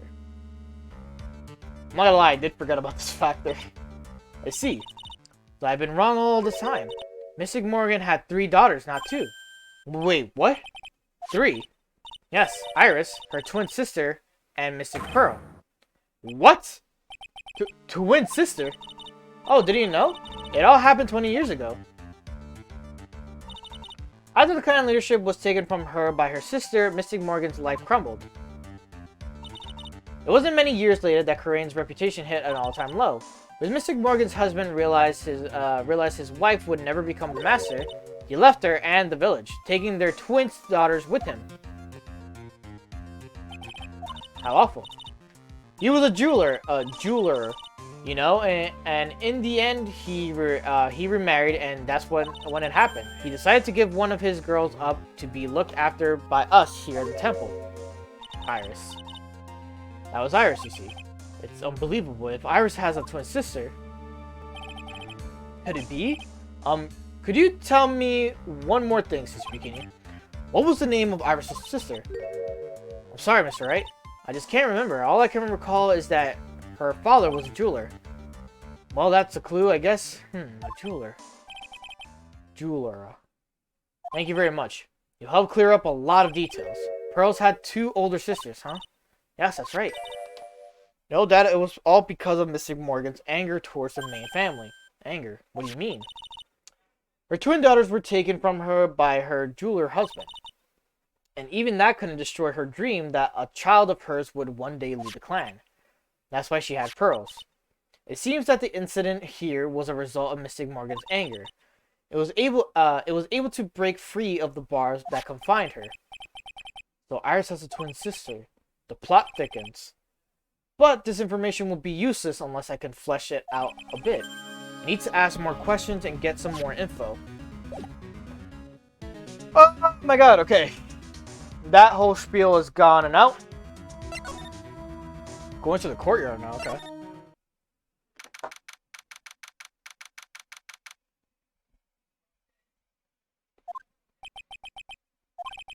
Sounds like someone's happy. What tune is that they're humming?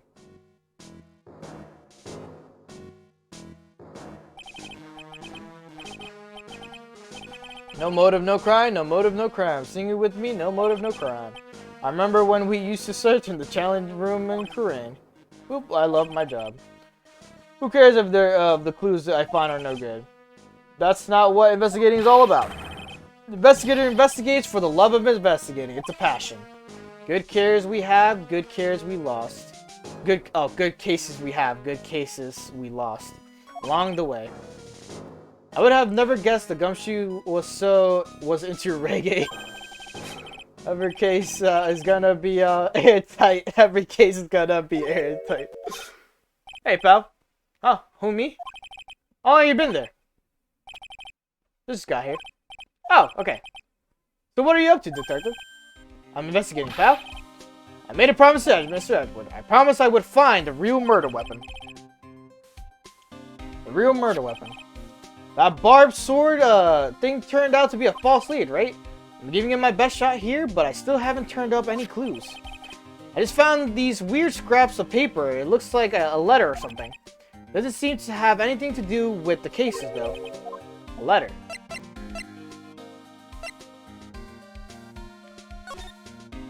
The investigation. So how's the investigation going, Detective Gumshoe? I don't know if I should be telling you, pal, but I guess I can't hurt.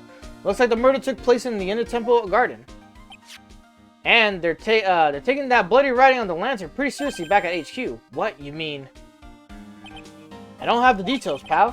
All I know is if you don't find Maya down in the Sacred Cavern, we're gonna be faced with one ugly situation. What kind of ugly situation are we looking at here? You got me. I don't know. They're not my words, pal. Then who said it? Mr. Godot. Godot. What did he mean by that? Letter. About that letter you found. Don't remind me, pal. I'm busting a gut here trying to find the murder weapon. And all I find is some burnt up old letter. Burnt up old letter? Yeah. It was in the incinerator right outside the Inner Temple. The incinerator. I knew it. I knew I wasn't imagining it.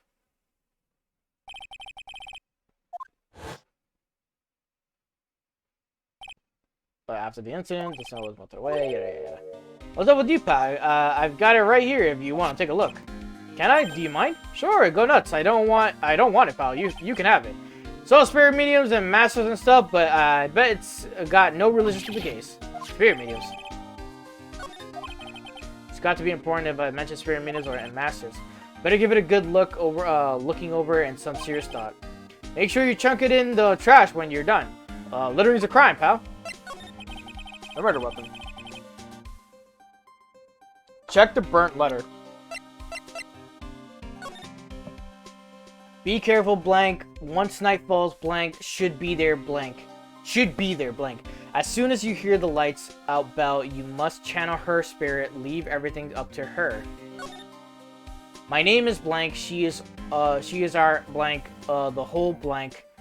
Here is a picture of her. Use it when you channel her. I know you can do it. Once this is burned the blank, also make blank and tell anyone about this letter blank. Or yeah. Gravely roast the master in the blank fires of Hades and bring our vengeance to fruition. There you go. Okay. So what do you know about the real murder weapon as so far? Well, it wasn't just the Shishido that was found impaled in the victim's body. Mr. Edward proved that in court today. Yes, that's true. In which case, it must have been another blade. And that's what you're running around like a headless chicken looking for now, huh? Yeah, and man, it's a tiring work, but let me tell you something, pal. I'm no chicken. We got the feather of a forensics in our caps these days. We're using the department's secret weapon on this. Secret weapon. What's the secret weapon of yours? You want to know? You gotta think scientifically, okay? All right. The murder weapon was a sword. Swords are, scientifically speaking, made of metal, right? Any questions so far? No. I know what he's gonna say, and I'll let him look smart. So what's the perfect tool for the job? Ta-da! A metal detector. Raise your hand if you didn't see that this coming from a mile away. Well, you want to give scientific investigation a go?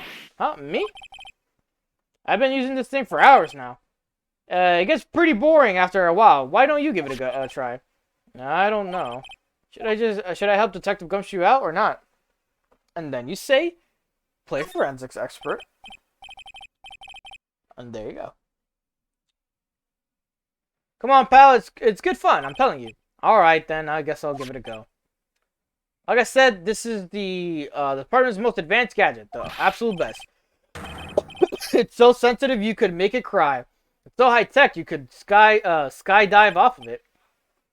Oh bother. So now I'm gonna tell you how to use it. It's possible to real murder weapon is around here somewhere, right? Sure, that's what we're trying to find out. Right. So first, let's turn the detector on. Yeah, he doesn't explain how to use it.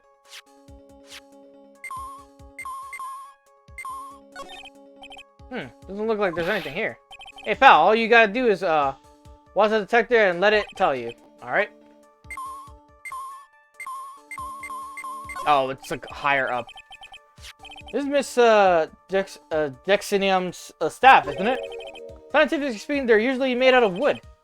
But the detector is reacting to it. Yeah, but, however you look at it, the thing's made of wood, right? I don't bother investigating anything unless it looks like it might be metallic. Isn't the whole point of the metal detector to find metal where you can't see it? It's weird that this thing is causing a racket. Here. Hey, hands off! Examining evidence is a job for me. The top kit is coming off. Look what you've done! You've damaged a really important piece of evidence. Ah! That's a sword inside the staff. Could it be the murder weapon? Never have guessed there'd be a sword concealed in the victim's staff. They call this kind of thing a sword cane, pal. This one's a real gem. The workmanship is really something else. Thank goodness I wasn't a cane sword, or else the victim would have stabbed her own foot. I officially give up on trying to figure out how Gumshoe's mind worked. In the real scene of the crime, it was in a temple. And why was the sword used to kill the victim found in the main hall courtyard? Hey, Gumshoe, who knows about the hidden sword? No one. Even the police didn't know about this until I discovered it just now. Well, as they say, there's no team in Gumshoe. Doesn't look like there are any traces of blood on it. And I guess this isn't the murder weapon, huh? No, no, no, no, no. I'm sure someone just wiped it off after the murder.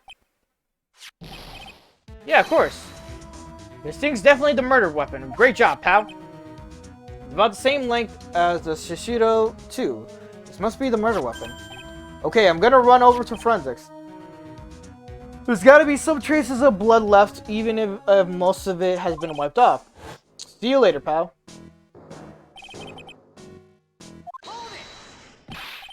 Wait up, detective. Huh? What is it, pal? I'm a pretty busy guy right now, you know?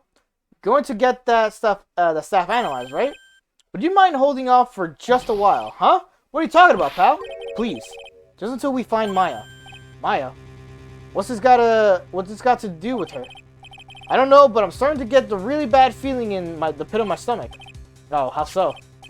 Look, Maya's trapped inside the sacred cavern right now, and, well, we don't even know if she's okay or not. The more evidence, and testimony I hear, the more uneasy I feel. You don't think Maya's been...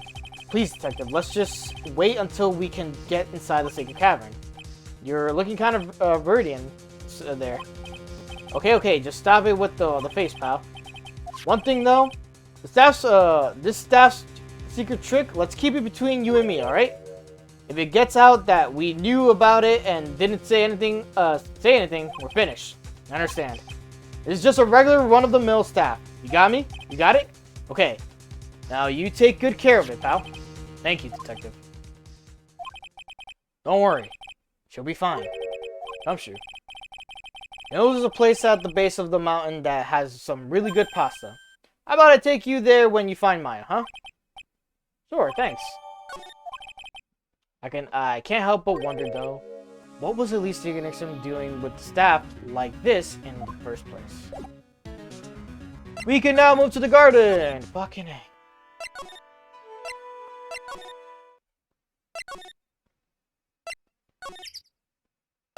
God, I wish there was a more convenient way to travel.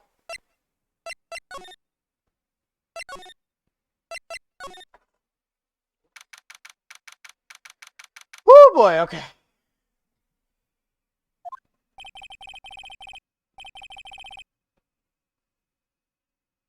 Okay. Cops are combining the place. They look pretty nervous. I'd be nervous too. It's got to be a tough job. Especially with someone giving you the evil eye the whole time. Mutter. How could I have done that? Wow, I can't believe it's still bothering him. Edgeworth. Ah! Hey, don't you dare run away. What do you want, Wright? What I want? If you came here to laugh at me, then get on with it. Go on, laugh away. I was ready to hug it out with him, but he's just the same prideful Edgeworth. We went back to the criminal affairs department, right? You said you wanted to look into something concerning Iris. Yes. And thanks to what I found, I was reminded of something terrible. You guys are putting on a lot of effort into the investigation of the garden area, huh? The high chances is the actual scene of the crime, that's why. You mean because of the writing in the blood and the talisman in the snow? Exactly. As you know, those things could have been planted here after the murder.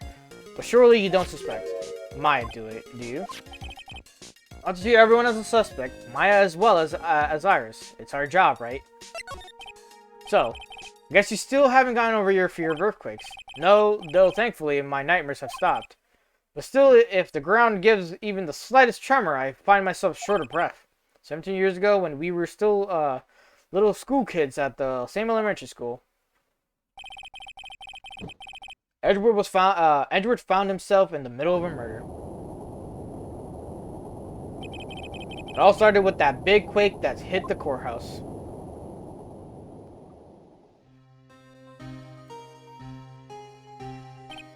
Yes, I was stuck in the elevator with my father, who was a defense attorney.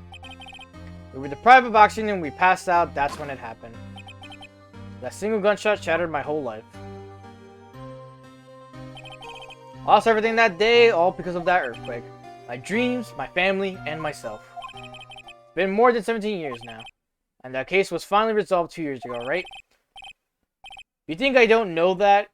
I was there, but it was such a shock. I never imagined I could be so wrong about myself and my life.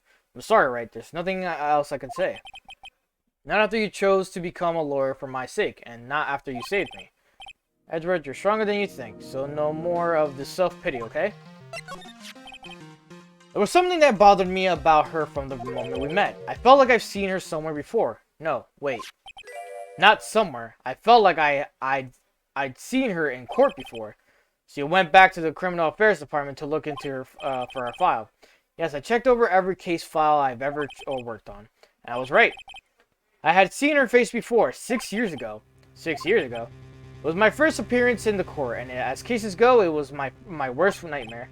So, who is she? I'm sorry, Wright. I can't give that information away to the public, to the member of the general public. What? Why not? It might be the crucial piece of the puzzle that solves this case. The woman I knew was the daughter of a jewelry store owner. She had nothing to do with Iris and Hazakura Temple. And neither did the case. No, that woman is completely unrelated to this murder. Unrelated? Yes, and I can say that with complete confidence. You're wrong, Edward. She's totally related to this case. I need to fill Edward in. I need to explain the connection between Iris and the woman Edward knew. Then this is where we now... Oh.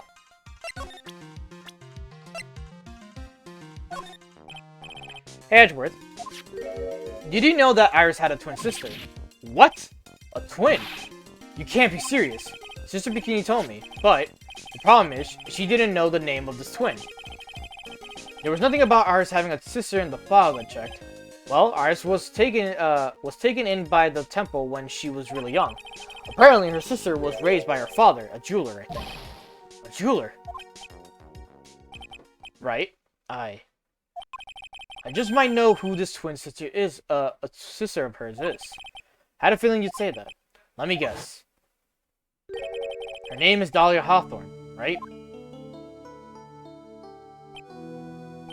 Yes, exactly. Please tell me what you know about her, Edward. Please.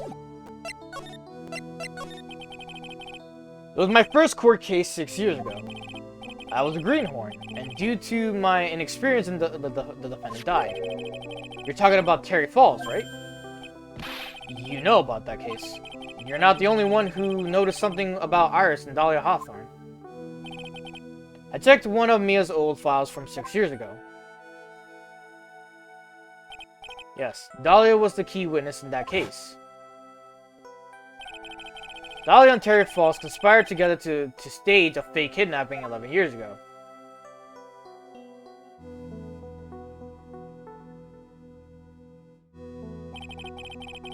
They stole a jewel worth $2 million from Dahlia's father, a jeweler.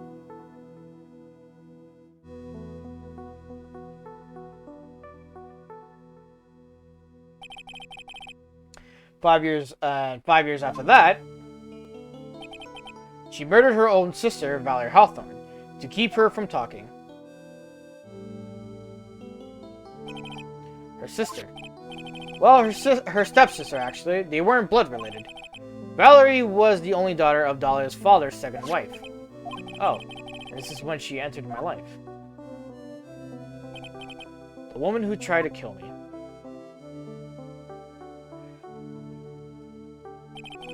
So after Terry Falls died, what happened to Dahlia? Did you check that out? Does it really matter? Like I said, Dahlia isn't connected with this case. Why are you so sure about that? It's simple. Dahlia Hawthorne is dead. What?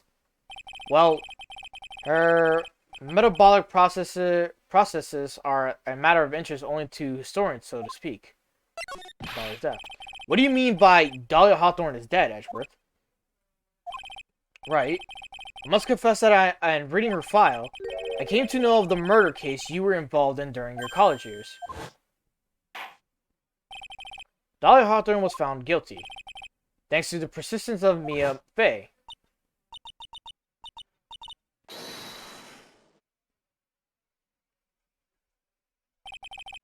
At At the time, Dahlia, it's like she was possessed by a demon or something. It's been almost 5 years since the guilty verdict was handed down, and her sentence was finally carried out. She was executed last month. Executed? I'm sure that's a bit of a shock for you, right? And the more reasons than one. But do you understand now? She can't possibly be connected with this case. She's dead and... oh my god, once someone is dead, we can't do anything about it. There's no way to revive the dead. I wonder. It seems you're not aware of one other connection yet, Edgeworth. And what is that? It's about Iris and Dahlia, Hawthorne's mother. What's their mother got to do with any of this? She's Morgan Fay, a spirit medium from the branch of from a branch family of the Korean channeling technique. Did you say Korean channeling technique? Do you know something about it? Oh yes, I know it's connected with the fraudulent spirit medium. Fraudulent? I was involved in another nightmare 17 years ago. I was caught up in the middle of a murder investigation. The police didn't have any leads. They were stumped and that's when they called her in. She was a very famous spirit medium and the master of her channeling school. But you know what happened. As a result of her efforts, an innocent man was accused of murder. She and her powers, they were all fraudulent. Edgeworth, go to the police records room. It's all in there. All you have to do is check the DL6 incident case file and you'll know. Of course, how could I forget? Edgeworth was the victim in that case. Edgeworth, you'll understand someday. And then, you'll see that the Korean channeling technique is real. Alright! Time to go to, Best Girl. I didn't realize I could just go straight to the thing. For fuck's sake, another dialogue fucking heavy thing. The cases are just gonna be actually fucking draining.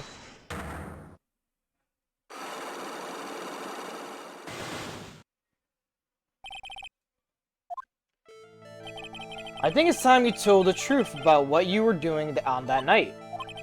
You said you were in your room at Hazakura Temple the entire time. Do you still claim that to be the truth?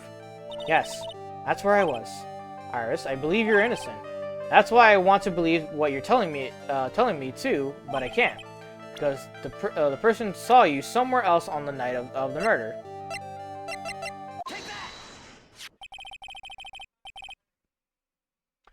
I'm talking about Sister Bikini, of course.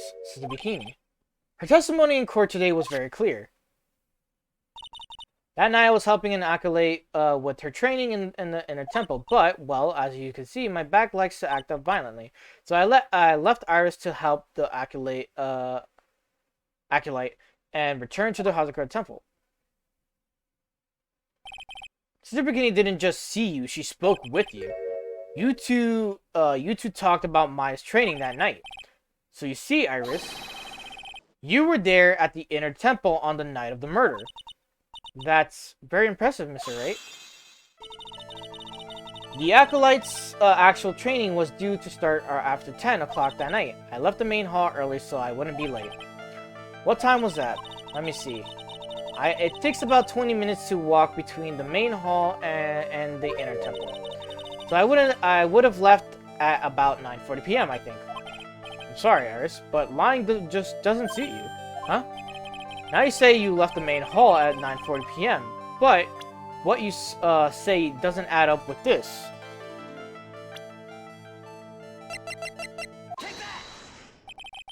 You yourself testified to the contrary, don't you remember? You said you rang the lights out bell at 10 o'clock that night. Plus, only moments before you rang that bell, you were seen at the main hall by the most reliable witness I have. Who's that? Me. Mr. Wright. We even spoke a little that evening. That's when you gave me this. Surely you haven't forgotten. No, that's right, I remember. And that brings us to another puzzle fact, Iris. At 10 o'clock on the night of the murder, you were seen in 2 different places at the same time. It's time you told me exactly what's been going on, Iris. So far, I've managed to prove 2 things. First, on the night of the incident, you were in the inner temple. Second, at the exact same time, you were at the ringing the bell at Hazakura Temple. There's only one possible explanation for the apparent impossibilities.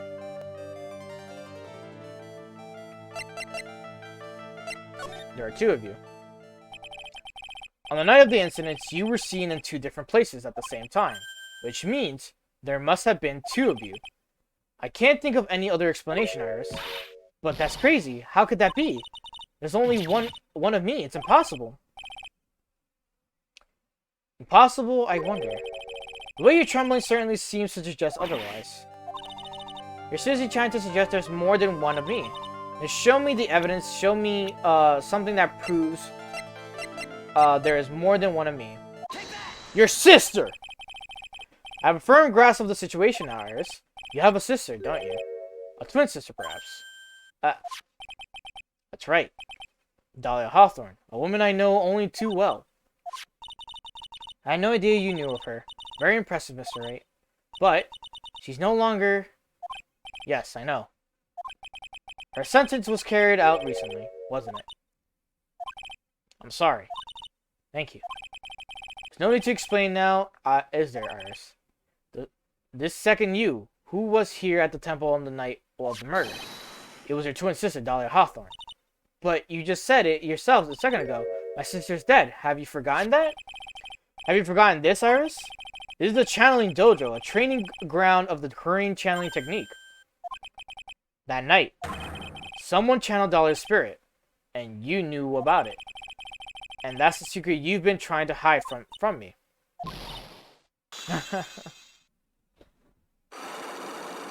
Oh, man.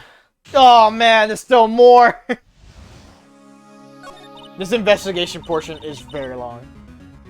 I was in my room in the main hall that night. As soon as I heard that I'd been spotted at the inner temple, I knew it was my sister, Dahlia, the other half of me who passed away last month, just as I suspected. The Iris, the sister Bikini saw at the inner temple on the night of the murder, it was Dahlia Hawthorne. Why didn't you tell me this before? Because my sister always does the right thing. Excuse me? And because I mustn't get in the way of what she's trying to do. I already betrayed her once before. I can't do it again. You betrayed her? What do you mean?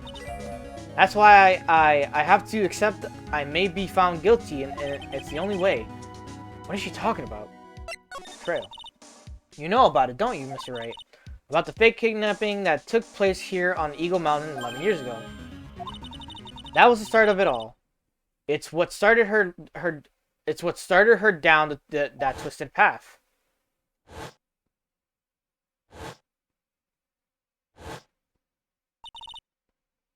She started to commit a crime after crime, and in the end, she lost her life. It's all because I betrayed her. How did you betray her, Iris? It was no coincidence that Eagle Mountain is where the exchange was to take place. After all, I helped plan the whole thing. What? But I got scared, so I ran away. What are you talking about? Why would you help her? Stealing $2 million from your own father, that's awful. But I promised that I'd help. And she didn't do it for the money. Huh? It was revenge on our father. Revenge? What do you mean by revenge? He was a hideous man. He threw our mother away and then sent her to hell. Our mother? She must be talking about Morgan Fay. Our mother was the eldest daughter of the main family of the main branch of the Fay family. The main family had a lot of influence in many business and political circles at the time.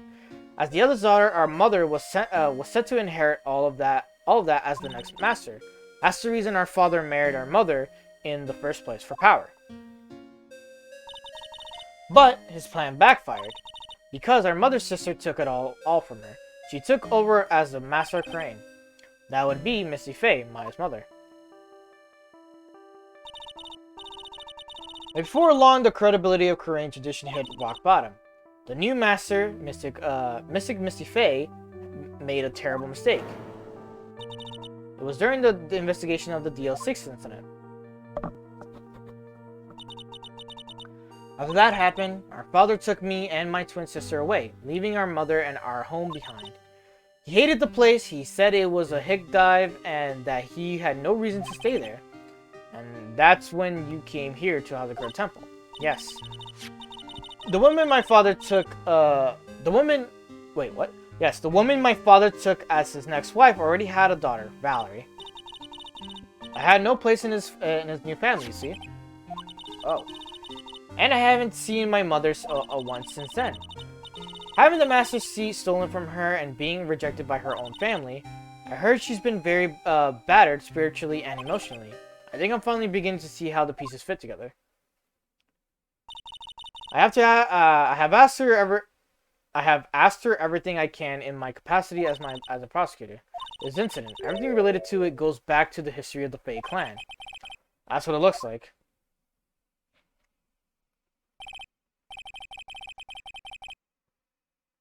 We got one more thing to do. Fuck. Alright, so there's just one more thing I want to tell you. What is it? During the incident in which your sister, Dahlia Hawthorne, poisoned a lawyer, she began a relationship with a certain college student in order to hide the evidence. That college student, have you heard anything about him? Well, I did hear one thing. She said she hated his guts. I see. Thank you for your help. You're welcome. Hurry up, Phoenix Wright. There's still much to investigate. Need these locks to me? I'll open them for you, I promise. Thank you. I suppose I better continue my investigation. So, one giant secret left to unlock. The child. Pearl Psylocks. Alright. Just get that, skadoo. She still should be at Heavenly Hell. Yep.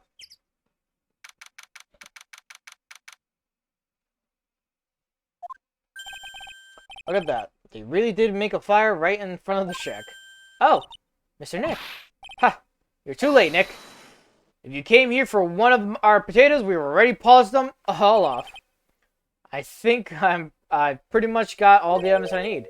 Now I just need to find out what Pearls is hiding. Oh my god.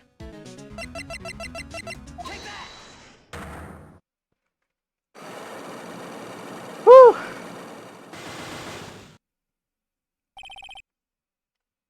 Okay. After dinner on the night of the murder, you were supposed to be in Elise's DMX room, reading a book together, correct? Yes, I was so happy when she invited me, but I didn't go in the end. You didn't go. No, there was something else I had to go instead. I was so worried I had to go. I didn't know what to do with myself. I was so nervous. The Pearls never went to the Mrs. DMX's fucking room because she was too worried about something or someone else. Pearls. On the night of the murder, you went to this place over here, right? Like over here? You went here, didn't you, Pearls? Looks like she's still not open up to me. This is where you went because you were so worried, right? Then the next question is, who or what were you so worried about?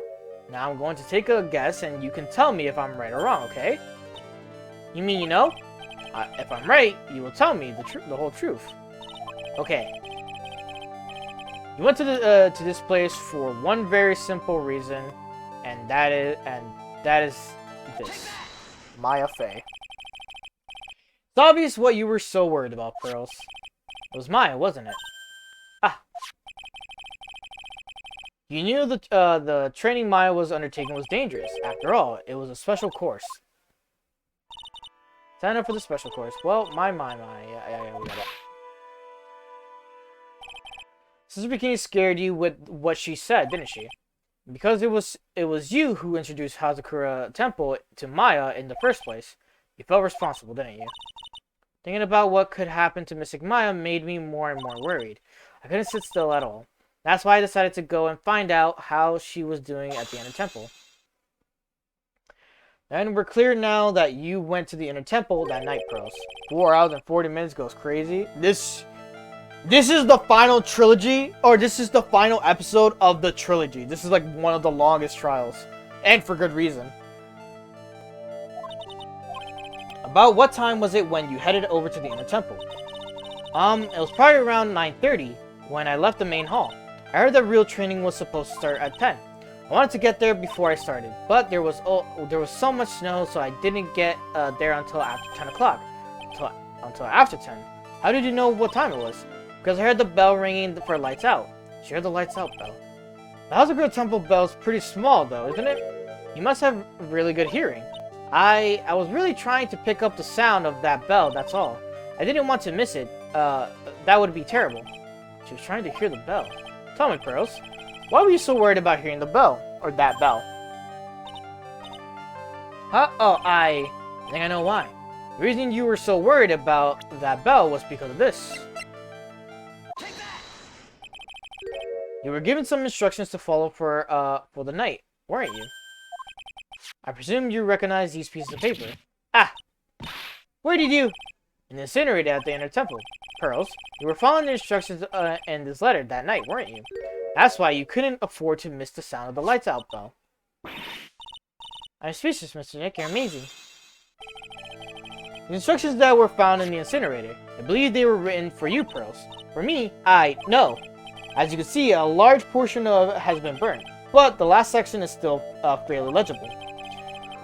As soon as you hear the lights out bell, you must channel her spirit.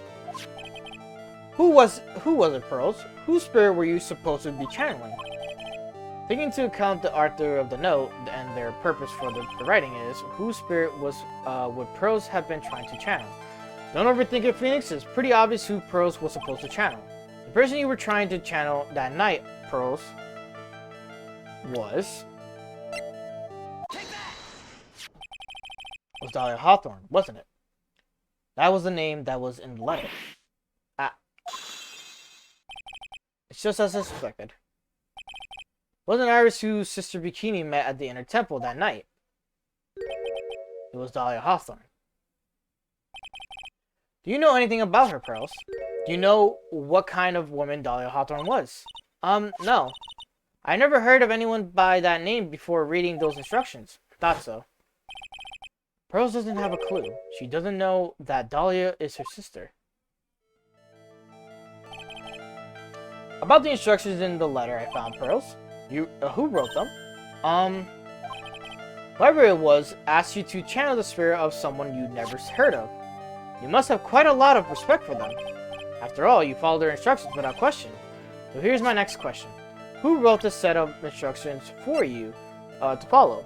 Missy Faye, or Morgan Faye. Pearls, I have to wonder about something. You didn't have any idea what these instructions meant, did you? Well, you followed them to the letter regardless. Why? Because it was your own mother who asked you. That's why. How did you? I figured it out. The person who wrote you this letter was your own mother, Morgan Faye.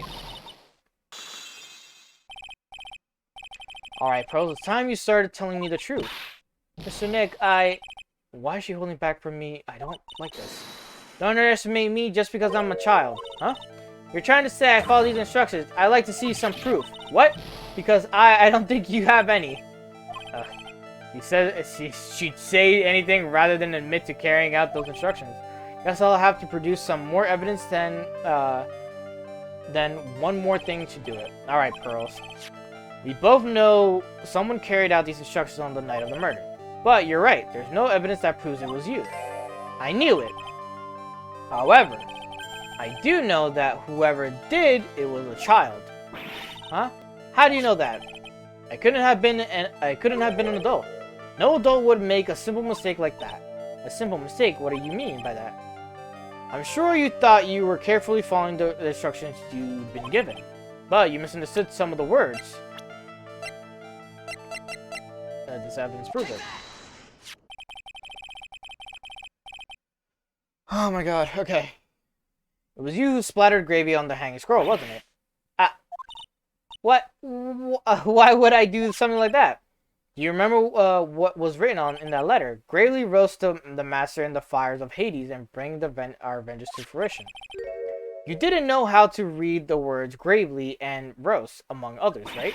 How do you know that? Remember the conversation you had with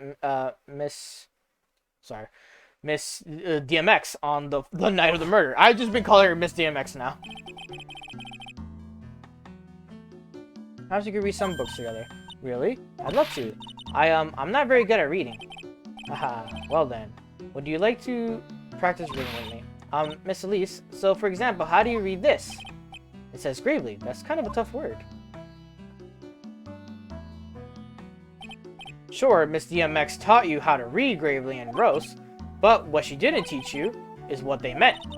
Gravely sounded like gravy to, gravely sounded like gravy to me, and the only roast I could think of was the food, and that's why you did it. That's why you covered the picture of the master in gravy from that night's pot roast. To be honest, I did think it was a bit strange. Guess I really did get the wrong idea. Just a tiny bit. I really am useless. I couldn't even burn the letter properly as my mother had asked me to. Such a simple thing I couldn't even do it right. Don't put yourself down, Pearls. We got 3 more things to do. My god. Alright. First one! Okay. Why is the Lost Powers on there? Oh, well, it's gonna come out actually. Okay, first one is this.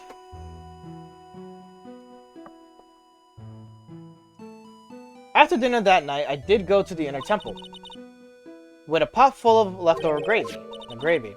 I saw the picture on the hanging scroll near the sacred cavern. I was sure it was the Master of Crane, like it said in the letter. I see, and then?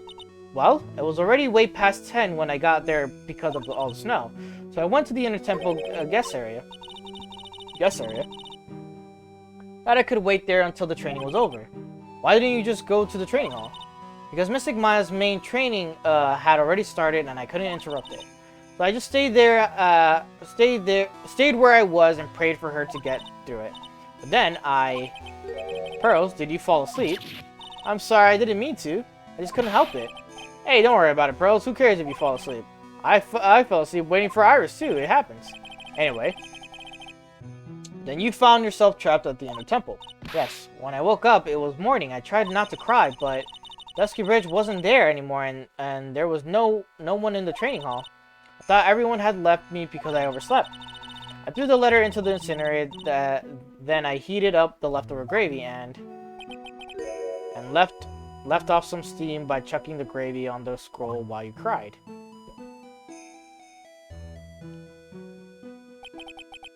Must have been pretty scary for you, Pearl. I know what it's like.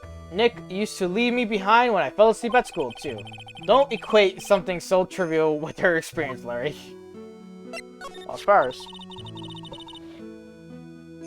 It was written right in my mother's letter.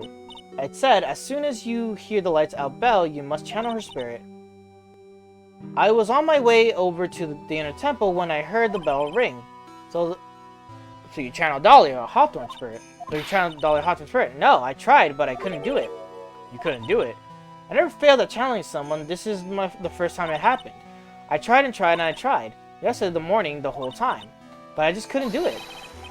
Don't let it get you down, Pearl. It'll all work out. If you want, I'll come flying through the sky for you. Whoosh, just like that. So she never managed to channel the spirit. Is that why you think your spiritual powers are gone? Yes, I don't know what to do. Isn't there any other explanation for why you couldn't channel a spirit? I suppose there's one other possibility. It's not very likely though. Could you please tell me what it is anyway? It could happen if someone else was already channeling the same spirit. Someone else? What do you mean? Well, there's only one of each one of each spirit, right? Yep. It's like dating a girl, Nick. You can't see a hot chick if she's already taken. And that would mean on the night of the murder, someone else channeled her spirit before Pearls could. Someone else channeled the spirit of Dahlia Hawthorne. I'm a failure. I couldn't even grant my mother's final wish. Her final wish? Yes, this letter. This is my last wish, she said. So make sure you follow the instructions carefully. This letter. I definitely need to find out more about it. My mother has gone to a place called the Penitentiary. Yeah, I know, Pearls. I visit her every month. And last month, she told me, "The time we've been waiting for has come, Pearl. There's something I need you to do for me. I hid a letter for you at our home before they brought me here. I want you to read it and do exactly what it says. It's for the good of the Fave clan, my angel. You'll be doing a great thing. Now listen carefully and I'll tell you where the letter's hidden." God. Thing is with Pearl is that she's very innocent. She doesn't know what she's doing. And it's like really sad that she's like being manipulated mostly by her mother. "My mother's always nice to me. I love her very much." Yeah, moms will do anything for their kids, right? Said it was for the good of the Fake clan, so I knew I had to help her. I mean, Mystic Maya's part of the Fake clan, so I had to be good for her too. That's right, isn't it, Nick? I guess so, yeah. There was a picture with her letter too. A picture of Miss Dahlia Hawthorne. Usually a picture is enough to channel someone's spirit, but this time, pretty weird, huh? Like Larry knows anything about that stuff. There's something else that was strange about my mother's letter. The seal on it was broken, as if someone had already opened it once before. It sure is pretty strange. Someone had opened it already. Burnt letter updated to the court record. Thanks, Pearls. You really helped me out. You're very welcome. My mother's watching over us. I'm sure Mystic Maya will be alright. Look at that innocent smile on her face. What am I supposed to say to her? Ha! Oh, God. Finally figured it out, have you, Trey? You finally realized how terrible of a crime being painfully obvious is. Godot. The entrance to the sacred cavern looks like a freaking puzzle workshop. Guess he's talking about Iris and the lock-breaking effort. But it's all a waste of time. Why do you say that? Because Maya Fey isn't coming back. What? You don't know what you're talking about. How can you say something like that? It was your job to protect her, Trey. Just like it was your job to protect Mia Fey. Two sisters caught up in the worst circumstances. I realized that, and you were the only one who was there by their side. You were the only one who could have saved them. But I didn't know anything about what was going on. Ha. What did I just say, Trey? Being oblivious is a heinous crime in and of itself. Tomorrow, we'll settle everything in court tomorrow. Once and for all. Mr. Nick, is what that man just said true? It'll be alright, Pearls. I'm sure Maya's alive. You'll see for yourself tomorrow. Yeah, that's right. I know I could trust you, Mr. Nick. Ooh, boy. My dear Pearl. You've done so well, my child, my Pearl. It's better that you don't know what you've done. I knew this day would come for you. The blood of the main family is no more. Now, finally, after all this time, the Master Seat is yours. My last great wish, it seems I was just in time.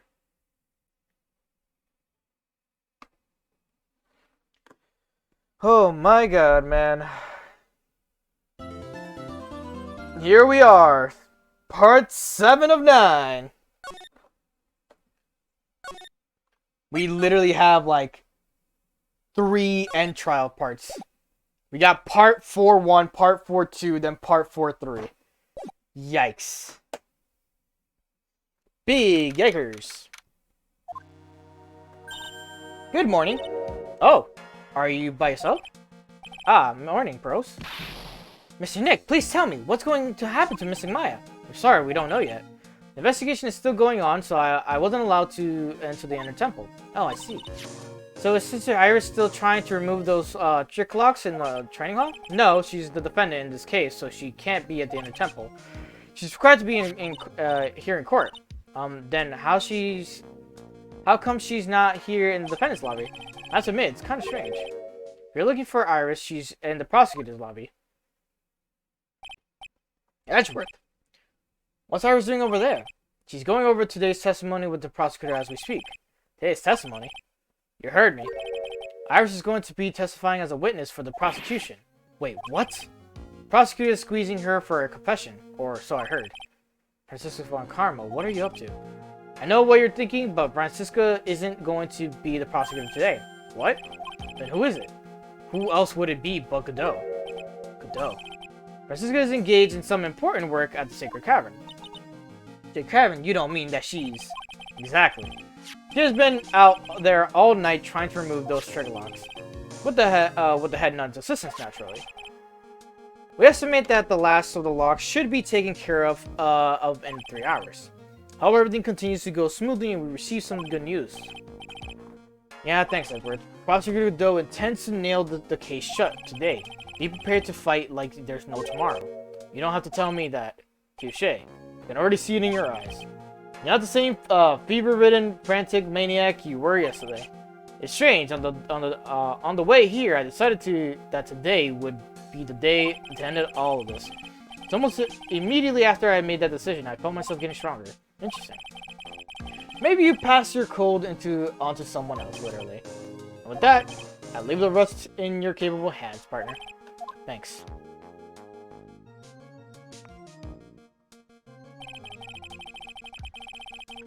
Still don't have answers for the most riddles plaguing this case. The circumstances around the murder of Miss Elise DMX. No, I mean Miss Misty Faye. The impossible flight Larry claims to have seen. And what that woman is really after. Solve them all and bring this whole tragedy to an end.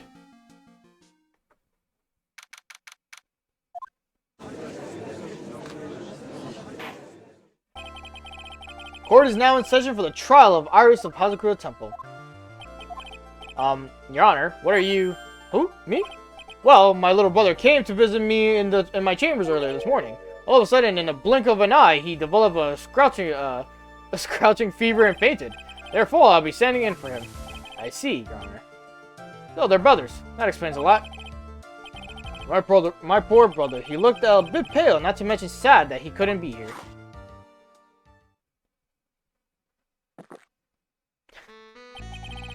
Hit the sacks! It's impossible to predict what the future has in store for any of us. It is precisely why people feel the need to judge the past. We of the court have been charged with the solemn duty of passing such judgment. Well said, Mr. Godot. I understood exactly what you said, at least up until the end, anyway. Now then, Mr. Godot, please proceed with your opening statement. Humans are fragile, fickle beings. Our hearts change with the shifting of the tides. There's only one thing that remains a constant in this crazy world. The bitter darkness that lies at the bottom of the mug. So then you mean, forget it. What do you mean? During this trial, the accused refused to admit her role in the crime, but today she has had a change of heart. Sister Iris of Hazakura Temple has a confession to make. Confession, defendant? Iris, why didn't she discuss this with me first? Very well. This court will now hear the defendant's confession. Upon meeting a beautiful lady, always ask for her name and profession. That's one of my rules. My name is Iris. I am but a simple nun undergoing training at the Hazakura Temple. Witness, is there something that you want to confess to? Yes. But first, I want to apologize to Mr. Wright. I can't continue lying to everyone anymore. It's alright, what is it? Mr. Wright, I have to admit that I did play a part in this terrible incident. Are you actually confessing? Are you saying that you were the one who murdered Miss Elise DMX? No, I'm not, Your Honor. But I dealt with the cover-up after the murder took place. After her spirit left, I took the lifeless shell of Mystic Elise and carried it to the Hazakura Temple courtyard where I discarded it. Order the court, order! Witness, are you saying you were an accomplice to the murder? Yes, that's correct. What? 3 minutes in the court and I'm already covered in cold sweat. Everyone on the planet is an accomplice to something. This happens to be that in this case, it's to murder. Isn't that right, Mr. Trait? Godot. So, this is the confession they were conferring, then. Pains me to say this, But it looks like Iris' testimony was all a lie. Now then, little lady, if you don't mind, I've got a question for you. Whose crime were you trying to cover up by your actions? Iris was covering for someone. Now I'm definitely up to the creek without a paddle or a life jacket. Been at Hazakura Temple ever since I was a little girl. Hazakura Temple is run by one of the branch families of the Korean tradition. One of our missions is to protect the main family. I'm sorry, but main family? Yes, and that's why I wouldn't dirty myself if need be to protect her. The daughter of the master of the Korean channeling technique, Mystic Maya Fey. Huh?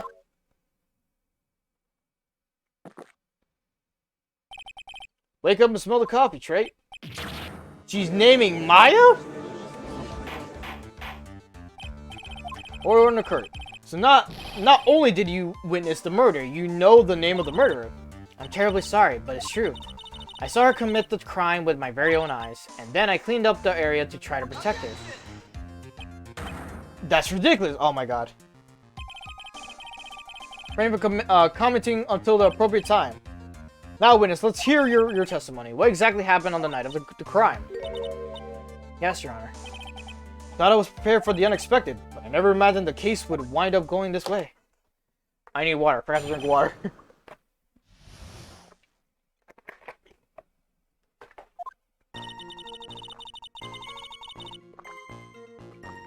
Okay. Went to the inner temple that night and I saw it all happen in the garden. Saw Mystic Elise strike Mystic Maya with her staff. While Mystic Maya was still stumbling, Mystic Elise moved in to deliver a fatal strike. Mystic Maya tried desperately to defend herself and stole the weapon. It was only in self-defense. You can't blame her for it. So, it was self-defense. Yes, Mystic Elise was the one who attacked first. That's why I tried my best to protect Mystic Maya. You moved the victim's body to the temple so that Maya wouldn't be suspected. Isn't that right? Not bad. You've got the instincts of a true criminal. Something's not quite right. I'm sure it was established yesterday that Iris never went to the inner temple that night, and that the person who did go was that woman. Iris even admitted it. Now then, Mr. Wright, please proceed with your cross-examination.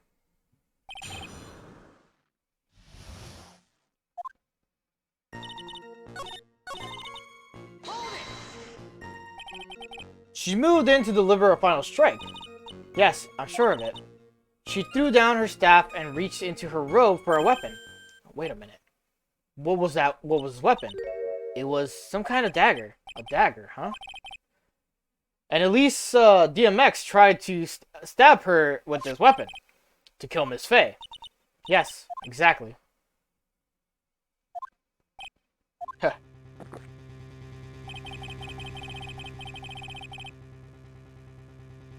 You look like I did. You look like I did after I mistakenly took a swig of a Worcestershire sauce. You have a problem with the testimony we're hearing from your client, lawyer boy. Do I have a problem with our testimony? There is one thing. Your Honor, I have a small problem with the testimony. Yes, you do.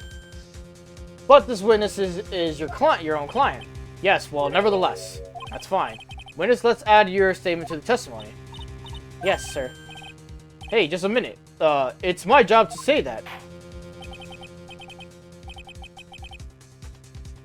Listen, Grams, I won't say it again. Final judgment will be rendered by me. Now, let's continue.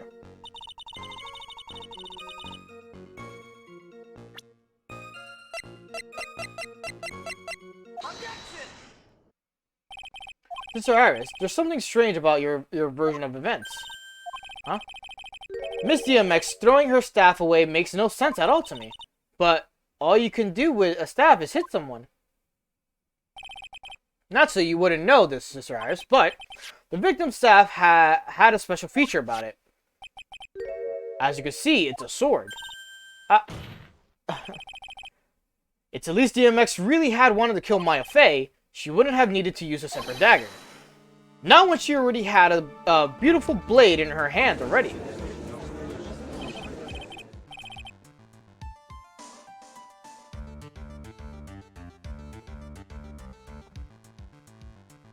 Well, Sister what do you have to say?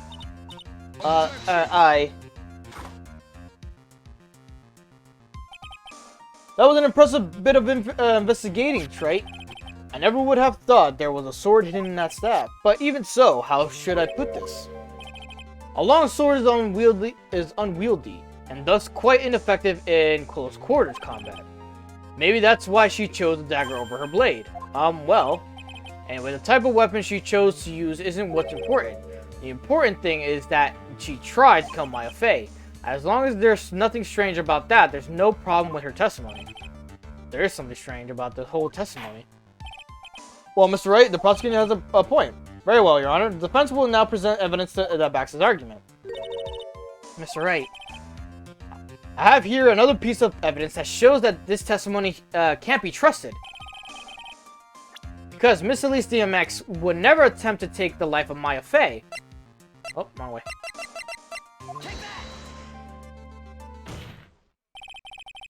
Elise DMX would never have attacked Maya Fey. How could you be so sure? Because the victim's real name was not Elise DMX. Her real name was Misty Fey. Fey? No, not Misty Fey. Who is this Misty Fey? Is she related to? Misty Fey is the master of the Korean channeling technique. She is also the mother of Maya Fey.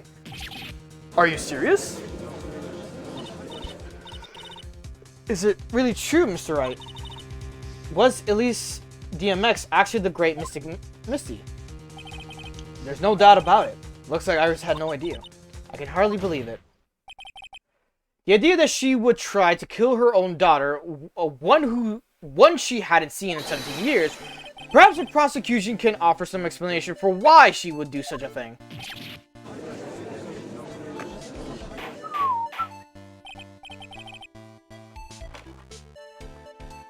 Order in the court. Upon first hearing the witness testimony, it seemed natural enough. Although, in light of some facts that have just been presented, one, that the victim supposedly threw away a sword during a fight, and two, the two people battling into the death were mother and daughter, despite the facts being believable when taken on their own. When taken together, the entire story seems difficult to believe. Listen, there's nothing in this world that is impossible. Except for one little thing. Yes, what is the one little possible thing? Ha, you still don't get it. Ba, ba, ba, ba. Think maybe my beans are under roasted, but you have no idea, Gramps. Could you get to your point? I heard this witness confession this morning. Just as I had taken the first sip of my 8th cup of morning coffee. You want to ruin your health, my friend? Anyway, after hearing that woman's confession, I had a detective who loves to investigate sent to the scene of the crime, and he discovered this as well. Got the dagger the witness testified to seeing, obviously. Your Honor, but do you not notice something else? Now that you mention it, if you look closely, there appears to be blood on it. Where did you find that?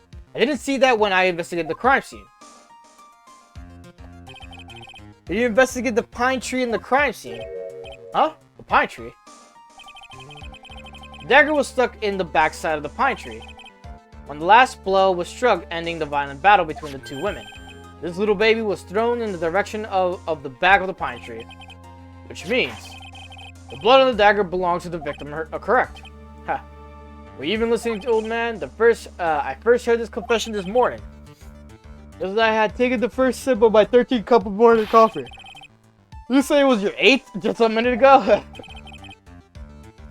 I didn't have enough time to get a blood analyzed on such short notice.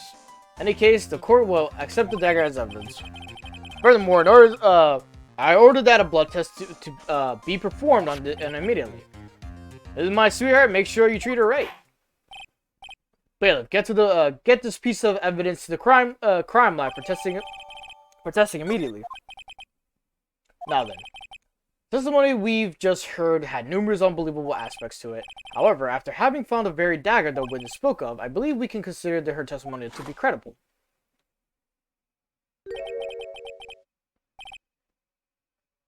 There you go, sorry.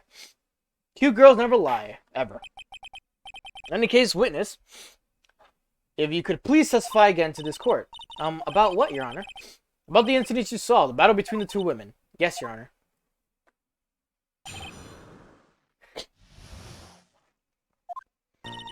Mystic Maya stumbled briefly after being hit over the head with the staff, but then she dodged Mystic Elise's next attack and stole her weapon.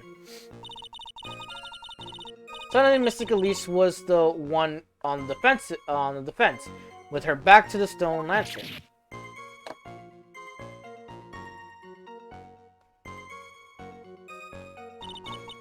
That's when Mystic Maya stabbed Mystic Elise. Mystic Elise managed to fling the knife away, but then she collapsed. That was a very heartbreaking story. I don't know if there were any bad feelings between them, but it had been 17 years since Missy's disappearance. Perhaps they simply didn't recognize each other anymore. That seems reasonable. Now then, Mr. Wright, proceed with your cross-examination.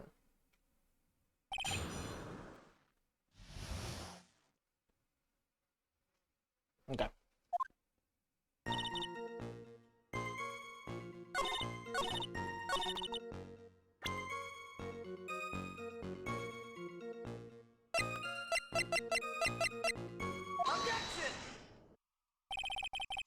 Something about you just isn't right today, Iris. Huh? Until now, I didn't think you were the type to make such a careless mistake. However, the testimony you just gave contains quite a few contradictions. What do you mean? What's so wrong about my testimony? According to you,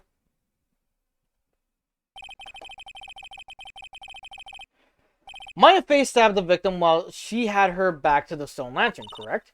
Yes, that's right. But in that case, the victim would have been stabbed in the stomach, right? Yes, I think so.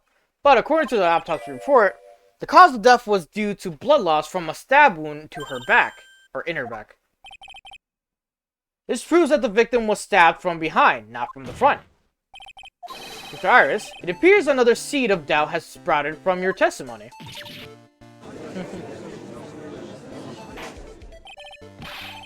What is the meaning of this, Mr. Wright? Simple. People are like books. We've all got our front and back. You get my drift? That's all you have to say. I can also say the darkness loves to play with the human mind. Could you please knock it off with the cheesy proverbs and illogical metaphors already? The point is, too much of the testimony just doesn't make sense. Throwing away a useful staff, the people fighting being mother and daughter, and now she falsely claims that the victim was stabbed in the stomach. There certainly are some inconsistencies. Well, Iris, how about it? Well, if you ask me, you're just being too naive about the whole thing. What do you mean?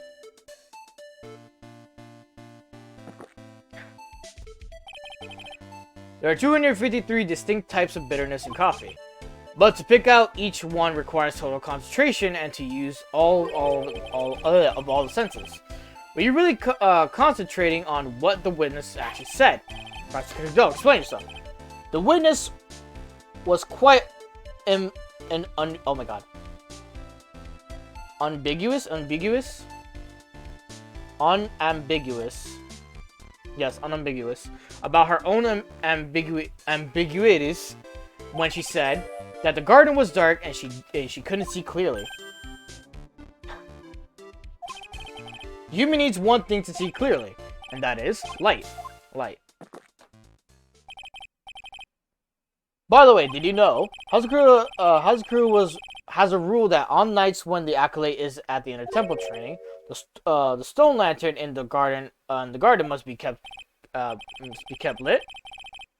I wonder what that stone lantern was there for. Well, that's true. Shouldn't the witness have been able to see the crime more clearly? Normally, yes. Your Honor. But according to the head nun, Sister Bikini, on the night of the crime, it was impossible to light the stone lantern. Impossible. It hadn't been used in a long time, and the wick was no good. In other words, it had to have been nearly pitch black in the garden that night. There could have been a faint light coming from the training hall, but that's all. Most enlightening. Yes, the illuminating fact has chased all the contradictions away. If the staff was dropped, it would be difficult to see. It also explains why they didn't recognize each other. We can't see the demons that lurk in the night. That's why humans are weak. Isn't that right, Wright? No!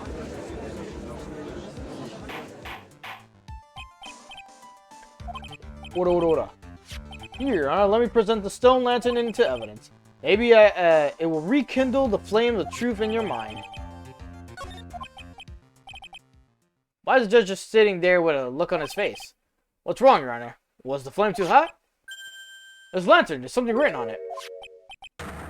Why, it's written in blood! Oh boy. So the judge didn't know about that yet. Written in blood? It says Maya upside down! What the? Oh yes, that's right. After being cornered and stabbed by Mystic Maya, Mystic Elise didn't fall down right away. She must have been writing that on the stone lantern behind her, with the blood that was draining out of her body.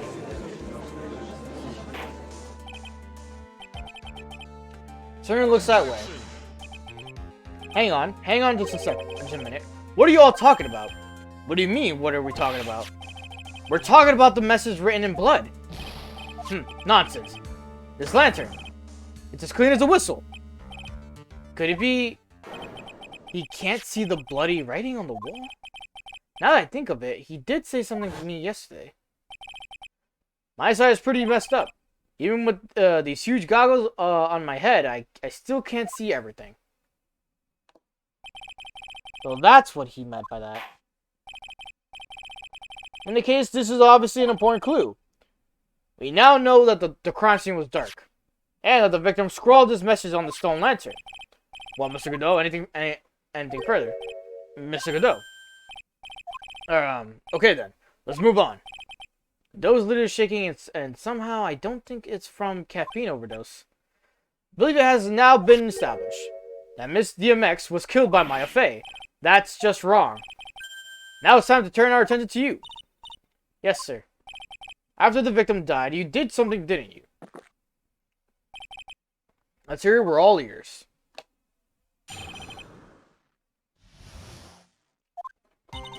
After Mystic Elise died, I called out to Mystic Maya. I thought it was my duty to protect the future master of the Korean tradition. So I removed the body from the inner temple by myself. I dragged it behind me all the way across Dusky Bridge. Then I used the snowmobile to carry it back to Hazakura Temple, and I used the Shinshido to alter the way the wound looked. So you moved the body. Yes. I was raised at the Hazakura Temple. I owed a great deal of thanks to the Fae clan, but even so, I never imagined that at least DMX was actually Miss Fae. I've committed a terrible sin. Terrible trick of fate. Believe you're looking for a twist of fate, Your Honor. I intended to return to the inner temple after taking care of the body, but you were spotted by the head nun, correct? Yes, and that's why I couldn't go back. Your story makes sense, I suppose. That's right, go ahead with your cross-examination. Yes, Your Honor.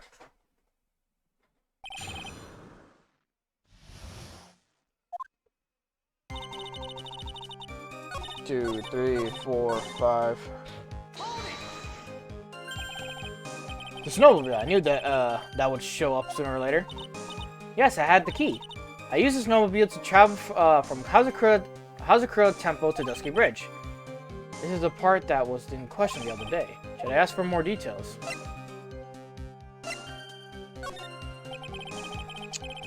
If you really did move her from her body from my snowmobile, then there should be tracks left in the snow, right?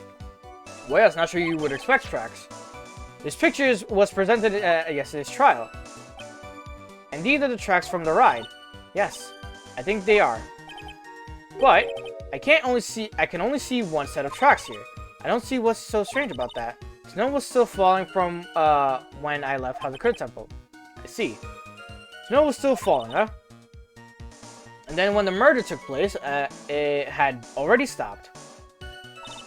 That's why there are such fresh-looking tracks. How about it, Mr. Wright? What do you think about this testimony? It's very important. When the murder took place, the snow had already stopped. It doesn't make sense if you stack it up against the other evidence. Your Honor, I like the statement Iris just made added to the testimony. But does it have something to do with this case? It will be made clear if you allow her statement to be added to the record. Ha! It should be fun. Let's get the snow business cleared up, shall we? Yes, sir.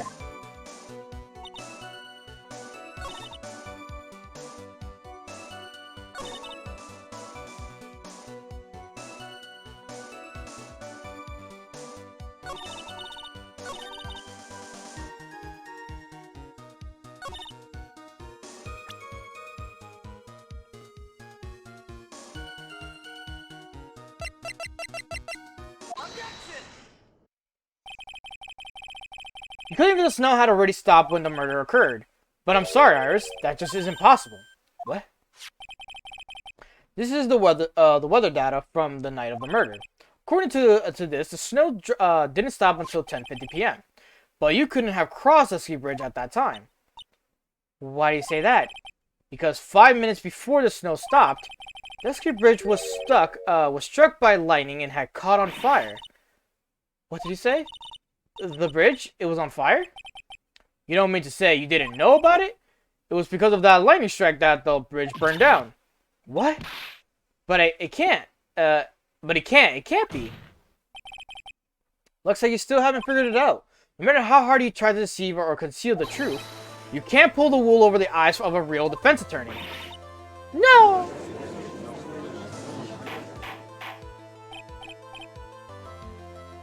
Oh my god, we're getting to this dumb fucking sketch.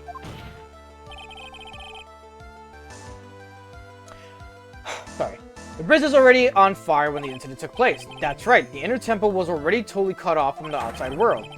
There's no way you could have crossed a bridge, body or no body. Witness, even my patience has its limits. Any further lying and I will find you in contempt of court. Do you have anything to say for yourself?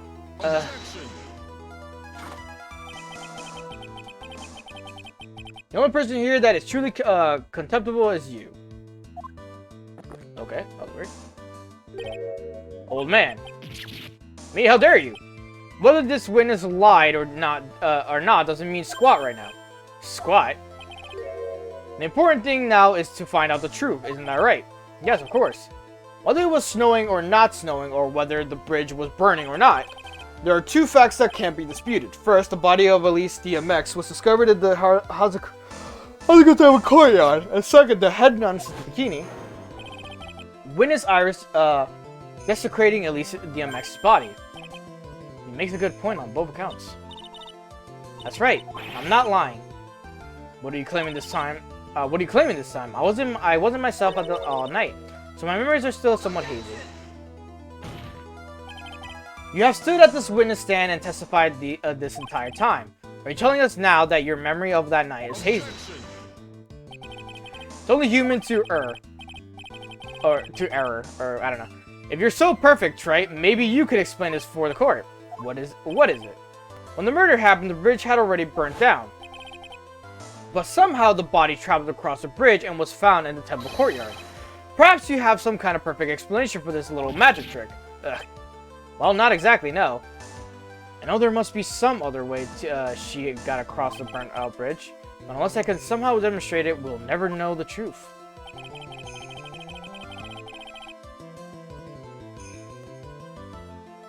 Okay. Looks like the defense is not prepared to offer the suitable explanation.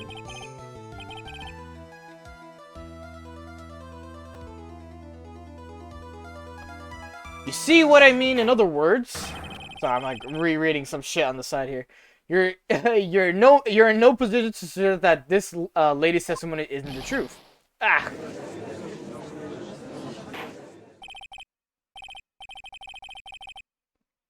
Pomo party? My god. I'm still going on about this. You guys could go ahead and play. Alright then, witness, let's hear your testimony once more. About what, Your Honor? You've admitted that you moved the victim's body. Nevertheless, your prior testimony contained a rather large consistency. Jesus! That shit's so loud in my ears. Thank you for the resubscriptions, though. I appreciate you guys. Nevertheless, your prior testimony contained a rather large inconsistency. Please add an explanation for your testimony. Yes, Your Honor. Will this be her final testimony?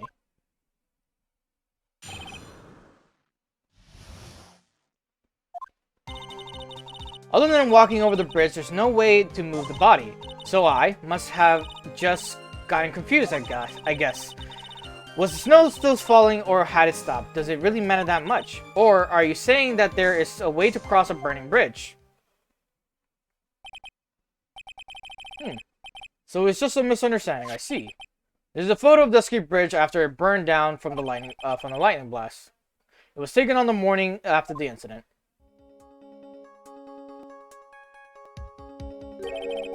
Certainly was burned to a crisp, and one of the suspension wires has even snapped. It's amazing the whole bridge didn't fall.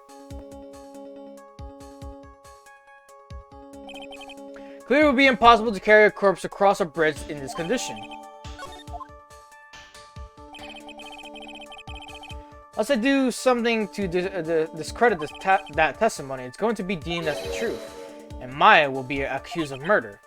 Right, I'm only going to say this one more time. It's only human to err. And only humans can spot the errors of our ways. The more sense he makes, the less sense he makes.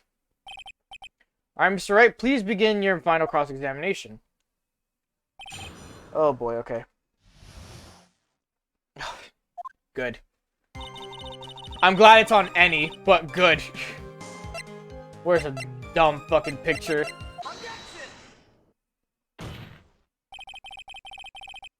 Dead body flying over burning bridge. I wouldn't exactly rule out the possibility. What? Ha! You're saying it's impossible. Don't make me laugh. It's the only thing that's possible about your claim is that it's been pulled out of thin air. I don't know about that. In any case, we have a witness who did see it happen. Preposterous. Who is it? Who is the witness? I can't chicken out here. I gotta keep on the attack and go.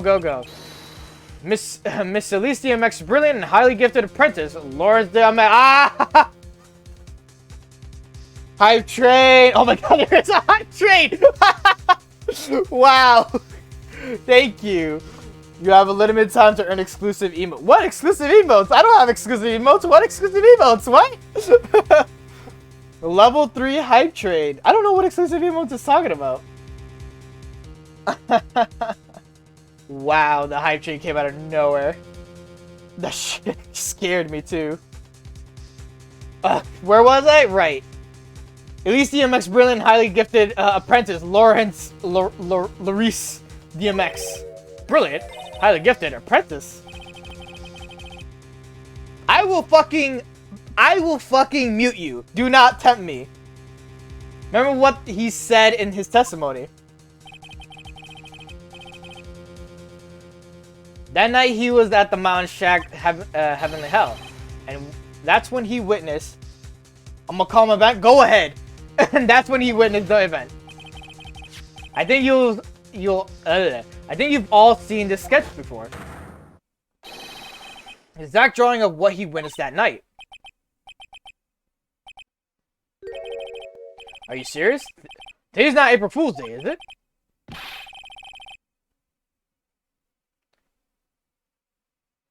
I can't stream Pummel Party. It'll just keep lagging. Seriously claiming the victim flew through the air. And you're using this pathetic scribble to support your argument. I will fucking... time you out. Shush. Oh, the judge looks like he's about to blow a gasket. Ha. Well, Trey, there's nowhere for you to hide now. Other than looking like it was drawn by a 6-year-old, does this sketch prove anything? Yes, I'm pretty sure it does, and I'm going to prove it. Listen, I know your tricks. You're trying to turn this whole thing upside down. You're so eager to turn this case upside down. Why not try this with the sketch? Upside down. Why did the good Dale say that? Alright then, let's hear the defense theory. What exactly is this sketch trying to show? I don't know, I don't think old Whiskerface is going to forgive any more mistakes. Alright, Phoenix, look carefully and think it over. The sketch drawn by Lawrence DMX is a complete contradiction. Something is obviously funny about the sketch. I'm no art critic, but even I can see that. No, that's not what I mean, Your Honor. Lawrence DMX stated it over and over, that this sketch was exactly as he saw it. However, if we're to believe his testimony, this sketch contradicts reality, and we know it. It contradicts reality. Ha! This is getting interesting. Looks like looks like you're back to that finger pointing thing again. Page right. So what exactly contradicts?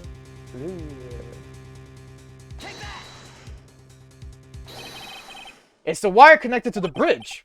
The wire. That thing that contradicts reality.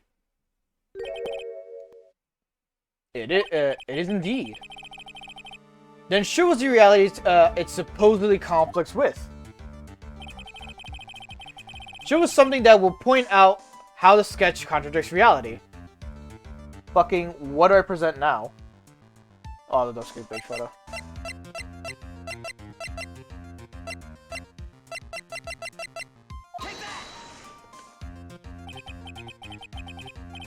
That's the photo of Dusky Bridge, correct? Yes, now compare the sketch and the photo for a minute. In the sketch, the wires appear to be above the guard wires. But on the actual Dusky Bridge, jumping Jehoshaphat, the wires are below the guard wires. What? Hold on. The sketch is somewhat different than what depicted in this photo. However, isn't it likely that the artist just saw it wrong? Or perhaps he just drew it wrong? Either way, it sounds like you're just wrong. With someone like Larice, I admit a mistake is a definite possibility. But then that begs the question. Why did he make a mistake, and what was the reason? Are you saying you know the answer to that? Listen, think back, alright? Remember what Larice was doing when he witnessed this event? He was in Heavenly Hall waiting for a lover that was never going to come. He waited and waited, and finally he laid down. But then, lightning shoots from the sky and sets a bridge aflame.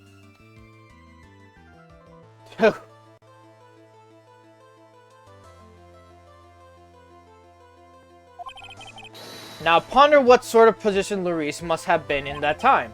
He was lying on his back, which is why he remembered the scene that way he did. He was lying on his back. I can see how it relates. But it does. I can't see how it relates, but it does, Your Honor. That is the reason why the wires in the sketch go up instead of down. Ah. No way. Larice DMX witnessed the event while he was lying on his back face up. In other words, the scene that he saw was actually upside down.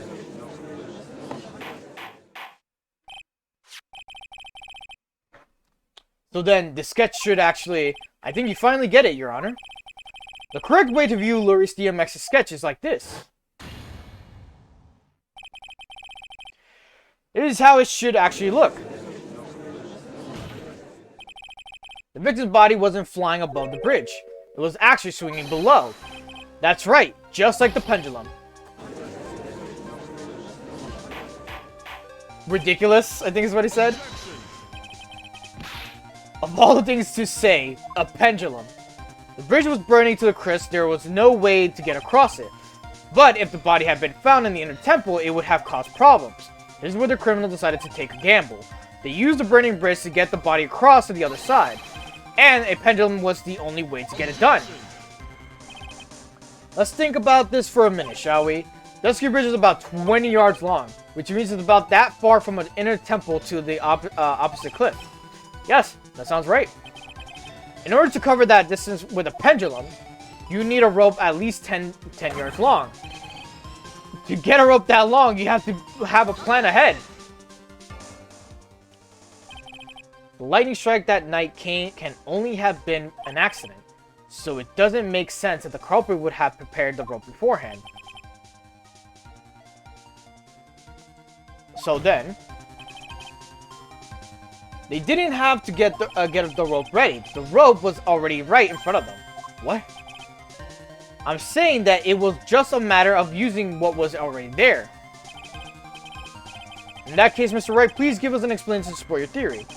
What makes you think the criminal had a rope on the hand to create a pendulum? Not fuck! Wrong photo. Skip, skip, skip, skip, skip. Keep going, skip, skip. Yep, keep going, yep, yep. I messed it up. That's not the photo. Yep, okay, go. Keep going, no, keep going. Thank you, thank you. So many photos. And the meaning of this is, you want to know where the rope came from. It's hanging right there in front of your glorious beard. Ah, this is one of the wires from the bridge. When the lightning struck the bridge and set it on fire, one of the suspension wires came loose from its anchors. The criminal didn't have any time to waste. So they tried the wire around Elisa DMX's body. Fucking swung it across.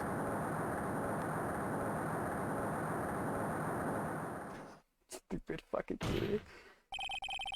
This is the only stupidest part of this whole trial. Because there was simply no other way to move the body.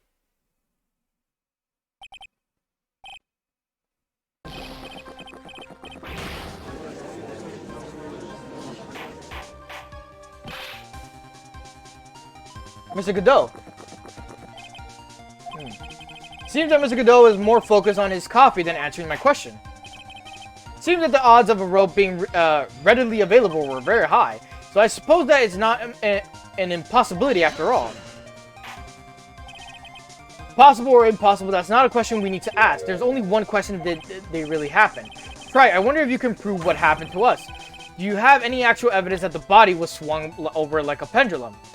Well, if you look at the autopsy report, my guy, you would have a better understanding.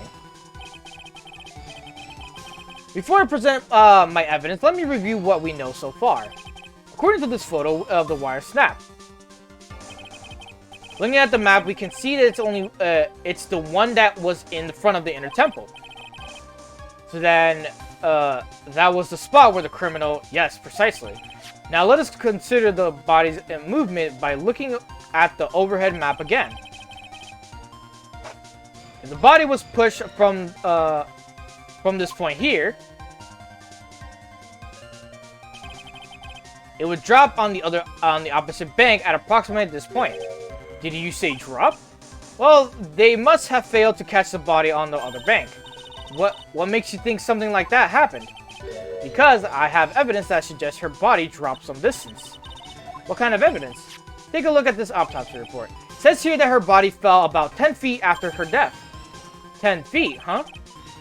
That's most likely the height difference between the two sides. The body overswung due to the forward momentum, but then came loose and fell about 10 feet. And then, as a result of the landing impact, the crystal sphere was knocked over. That's... Yes, the bloodstained amethyst crystal.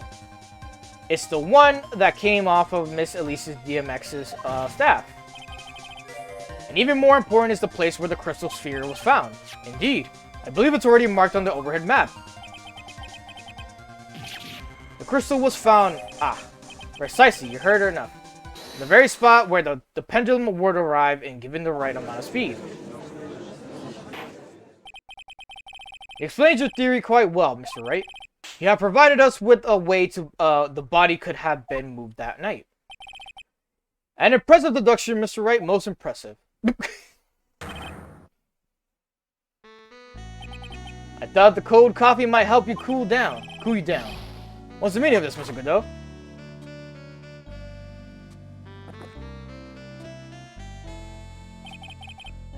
That was a dark and bitter guess that you made, Wright. But you forgot about one thing. Oh, and what would that be? The aroma. Huh? The coffee's most reliable accomplice is its deep and profound aroma. The rest of the court doesn't speak Coffinese. Can you elaborate a bit more? If the criminal had sent the body to the other side, like you say, then naturally there must have been an accomplice lying in wait to catch it. Accomplice. Criminal wasn't able to cross the Dusky Bridge, so who collected the body? What do you have to say about that, Wright? Mr. Go is correct. This can't be the work of a single person. Fuck.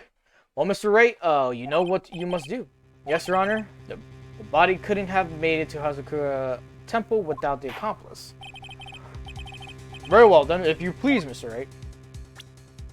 Who was the person that received the body on the Hazakura Temple side?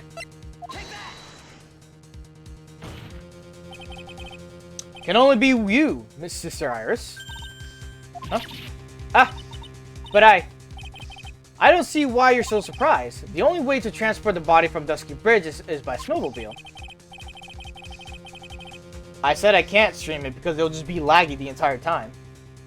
With her bad back, Sister Bikini could never pick up the body like that. You're the only one that could have managed it. Plus, if anything, they're probably already playing by now, so it's like, it's already too late. By the time I finish this, it's probably gonna be like 1. Trey, were you even listening to the witness's testimony?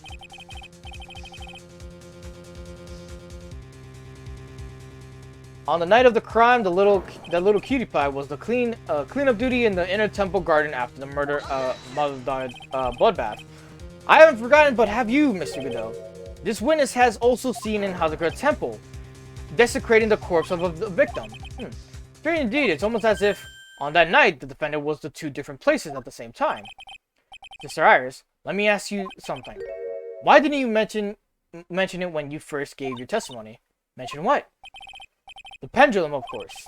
Using the sketch drawn by an eyewitness, I have established how the body was moving using the burnt-out bridge, which means it's now a fact that this occurred, something you should have already known. No, I had no idea. I didn't know anything about a pendulum. But the body couldn't have been passed along to the other side without your help. So, you should have known about it. In fact, it'd be impossible for you to be clueless about this whole thing.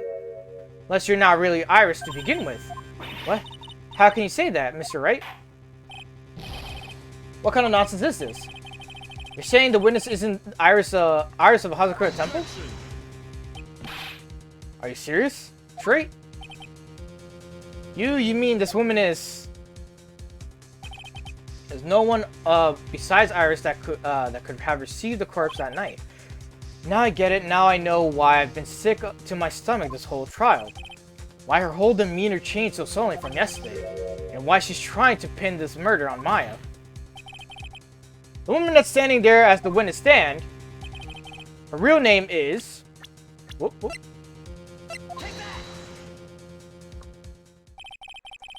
Never thought I'd have to utter your name again, let alone see you. It's been a long time. Dahlia Hawthorne. Hawthorne. Sister Iris has had a twin sister. And you're looking at her, Miss Dahlia Hawthorne. That name rings some bells, distant bells, but bells nonetheless. Ha! Just your imagination, Gramps. The file contains all the relevant data about Dahlia Hawthorne.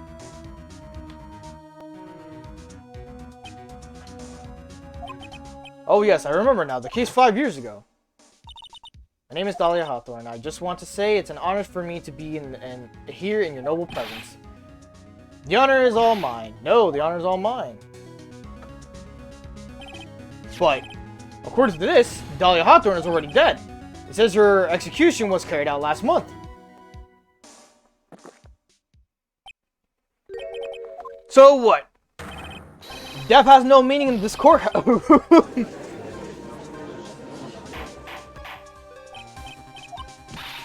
Wait a moment, how can you... My sister, she's already dead.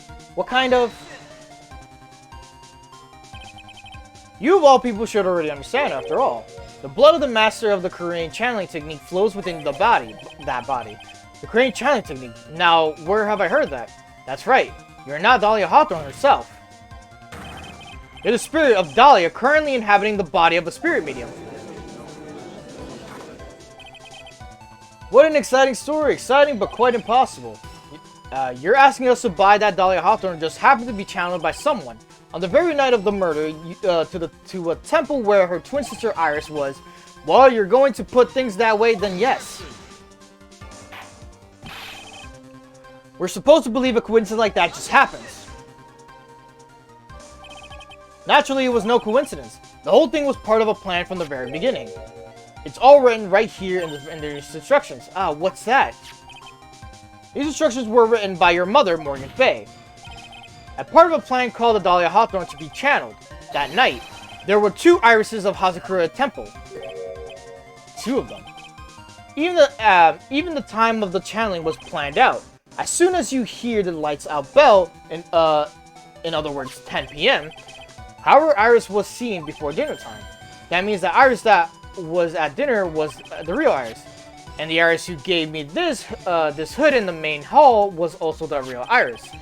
Meaning that this Iris Sister Bikini saw at the inner temple was someone else dressed as her, namely one Dahlia Hawthorne. Do you even know what you're saying, Wright? This whole channeling the spirit of Dahlia Hawthorne business. Yes, it's true that we found the plans to talk about it. However, there's one thing that's perfectly clear. The witness currently standing in the witness stand is the real Iris. What?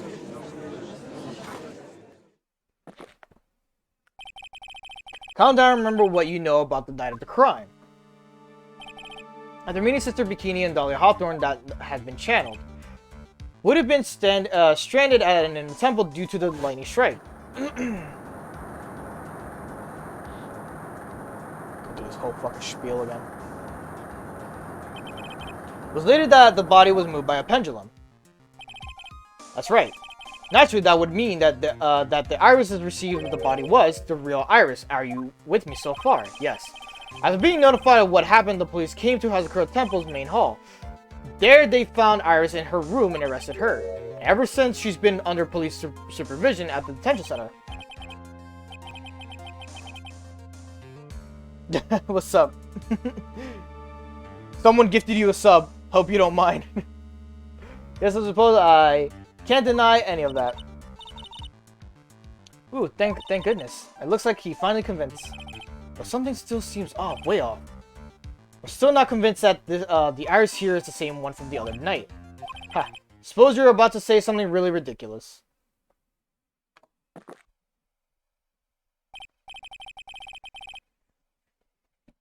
Like the real Iris and the spirit Dahlia. Somehow switch places. Switch places. To be perfectly honest, there are still quite a few things I don't understand, but I do know that unless we confirm this witness' identity, we can't continue with this trial. Iris doesn't have the spiritual power needed to channel Dahlia, which means this must have switched places somewhere. Well, Mr. Wright, since the time she was arrested at Hazakura Temple, have there been any chances of Iris to switch places with Dahlia Hawthorne? There was one. Your Honor, I think there might have been one chance. Oh, explain yourself. Yesterday for a few minutes, Iris' whereabouts were unknown. Unknown? What do you mean? What I mean is, there was a span of time in which Iris was able to move about freely unsupervised. Well, who was it? Who would give a murder suspect time to move about freely like that? Sorry, I know you didn't mean to. It wasn't your fault. The person who gave Iris a chance to freely move about was... Where is he? This is Mr. Edgeworth, isn't it? Your Honor, there was a fairly large earthquake yesterday. And was there not? An earthquake? We get it. We know what the earthquake happened.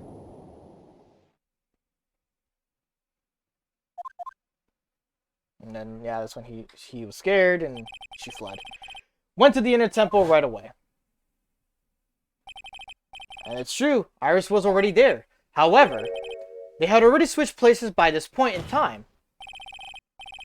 Was good. Was good, Christian. I was like, I don't know why I had a moment there, but was good, Christian. When I arrived at the training hall, I was met by none other than Dahlia Hawthorne. Oh my god. That's quite enough already, Mr. Wright. Now see here. No judges in his... Be quiet. There she is. It's been a long time, Mr. Judge. That voice. Guess I'll have to ask again.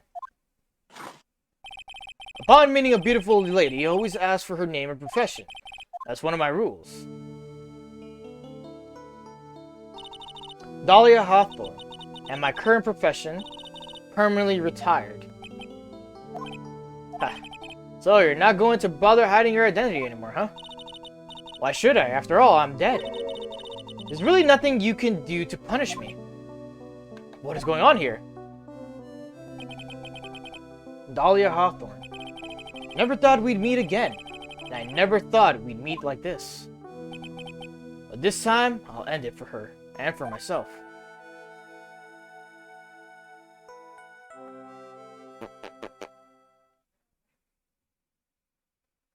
Two more parts to go. Two more parts to go, and then I could be done with this.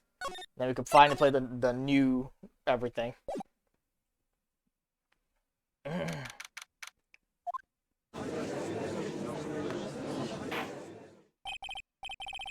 Now then, let's continue where we left off, shall we? Well, witness? Yes, how can I help you, Mr. Judge? Well, seems that if we're to learn the truth, we'll need to hear your testimony. I have no problem with that. But when you've seen what I have, sometimes the truth is better left unknown. In any case, let's hear your testimony. Tell us about the plan that was carried out that night.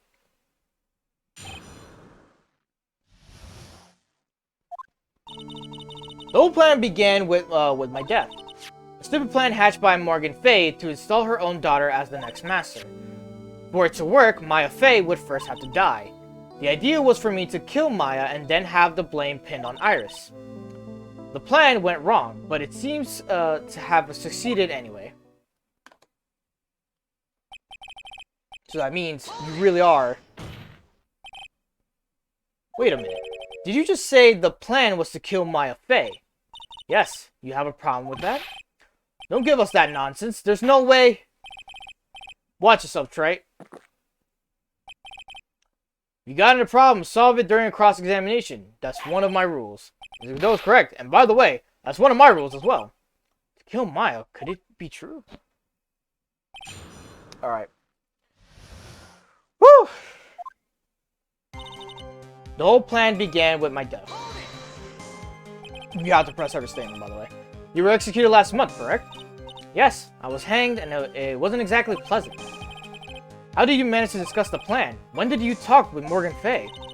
Last year. She was transferred to the same detention center as me. Since I was on death row, she was my mother, it was actually pretty easy to meet with her. I see.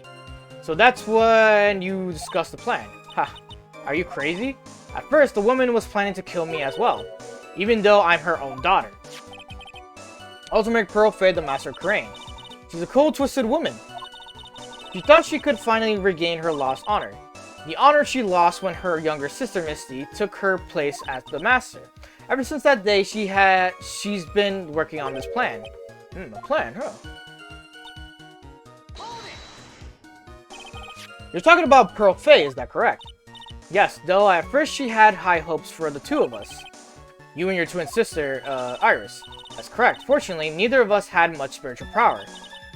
That's why we were abandoned by her, along with our father. Abandoned?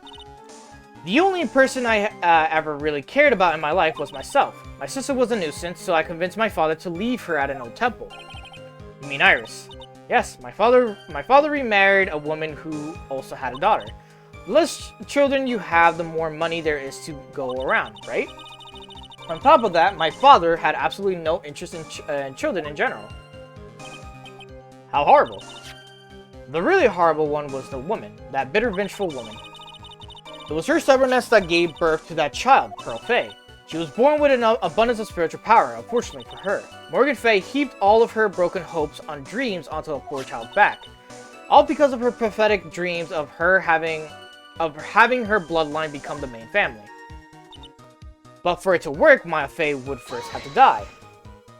I don't know why I read that. Maya would have to die, but why? For our bloodline to succeed as the main family, thus making Pearl the new master. The remaining descendants of the current master had to be taken care of.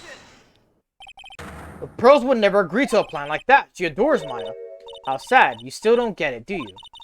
What Pearl wanted had nothing to do with it. Morgan didn't care one bit about Pearl. The only thing she cared about was the position of the master, that's all. That's ridiculous. She was willing to sacrifice anything and anyone to achieve her goal. The life of her daughter, and naturally, the life of Maya Fey as well.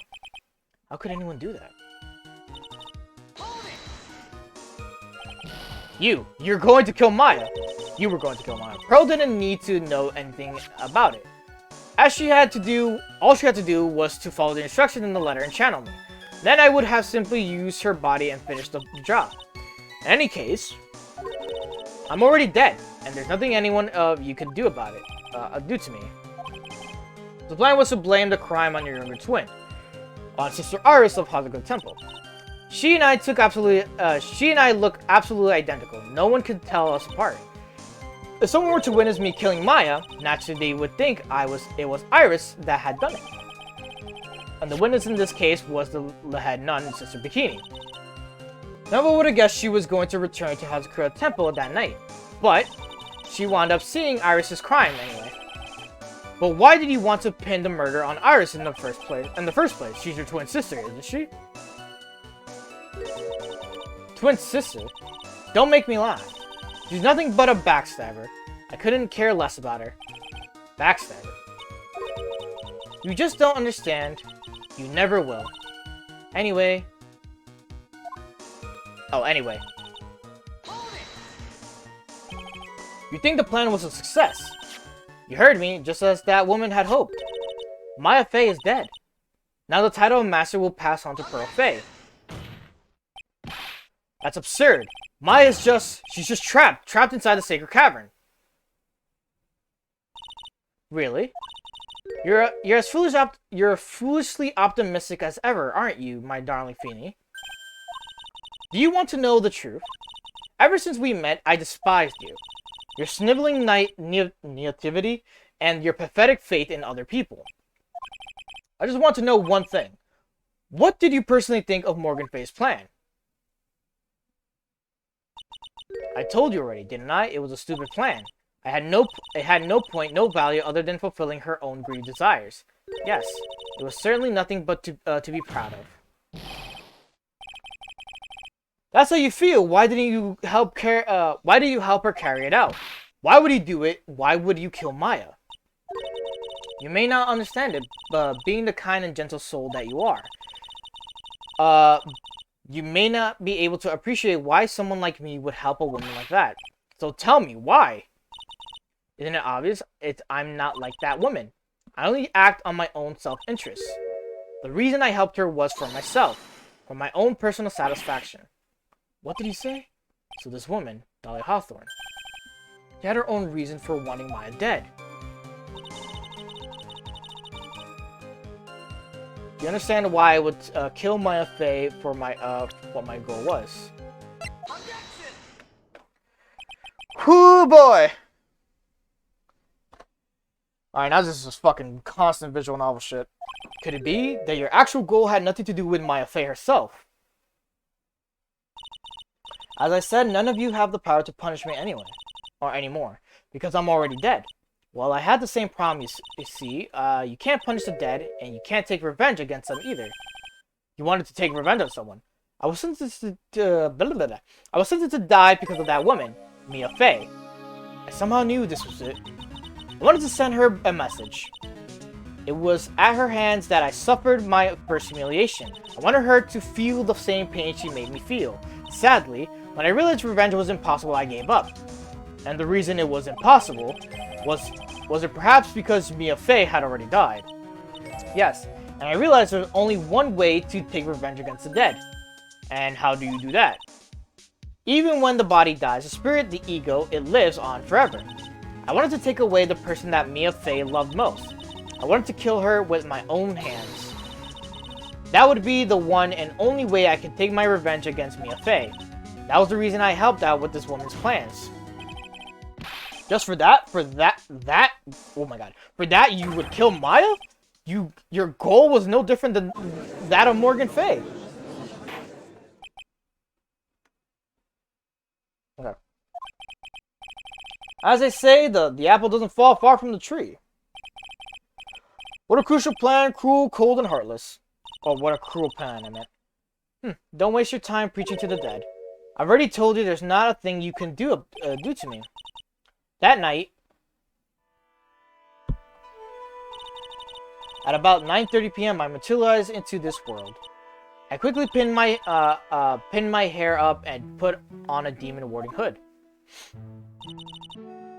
Then I picked up the staff that was by my side and left Hazakura Temple. It was at least DMX who channeled her after all. There you go. That ridiculous head nun had never noticed a thing. She left Maya Fey at the inner temple, and wobbled back, clutching her poor old back. What did you do then? That kid was easier to handle than I had hoped. I caught up with her in front of the stone lantern. Then I took out the dagger I got from the storeroom and...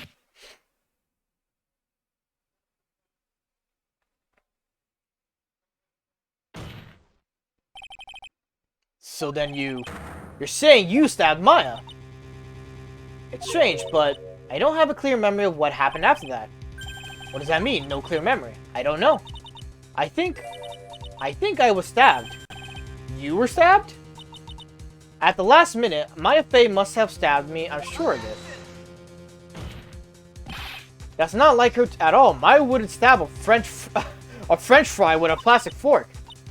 Anyway, I suddenly lost consciousness, but before I did, I scrawled her name on the lantern.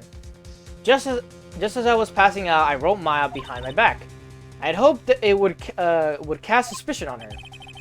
Can't believe she was thinking of that until the bitter end. That's where my memory temporarily stops. It stops? I don't have any memory of actually killing Maya Fey with my own two hands. My very last memory was Maya's terror-filled eyes. When I woke up after that, I was in the sacred cavern surrounded by darkness. You were in the sacred cavern. The entrance was sealed with one of those trick locks. Somehow I had been trapped in there. But how did you wind up in there? I'd like to know that myself. Anyway, I was worried. I didn't know whether or not Maya Fey was dead. And I swore I wouldn't return to the underworld until I knew I had killed her myself. For a ghost, you're one tough cookie. I wanted to get out of there and make sure she was dead. But I couldn't do it. I couldn't get out. The trick lock stopped you, huh? I didn't know how to remove it. So then you're saying you were actually confined against your will inside the sacred cavern. Yes, I wanted to get rid of that annoying lock as soon as possible. But it wasn't easy. I kept getting interrupted while I was working on it. Interrupted. It was early in the morning, but someone came in the training hall. What? Who? Could it have been Maya? I thought the same thing, but I couldn't see. Why not? If someone had spotted me, I would have lost my chance to take revenge. So I made sure I hid myself at the back of the sacred cavern. That morning, only two people could have gone into the training hall. Maya and Pearls. Pearls went there to cover the hanging scroll and gravy. Still, I finally managed to remove the lock. But I was too late. What do you mean by that? The flies had already started to gather.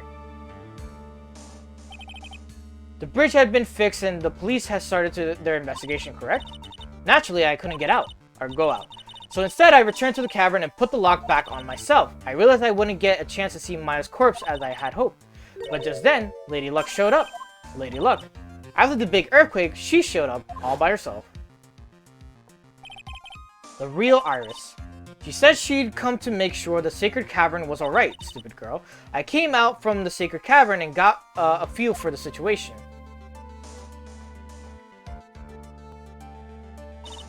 And I locked her away in my place.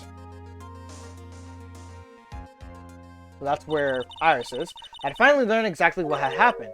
I was then that I learned that the plan had actually succeeded. What do you mean by, your plan had succeeded? I had misunderstood one thing. You see, that night, the one that had summoned me, I had assumed that it was Pearl Fey. Well, of course, you would have assumed that it was written under instructions, but I was wrong. The person that had actually called Miss Wright back was, at least DMX, Missy Faye. The picture book, Arthur. What?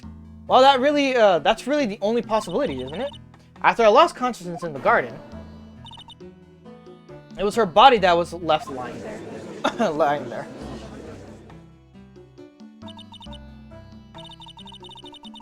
Maya Faye, I wasn't able to kill her with my own hands after all. But even so, I made her commit the most vile sin a human can commit. And that is matricide. The sin of killing your own mother. No way! Fucking Phoenix. Cora, what is the meaning of this? It's true that I was the one who attacked Maya Faye. But even so, the murderer who actually snuffed out Missy Faye's life was none other than your darling little Maya.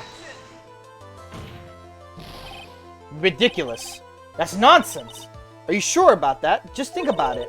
There's even evidence supporting these facts, isn't there? What? What do you mean? What is the so-called evidence? The fact that Maya Faye had disappeared is evidence enough, isn't it? The idea that she's still in the sacred cavern is just ridiculous. She wasn't able to escape from the inner temple, that much is obvious. And in that case, there are only one place she could be. Where? Do I have to spell it out? The bottom of the Eagle River. Where else? Eagle River? Maya Faye killed her long-lost mother. Can you imagine the guilt she must have felt when she realized that? That's why she threw herself into the Eagle River. Most bodies that wind up in there are lost forever. But yet your body wasn't. That's crazy. So what do you have to say now, Feeny? Ugh.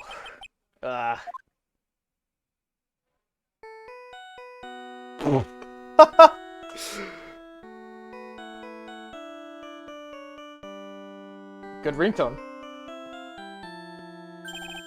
Oops. Sorry, that's my phone. What kind of ringtone is that? The dough here. Okay, thanks. Was it something important? They just finished removing the locks from the sacred cavern. That's great. What about Maya? There was a woman in that cave. Was it Maya Faye? It was the accused Sister Iris. Huh? Don't look so surprised. I locked her in there yesterday. I just finished telling you that. She literally just said this shit. What the fuck are you guys confused about? So what about Maya? Where is she? There was no one else found inside the sacred cavern. No. Can't be. I remember where she is. I told you, didn't I? She's dead. No. No!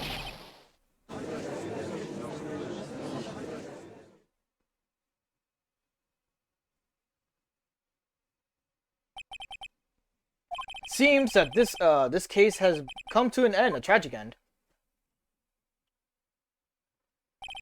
Sadly, it appears that the killer of at least DMX is also known as Missy Faye. Was her own daughter, Maya Faye. Overcome with guilt for what she had done, Maya Faye jumped to her death in the raging waters of Eagle River. Can't be. Ha.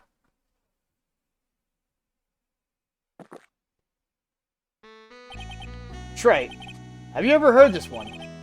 Once you eliminate the impossible, whatever remains must be the truth, no matter how improbable that it may seem. What is this supposed to mean, Prosecutor Godot? According to this witness, Maya Faye threw herself into the Eagle River. However, is that really the truth? Remember, this woman testified earlier that the bridge was already on fire when the murder was taking place in the garden. Which means if Maya had thrown herself into the river, it must have been from the inner temple side, near the bridge. That's right. That's where she jumped from. Oh, she fell for it again. But that's impossible. It's impossible to jump into the river from there. What? Don't get your panties all twisted up, Trey. Just relax and think through the whole thing again. It's impossible. Maya couldn't have thrown herself in the Eagle River. Well, Mr. Wright, Miss Hawthorne claims Miss Faye threw herself into the river from the inner temple side. Do you have any evidence to refute this claim? The map, right? Yep. It's impossible to jump into the Eagle River from the inner temple side. No one knows that better than the witness, or the... Yeah. What did you say? 11 years ago, you jumped into the very same river. Just look at the, just take a look at this overhead map. As you can see, below the cliff on the inner temple side is a big rock yeah, whatever. Oh, you're right. She wouldn't have reached the river if she had jumped off from there. In other words, if she had jumped, we should be able to see her body in this photo. Ha! So you finally figured it out. You. No! Or you're just playing with me. Maya Fei's body is at the bottom of the Eagle River. There's nowhere else she could possibly be hiding. Miss Hawthorne, have you ever heard this one before? Once you eliminate possible, whatever remains must be the truth. Yes, just minutes ago. Maya Fei wasn't inside the Sacred Cavern. We now know that she didn't throw herself into the Eagle River. Correct. That eliminates all the most likely possibilities.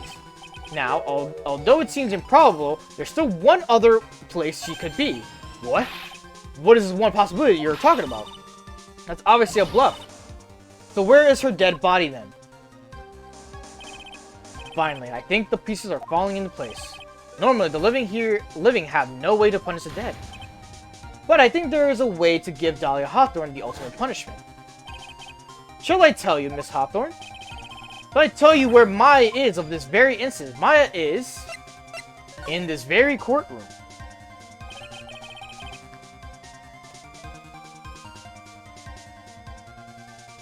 Oh my god, what? Okay. Namely, she's right here in this very courtroom. What? Maya Fei is here? You say she's here in my courtroom? I was like, where? Dahlia Hawthorne, I seem to recall that you said I had misunderstood one thing, you see. So what? But I think there's one more thing you misunderstood. What do you mean? Tell me something. At this very moment, who is channeling Dahlia Hawthorne? Why, that's obvious. It's Pearl Fei, the pathetic little sniveling runt. You're wrong. Pearl's tried, but she couldn't do it. I never failed at channeling someone. This is my first time it happened. Isn't there an explanation? Yeah, we get it. Someone called me before Pearl did, but who? Pearl's even tried again on the day after the crime, and she couldn't do it. What could that mean? For the 1 millionth time? It'd be like that sometimes. I think the truth is becoming clear to you right about now. Am I right? Am I correct? It wasn't Pearl that channeled you. There's someone who called you before she could. This is an easy one. Pearls couldn't do it, and Missy Fei is gone. There's only one possibility left. Come on already, I can't stand this tension. Dahlia Hawthorne. The person channeling you right now must be Maya Fei.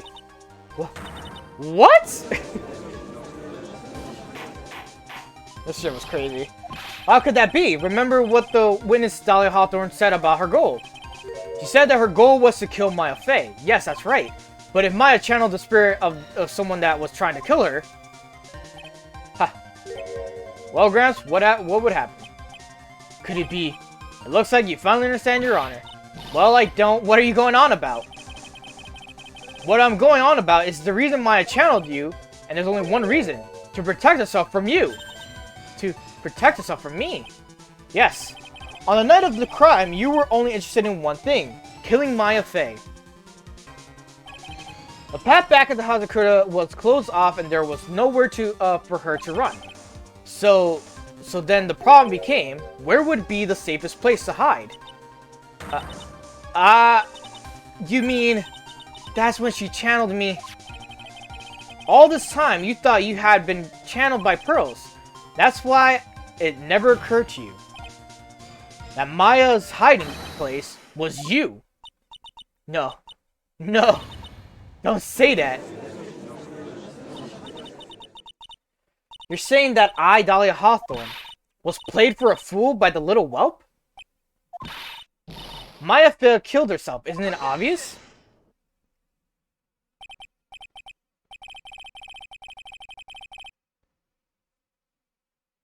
Sorry, but no. It would have been impossible for her to jump into the Eagle River. This was the only avenue of escape open to Maya. The only way that Maya could disappear from the inner temple. I don't believe you. A stupid little girl like that who has never been out in the real world. She could never have come up with a plan like that. Who could have ever given her such a brilliant idea? Well, me, of course. Let's go! Mia's here! Let's fucking go! Mia Fey. It's been a long time, Dahlia Hawthorne. So it's true, it was you. Yes. There's something else. Well, what are you doing here? That hair. It's Pearl's, right? Tell me something, Dahlia. I want you to think back to the night one more time. You had just cornered Maya in the inner temple's garden. And then, in the final moments of the fight, you lost consciousness. I was stabbed by Maya Fey. Actually, Maya lost consciousness at the same time as you. She did. Not terribly surprising since she was about to be killed. When she woke up, she was in the training hall. That's when Maya decided she needed help, so she channeled me. She explained it in a memo in the situation she was in. She asked me what I thought she should do. She did that? I can't believe it. Of course, I didn't have all the details, but one thing was perfectly clear, and that was, I knew that you couldn't be allowed to wander free. Free? What do you mean? It was a race against time, so I wrote down 2 things that Maya had to do. Channel Dahlia Hawthorne as soon as possible, and lock herself in the sacred cavern until help arrived. So it was Maya who put the lock on there. Yes, but why did you order her to do those 2 things? If she hadn't done it, Dahlia Hawthorne would have been channeled by someone else. By one Pearl Fey. Pearls.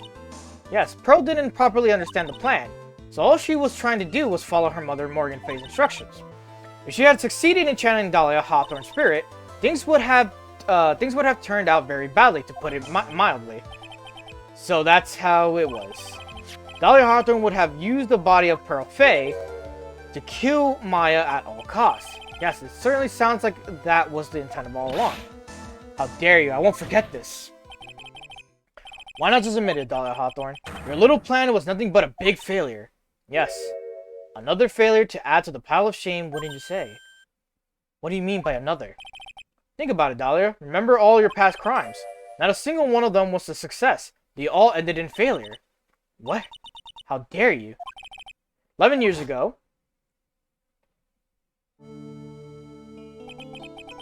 the fake kidnapping, your very first crime.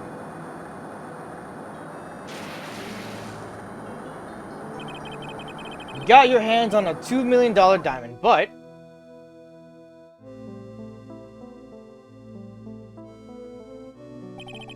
after Terry Falls escaped and went to meet with Dahlia Hawthorne, the truth was exposed.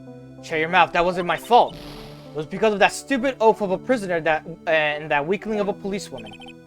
And then, 1 year later, you tried to kill me. Well, I'm still alive, but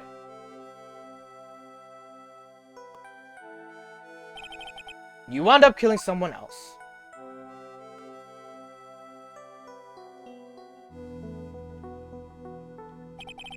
As a result, you were sentenced to death.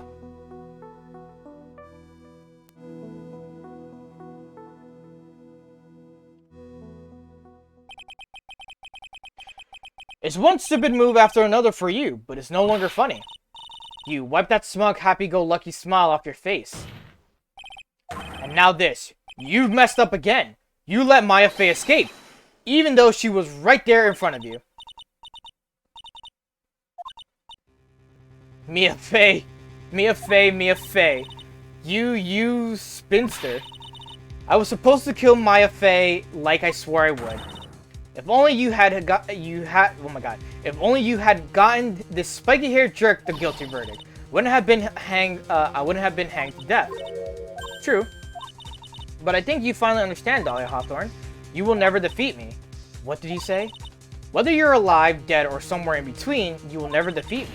As long as I'm around, you're destined to lose for all eternity. I remember what you said. What you said earlier in that trial. You said there was no way we could punish you, because you were already dead. What about it? Then you said even when the body dies, the spirit, the ego, and it lives on forever. That's very true, Dahlia. And that's exactly the punishment you will never be able to escape from. For all eternity, you'll have to remain as Dahlia Hawthorne, a miserable, pathetic, weak creature who can never win at anything. And for you, there is no escape from that, no hope of freedom. Since the day you were executed, the narrow bridge that you once stretched out in front of you has burnt to a crisp. Oh, you're wrong.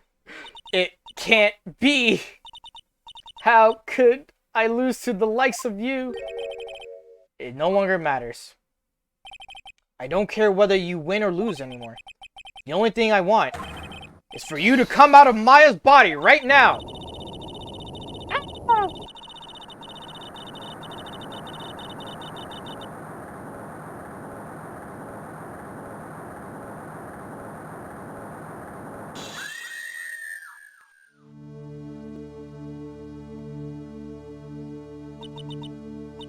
I'm not ready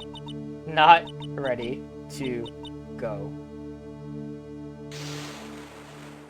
There she goes.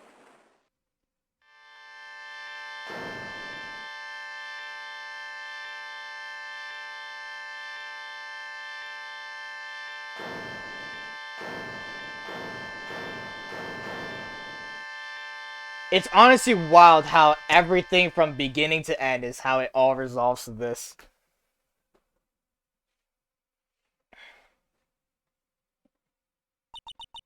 Nick.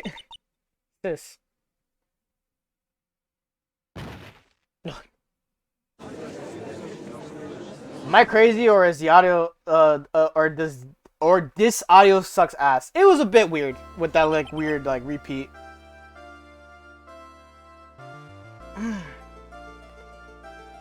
Now then, I assume you are the real Iris.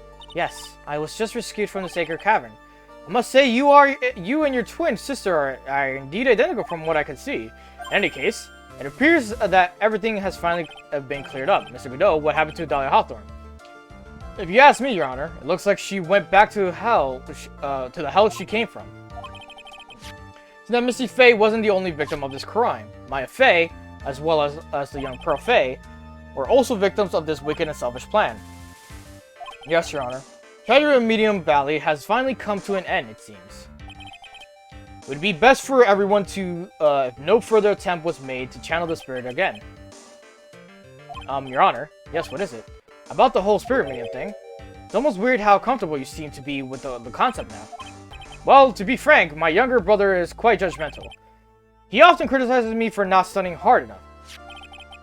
That's why I made a concerted effort to study up on the Korean channeling technique. Hey, isn't that the New Year's issue of Occult? I've seen quite a few things in my many years on the bench. And in all that time, I finally learned this one thing. Each case is different and takes place in its own world, if you will. In order to fully understand that world, first we have to immerse ourselves in it completely, and that's where my brother and I used to differ. Never thought of it that way. At any rate, it's time to pass judgment in the case of the Iris of Hazakura Temple. Oh my god.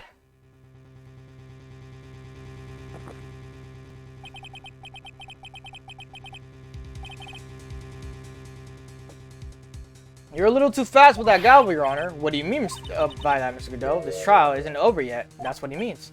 What? That's right. Remember what Miss Evil Spirit said in her testimony. Huh? Dahlia's testimony.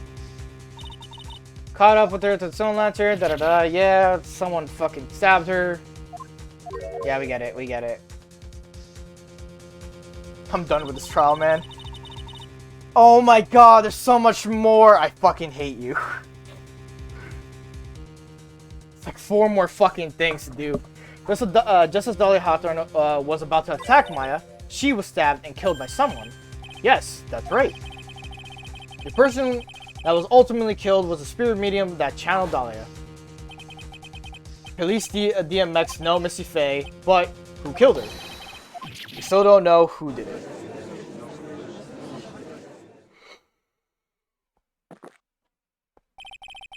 Unless someone else is found guilty, the accused is still on trial. We can't let her walk until there is evidence that proves her innocence.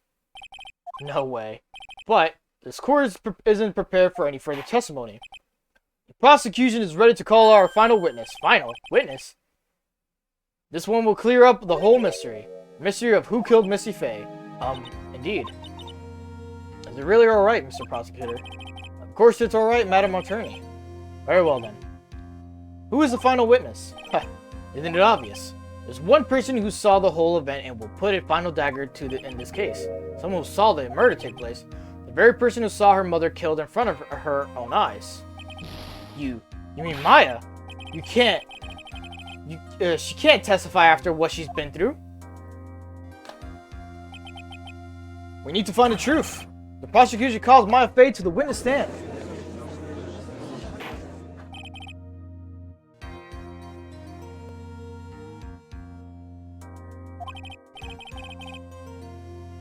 First, we'll take a brief recess. We'll have to wait for Miss Faye to recover before summoning her. Once we receive the doctor's permission, we will proceed with the trial. Hey, Wright, I've got something to say to you, so listen up. What is it? I don't think much of you as a lawyer. It's always the same with you. You somehow manage to just squeak by without even a faint understanding of the case.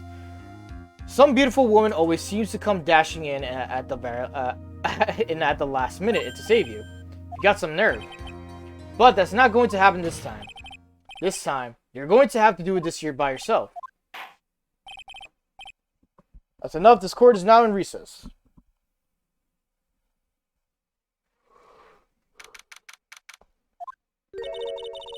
I'm truly sorry about everything. You were working so hard to defend me, but I was missing all day, and I didn't even have a chance to talk. She's right. I was already switched places with Iris and take a cavern. I wanted to at least be in the defendant's box today to root you on. While it wasn't your fault, you were locked up this whole time. There's something more important than that, though. I have to ask you. Why did you help your sister out as much as you did? Huh? You have tried to get help at the Sacred Cavern yesterday. You wouldn't have spent the entire day locked up in there. My sister, I felt sorry for her. She was abandoned by her mother and never got any love from our father either. Yes, but it wasn't the same for you too, wasn't it? Yes, but at least I had Sister Bikini who was like a mother to me. If only Dahlia had come with me to Hazakura Temple.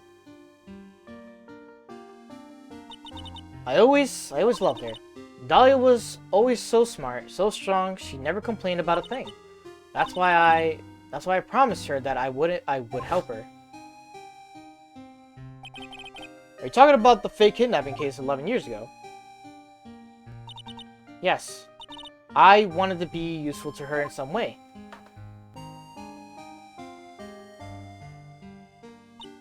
But as usual, I was too cowardly at the last minute. I ran away. Because of that, Dolly's stepsister, Valerie, ended up. That was the case that wounded Mia so badly.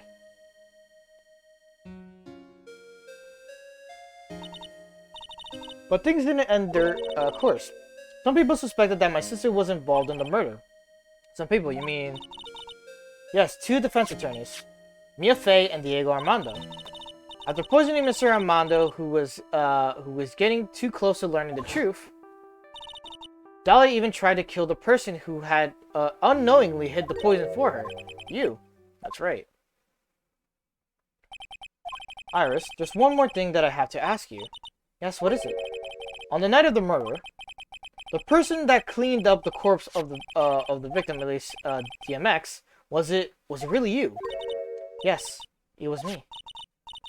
That night, after I rang the lights out bell, I went back to my room.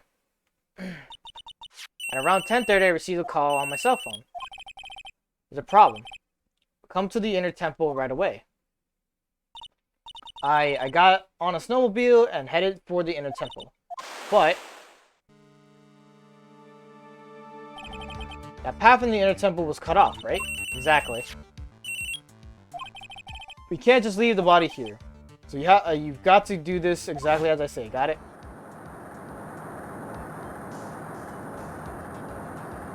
It's fucking dumb. This is the only thing I hate of this entire trial. This fucking stupidity. It was me. I was the one that received her body. The murder weapon had been left in her body so she wouldn't bleed too much. The staff that Mystic Elise has already held. It was the pendulum. They swung the body under the fucking burning bridge to swing it across to the other side, and therefore Iris took the body to the courtyard at the main hall, and it's like, fucking, I knew it. So the actual murder weapon was the staff. Yes, that's right. I brought the body back to Hazakura Temple on the snowmobile. But why? Why did you alter the body? I didn't want anyone to know that the staff was the murder weapon. I didn't want to leave anything that would lead back to Misty Faye. So I dressed her in a robe and stabbed her with the shishiro. I wiped the blood off the staff's blade and left it next to her on the ground. Iris, just tell me one last thing. Tell me the name of the person that called your cell phone, the real killer. I'm sorry, Mr. Wright. I can't do that. I can't do it. I can't say who did it. I see. Friend, yes. The judge is calling you. He wants you to see you in his chambers. He has some questions about Dahlia Hawthorne. Alright. Well, then, I'll see you later. There's something I want to tell you. Oh, something she wants to tell me.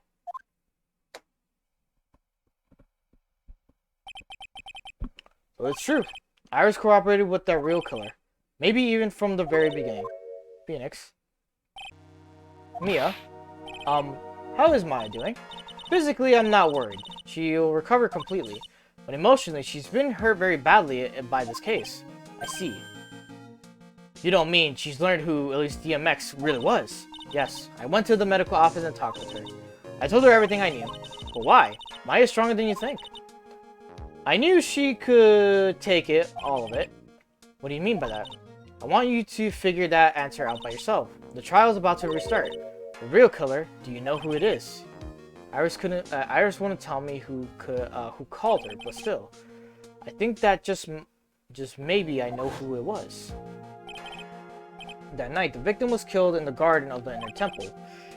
And the criminal wasn't just there by accident, which means that the real killer knew of Dahlia's plan from the very beginning. And one more thing. The victim was moved to the Hazakura Temple side by pendulum. In other words, the criminal couldn't cross the bridge. That means they were stuck on the inner temple side for almost an entire day. Exactly, so the culprit was someone that wasn't in Hazakura Temple the following day. That's as much help as I can give you. The rest of the battle is your own, your win to lose. Okay, I've got it. Thank you, Mio. Finally, it's almost time to bring this case to an end. What exactly did Maya see anyway? And who was it that actually killed Misty Faye? Whoever it was, I have to prove it. Me all by myself. See, we're getting to the ending of this whole fucking nutcase of a trial. And it's about to be 1:30 for me. Already established headlong. That was like, it's gonna be the longest trial. Whew. But we're here. We're finally at the last part of this fucking 9 to 9 part trial or episode. Okay. Now then, before we proceed any further, I'm going to announce the result of the test we had performed earlier. Test. Yes, test on the bloody dagger that was found stuck in the pine tree. Oh yeah, that. Totally forgot about that. That's the weapon that Maya Fey used when she fought with the victim. So what are the results? Was it the victim's blood or Due to time constraints, the full test was impossible, however. There's one thing we can say with clarity. The blood that was on the dagger was not the victim's blood. That is all. Now then, let's restart the trial. So it wasn't Missy's blood on the dagger. Then whose was it? I'm sure both the defense and the prosecution know this, but this trial is rapidly coming to a close. Both sides will need to show some firm evidence with their claims. I understand, Your Honor. From what I've heard, the witness is dangerously weak, physically speaking, so let's finish this quickly. Agreed. Very well, please bring the last witness.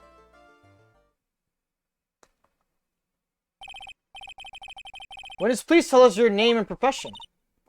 Maya Fey. My profession is, I'm the assistant manager at Wright & Co. Law Offices. Maya. According to the magazine I have here, you're a spirit medium with a Korean channeling technique. I'm frightened. The Fey clan, I don't want any more to do with it. Oh, Maya. The pain of Fey bloodline causes must be unbearable. Very well. Now then, Miss Fey. When the event occurred, you were in the garden of the inner temple, and you witnessed the moment of Miss Elise DMX murder. Is this correct? I didn't see... Straighten up this instant, young lady. Huh? Pick your head up and speak clearly. There's always time for crying later. But your mother was killed right in front of your eyes. There's nothing you could do to change that fact. But there's something you can do. You can finish this. You've been watching the whole thing, right? You've seen the witnesses come out and you've seen us squeeze the truth out of them. Now it's your turn. Let's hear your testimony. On the night of the crime, what exactly do you see happen? Witness, if you please. Yes, Your Honor. 1 of 4 at the inner temple. I was passing through the garden on the way to a spare prep room when it happened. Suddenly, someone struck me over the head. I stumbled and ended up against a stone lantern. I think I screamed, "Help me!" And something warm splashed over me. That's when I lost consciousness. So you were struck on the head. I suppose it must have been the staff. Maya, the person who hit you, it was Dahlia Hawthorne, wasn't it? I'm sorry, Nick. I couldn't see. I don't know who it was. Maya, think hard. Sorry, Nick, but I really couldn't. Ha. Can't say it was an especially good night for young ladies to be walking around alone. Seems that we will be hard to determine the criminal through testimony alone. Very well then, Mr. Wright. Please begin your cross-examination. Maya, hang in there. He doesn't look well at all. Alright, fourth statement.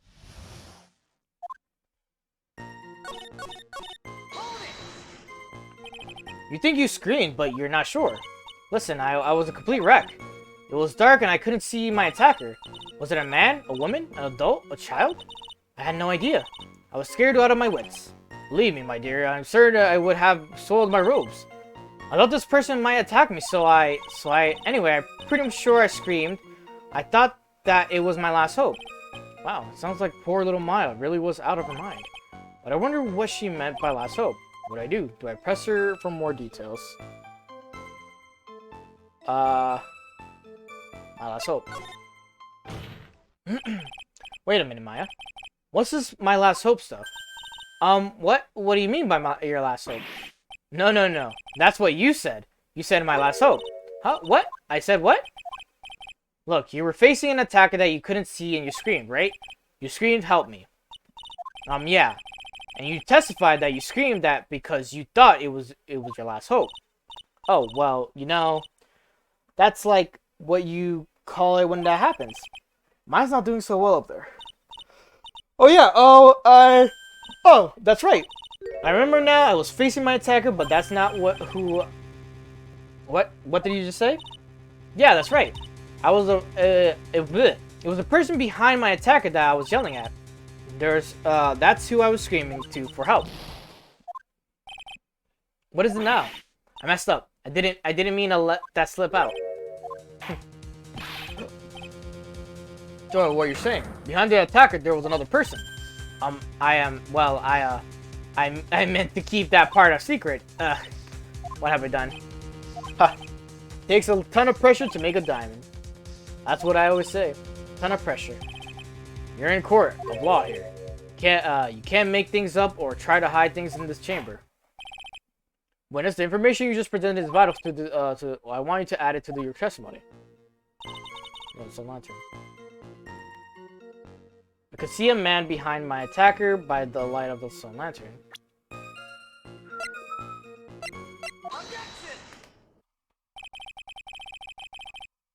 So there was a man standing behind your attacker. Yeah. That man, he's the killer. He stabbed her from behind. He's the one who killed Miss Elise DMX, otherwise known as Missy Faye, your mother.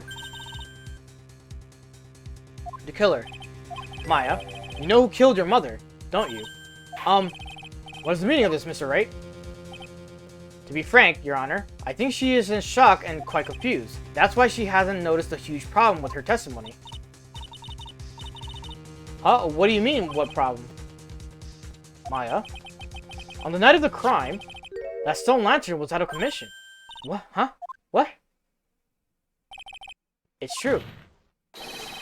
There was no light anywhere in the garden that night. No. Or in the court, Mr. Godot explained this. Add the pureness of milk to the perfect clear darkness of coffee stirred. That is the state of the witness's mind right now. A cup of cafe latte? What? Cafe au lait? Is that even legal?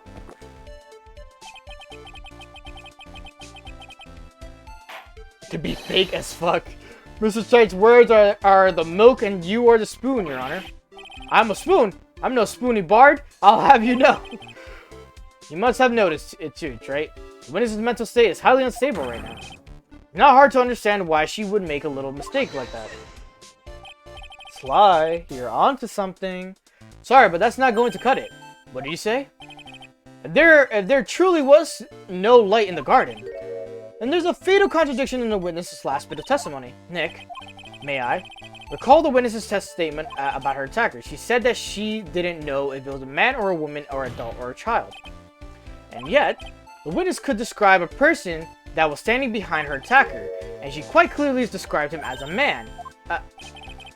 In other words, that would have to mean that Maya actually saw our mystery person, despite it being so dark that she couldn't see the face of her own attacker. No! No! What in the world does that all mean, Mr. Wright? Are you saying, Miss Faye saw the real killer under pitch black conditions? Try, do you have any idea what you're proposing? How could she have seen in the dark? There are no other light source at that scene. There are some things that you can only see in the dark, Mr. Godot. Maya, you did see who the killer was in the dark, and now you're trying to cover for him.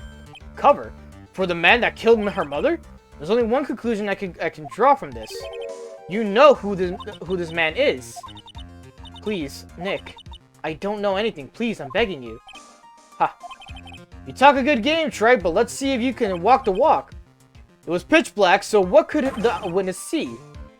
I'm calling your bluff. No, Nick, don't. Please, stop.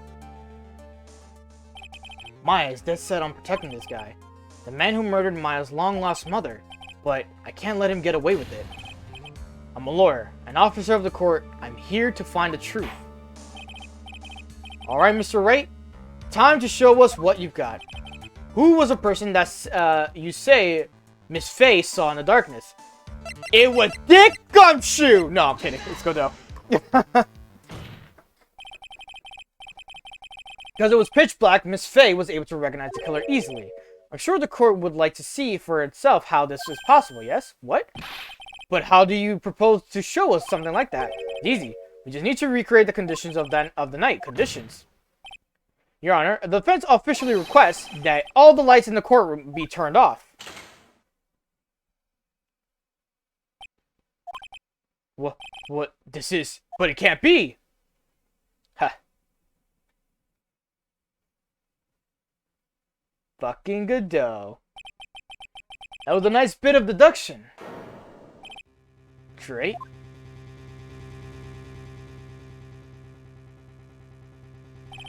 Well, everyone, this is the man Maya saw on the night of the murder. Order, order, order. Prosecutor Godot, Your Honor, I deem that Mr. Godot is cringe. Prosecutor Godot, what is the meaning of this? Surely you must be shocked to hear yourself accused of such thing. Why are you denying it? Your Honor, you're asking the wrong person. What do you mean by that? If you got a question, ask the witness. That's one of my rules. Well, Maya, how about it? What you saw that night? Was it 3 glowing red lights? Well, witness, answer the question. You're wrong. I never saw that. Maya! I thought the person that stabbed my mother was a man. For a totally different reason. What? What? Witness, Mr. Wright. Ugh. Stop your chattering, Your Honor. Chattering. It's worth asking. Ask the witness. That's one of my rules. Alright. Well then, let's continue with the testimony. Please tell us how you knew the killer was a man. Yes, Your Honor. I didn't realize it until after I woke up, but...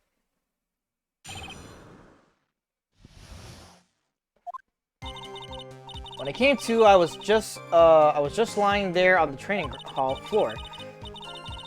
By the time I got back to the garden, the place had totally changed. Torches were lit and the bodies were gone. And all the snow around the stone lantern had been carefully cleaned up too. Since the person did all that work alone, I just assumed it was a man.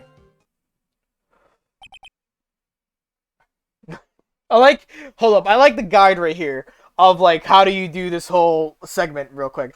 It just says, first of all, it's like, alright. So it was after the crime took place that the witness came to the killer. Yes, that's right. I'm sorry, Your Honor. No need to apologize. It's as Mr. Godot says, you're utterly exhausted. The only natural that you would be a little confused. Also, if you consider the situation you described, it doesn't seem too much of a stretch to assume that the culprit was a man.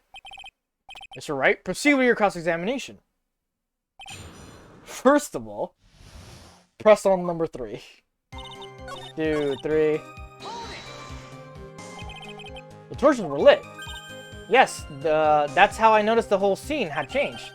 I want to say it was the killer who lit the torches. I mean, what else could it be?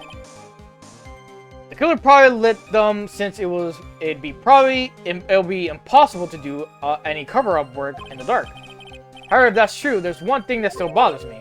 Why did the killer go to the effort of moving the body? That's true. It's hard to see how that would be any advantage to the killer. The only one who could gain anything from it would be the only person that was at the inner temple, Maya. Very well, let me hear some more about the condition of the crime scene. Then press on 4th statement. So you're saying the killer cleaned up the snow. It did look really odd. Snow was removed in an unnatural looking rectangle shaped around the lantern. There were a lot of shovels around the inner temple, but they're all really heavy, way too heavy for me to use. An odd fellow indeed, this killer. Why on earth would anyone want to take snow away? Well, there's one thing I can think of. Didn't you say that a lot of the victims' blood sprayed on the floor, on the ground? I don't know. Yeah, the area I collapsed in ended up being splattered. In other words, the killer's purpose was to hide the bloody snow. I think that's the most reasonable explanation. Perhaps. However, there's something that's bothering me. If the killer just wanted to hide the snow with blood on it, there was no need to remove that amount. That's true. He could have scooped up just the snow that was stained with blood. Now you press 2nd statement. Now looks like there are some mysteries behind this issue, but I think this will help explain. Alright, so we go back. So the 2nd statement, I think it was. Yep. Okay. Naturally, the killer must have done it, right? Yes, I think so. But why would the killer tamper with a crime scene like that? There must have been something that the killer desperately wanted to hide. The truth is, when I saw the crime scene, I felt something. You did? Yes. It felt like the killer was hiding the evidence for me, for my sake. What? Hiding it for you? Everyone knew that I was the only one at the inner temple that night. If Sister Bikini had come back and looked at the garden, she may have thought that you had done it. No, she definitely would have thought so. And you're saying that's why the killer cleaned up the crime scene to make it look like nothing had happened. Yes, I'm sure of it. Well, it's certainly an important piece of information. I want you to add that to your testimony. Yes, Your Honor. And then we present the stone lantern.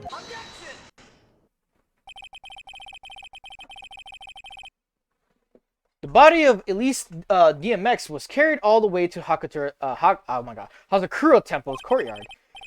Then at the garden, the real scene of the crime. The snow that we suspect was covered in blood was scooped up and removed. It's reasonable to believe all this was done in an attempt to hide the true crime scene.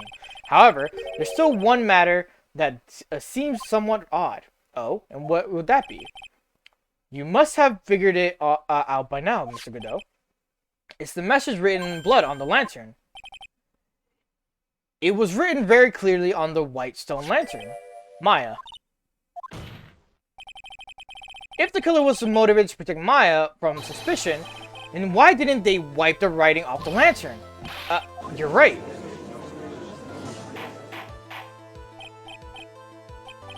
That's spelled, it's upside down. I don't know if you could like see it from this. See, it's like upside down. M-A-Y-A. Like, up, down.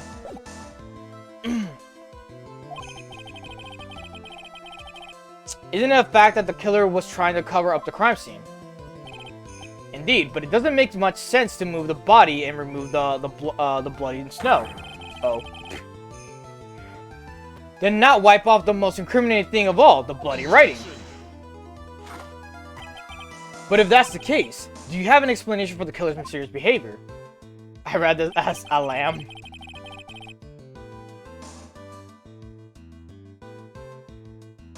Why would the killer move the body and remove all the snow, but then leave the bloody writing on the lantern? I don't know what the killer's plan was, but it's a fact that the killer left the writing on the lantern. There must be a reason for it. Well then, Mr. Wright, let's hear your opinion. Why did the killer leave the message written in blood on the lantern? The killer wrote it to pin the crime on Maya. The killer didn't notice it.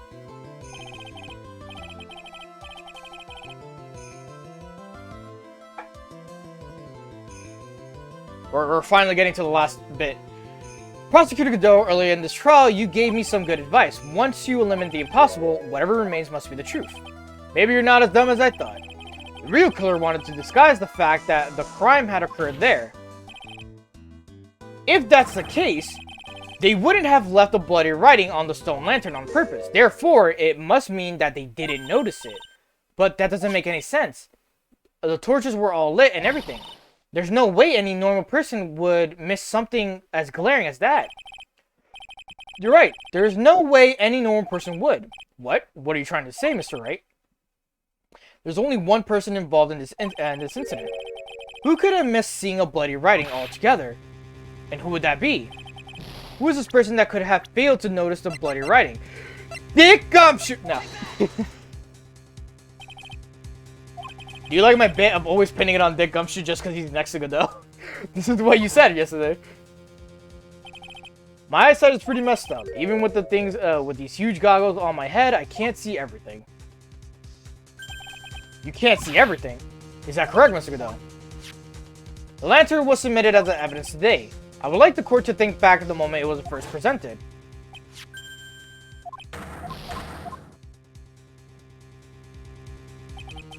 Mr. Godot, just admit it. There are certain colors you can't see, correct? You can't see red on white background, can you? That's right. We went through this once before, during the poison case of Crespian. There's an apron with the lightful Miss Bride was wearing at the time. Somehow spilled coffee on. There's something that's still bothering me, Mr. Godot. Why have you not explained the bloodstain in the court? Bloodstain. The bloodstain, would that be Don't play games, Prosecutor. The blood color stain that's smeared all over their apron. That's ridiculous. No one told me anything about it. A blood stain. You could see the coffee on the white apron, but you can't see the ketchup because it was red. Huh. It's strange. In the black and white photo, those letters would have appeared black to me. I wonder, why am I the only one that can't see them? So then, Mr. Godot, you're admitting. He's red colorblind. Are you admitting that you can't see the red writing on the lantern?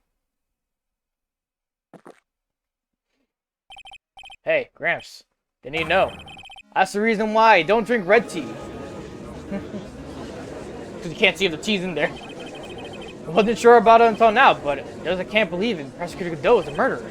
But there's no going back now. Finally figured out the truth.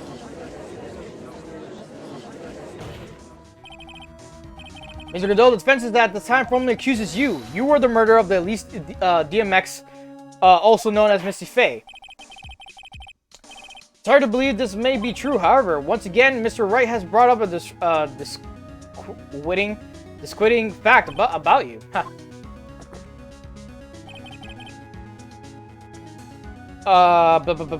Just make sure you don't fill out the indictment?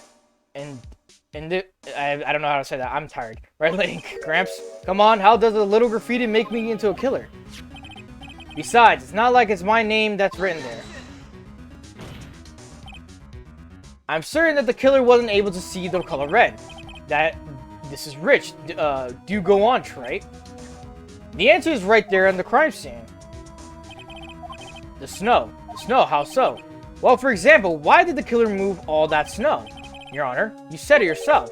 If he wanted to hide the bloody snow, why not take out just that area?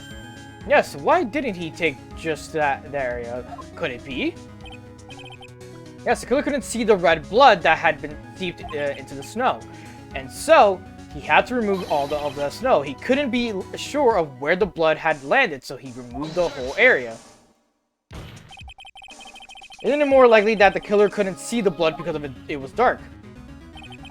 Not a chance. The torches were all lit. He would have been able to see just fine.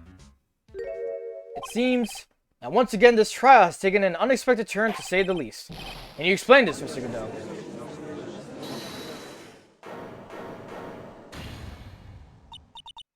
Wait just a minute. Maya. Whoa. Okay. What is it, witness? Mr. Godot isn't the killer. After all, he didn't even come to the Inner Temple until 2 days after the murder took place. He didn't show up until after the old bridge got fixed up. Maya. You can't testify to something like that. Why? What do you mean? I may not, After that, the murder happened, you didn't even exist. You didn't... I'm afraid I don't follow. Are you senile, old man? We established this just a little while ago. After the murder, this witness was unconscious for a long time. Because she was channeling Dahlia Hawthorne. Oh, that's right. Please, Your Honor, let me add to my testimony. Nick, please listen to me. Maya, do you plan to cover for Godot no matter what the cost? If that's the case, then I got no choice. Your Honor, let's hear her testimony. If it means we're going to hear the whole truth, I'd say we should not silence her. Nicely done, Wright. Very well, let's hear the witness testimony. Please tell us what happened in the Inner Temple after the murder. Yes, sir. After I woke up, I began channeling and my spirit left me and as they were. But little Pearly was there in the Inner Temple too.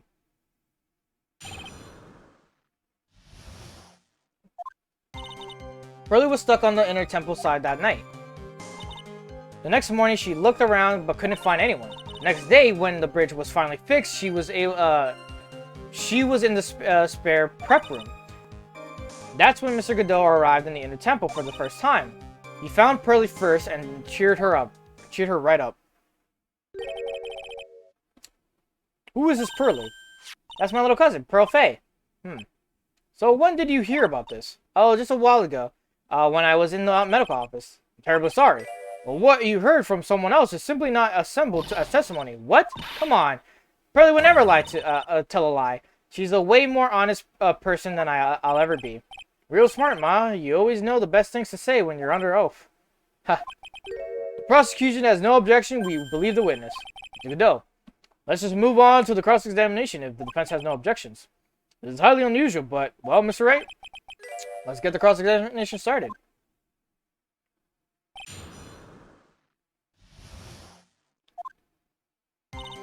Two, three, four, five.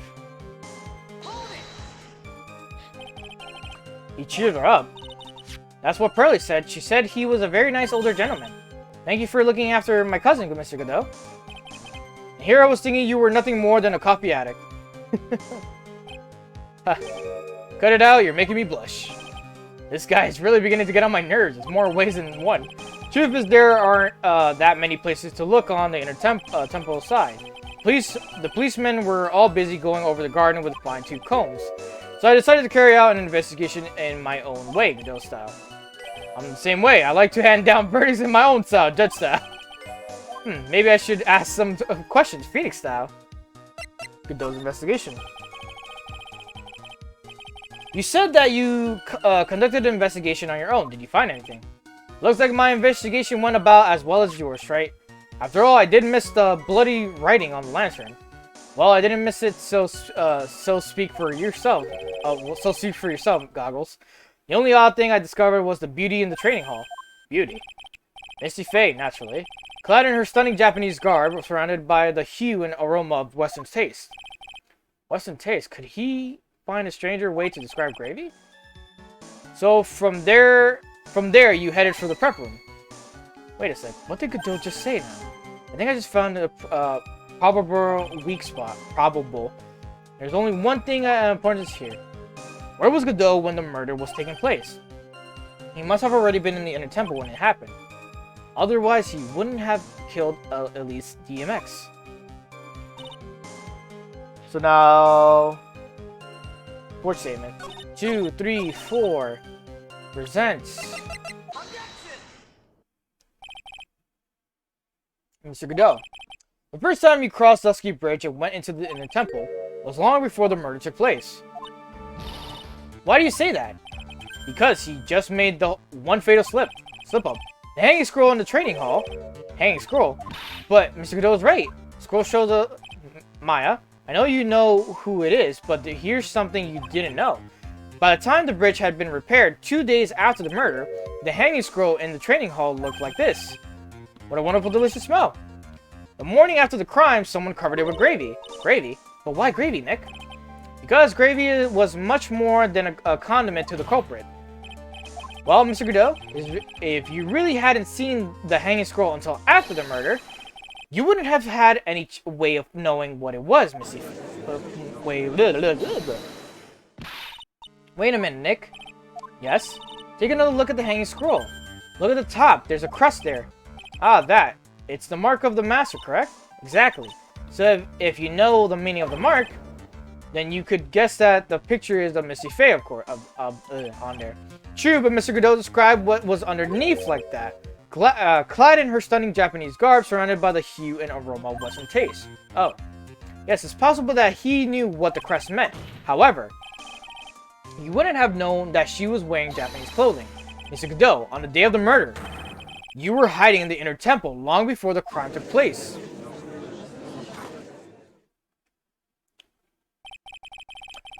Can I ask you oh my god, can I ask you just one little thing, Trey?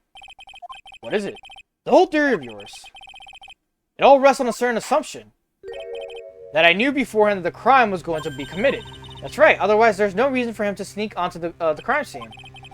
Of course, Mr. Godot knew about the plan. Huh? What do you say? Is it possible that another person knew of this plan? Of that plan?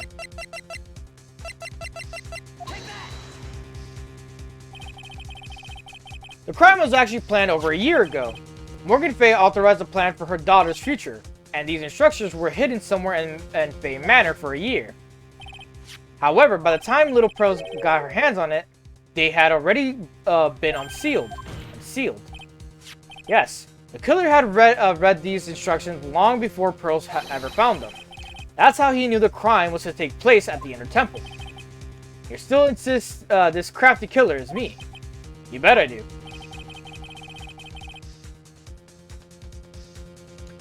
But you just said that the instructions were hidden. That's right. Mr. Godot couldn't have known where the instructions were hidden. If he really wanted to know, he had one great chance to find out. Yes, and when was that? During a visit. A visit. Morgan Fay told her daughter Pearl about where the instructions were hidden. During one of her visits to the detention center. That would be the only time for someone to have learned where they were hidden.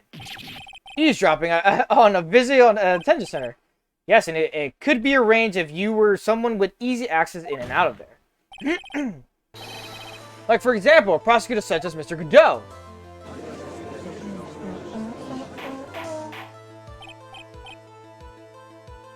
Order! Mr. Godot, you're under fire again. This murder could not have been carried out without prior knowledge. And you were the only one that could have acquired this information before the murder.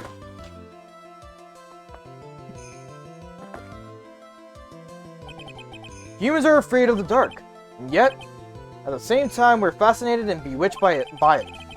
Maybe that's why humans drink the darkness that is coffee.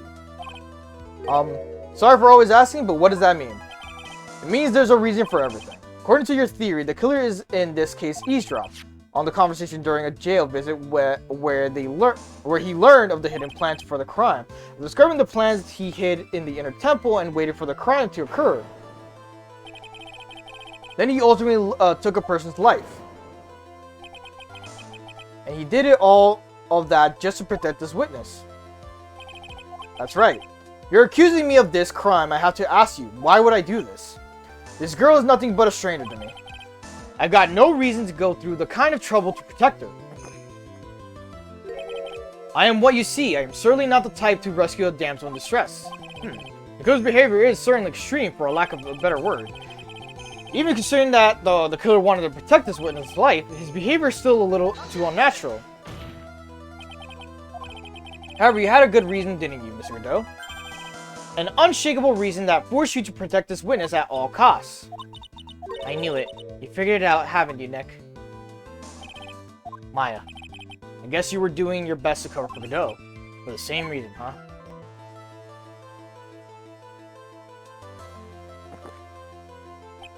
Okay, Trey. I'm all ears. Let's hear it. It's very simple.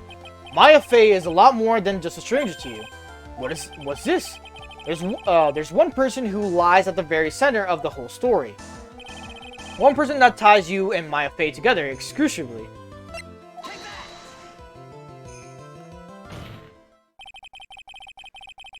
There was a very good reason why Maya Fey's life is so precious to you. After all, she is Mia Fey's only sister. Mia Fey. You once worked alongside her. That was when you were a defense attorney. Wait a second here. Mr. Godot is a defense attorney? With your honor's piercing intellect, you must have figured it out by now. The real name of this man who calls himself Godot, his real name is Diego Armando. Isn't that right?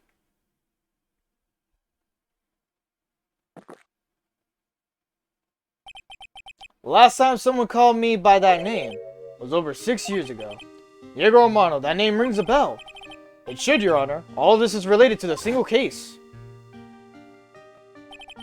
A case in which a convict named Terry Falls killed himself. Mia Fey's first time in court, the tragic outcome left a deep wound in her heart. She knew that behind it all was a heartless, scheming demon, a demoness in disguise. But in the end, Mia couldn't tear off that disguise. However, there was one man who reached out to help her. Diego Armando, a senior defense attorney at the office where Mia worked. It's my fault. It's all my fault that Mr. Falls killed himself. Mia.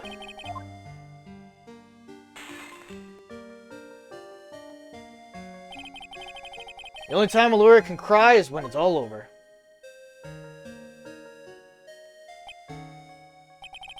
I was moved by her.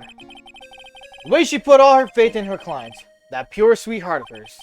That's why I could never forgive Dahlia Hawthorne. Mia and I thoroughly investigated that fake kidnapping incident. And one fateful day, Dahlia wanted to meet with me. It had been 6 months since the trial. We met in the courthouse cafeteria. Ah, remember 6 years ago, right here in this courthouse, you were poisoned. Even if I didn't see it coming, Dahlia Hawthorne slipped some poison into my coffee.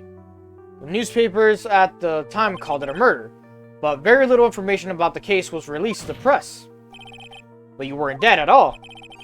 No official reports ever actually called it a murder. I was just in a deep, deep coma. I see. My body shut down and my life became nothing but a long, deep sleep. That woman's poison did a real number on my central nervous system. Lost my sight, all my hair turned white due to the damage it caused. That's terrible. Apparently, it was a miracle that I even regained consciousness. 5 years have passed since I drank that poison brew. And then one morning, my eyes flew open, from the smell of a doctor's cup of coffee. 5 years? You were asleep for 5 years? And the worst possible news was waiting for me. Mia Fey was dead. From the very moment I opened my eyes, I had already lost everything I thought I had. The woman I loved had been murdered. And the woman I loathed had been sentenced to death. The woman you loathe. The woman who had spiked my scalding hot coffee, Dahlia Hawthorne.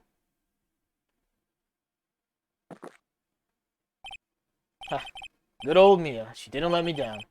She got her revenge before she checked out. In the end, there wasn't anyone waiting for me when I woke up. That's so sad.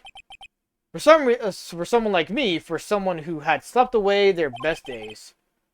There were only 2 reasons I left to live.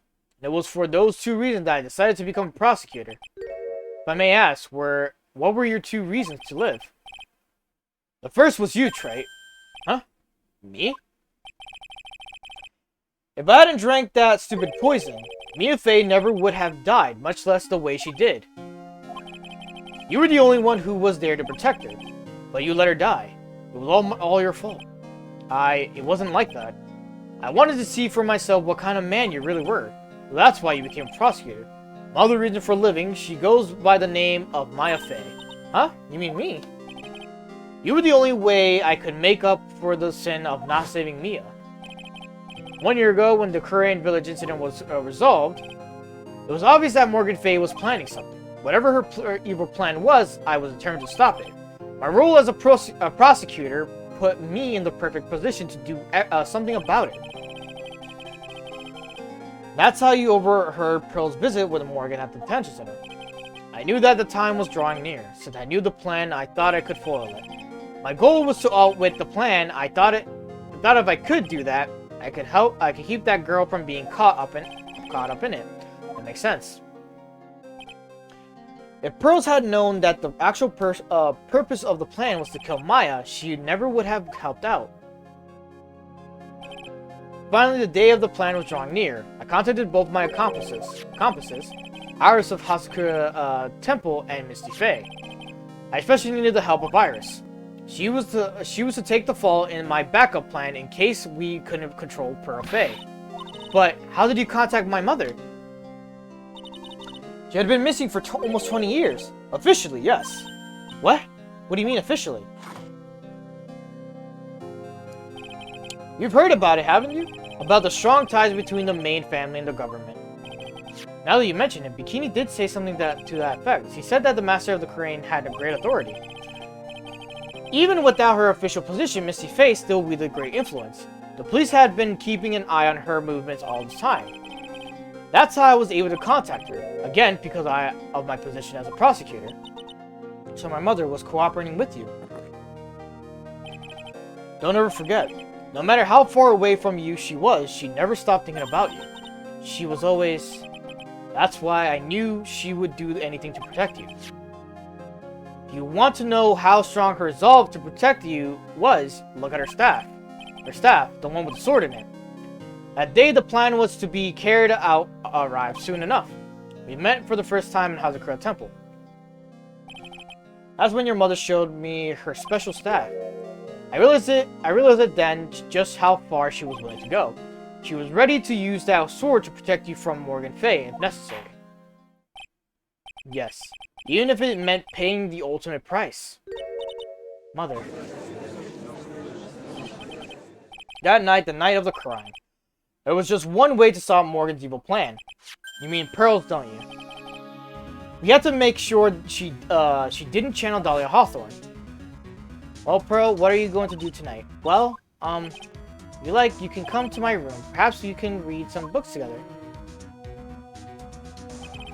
We thought we could prevent her from playing her part in Morgan's plan, but she never showed up. She was worried and followed me to the inner temple. That was the thing we were most afraid of, and that's why Misty Fey had to do the channeling herself. She channeled Dahlia Hawthorne into her own body. What do you mean? If she channeled the spirit first, then Pearls wouldn't be able to do it herself. As Master of Kurain, Misty Fey's power was supreme, so that's how it went down. She channeled Dahlia Hawthorne so that Pearl Fey wouldn't be able to...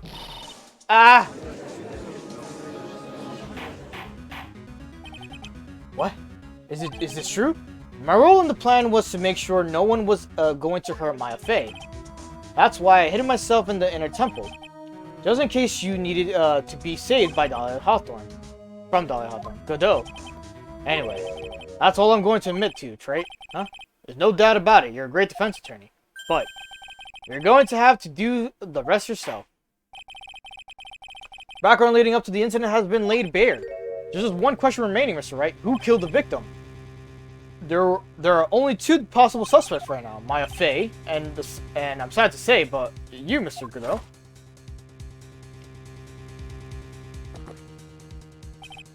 Well, Trey, if you're the real deal, then finish this thing once and for all. Joe is beyond a shadow of doubt that you can finish this on your own. No, Nick, please don't. Maya. I heard the whole thing.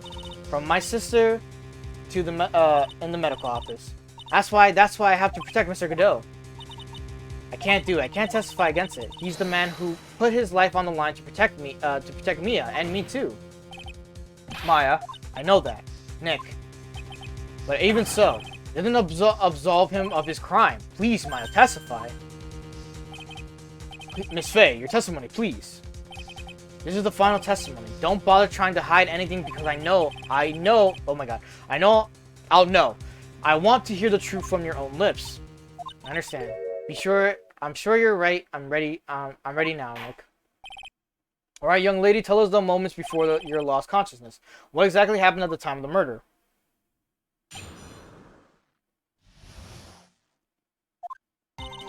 Just before it happened, I think I saw some red lights, three of them. I thought I asked for help, but just then I was splattered with blood. She wasn't dead though, and she struck back and the enemy behind her. Suddenly, the red lights went out of the whole area was dark. Just at that moment, there was a horrible scream. Right after that, Dahlia collapsed and I lost consciousness. These red lights, I thought you said you don't remember seeing them. I'm sorry. I thought I saw them, but then they disappeared all of a sudden. Huh. Things break, right? Even the best of theories. Who was it that stabbed Misty Fey? Looks like you still can't prove it. Mine is telling the truth this time, I know it. The rest is up to me. Well then, Mr. Wright, proceed with your final cross-examination of the witness.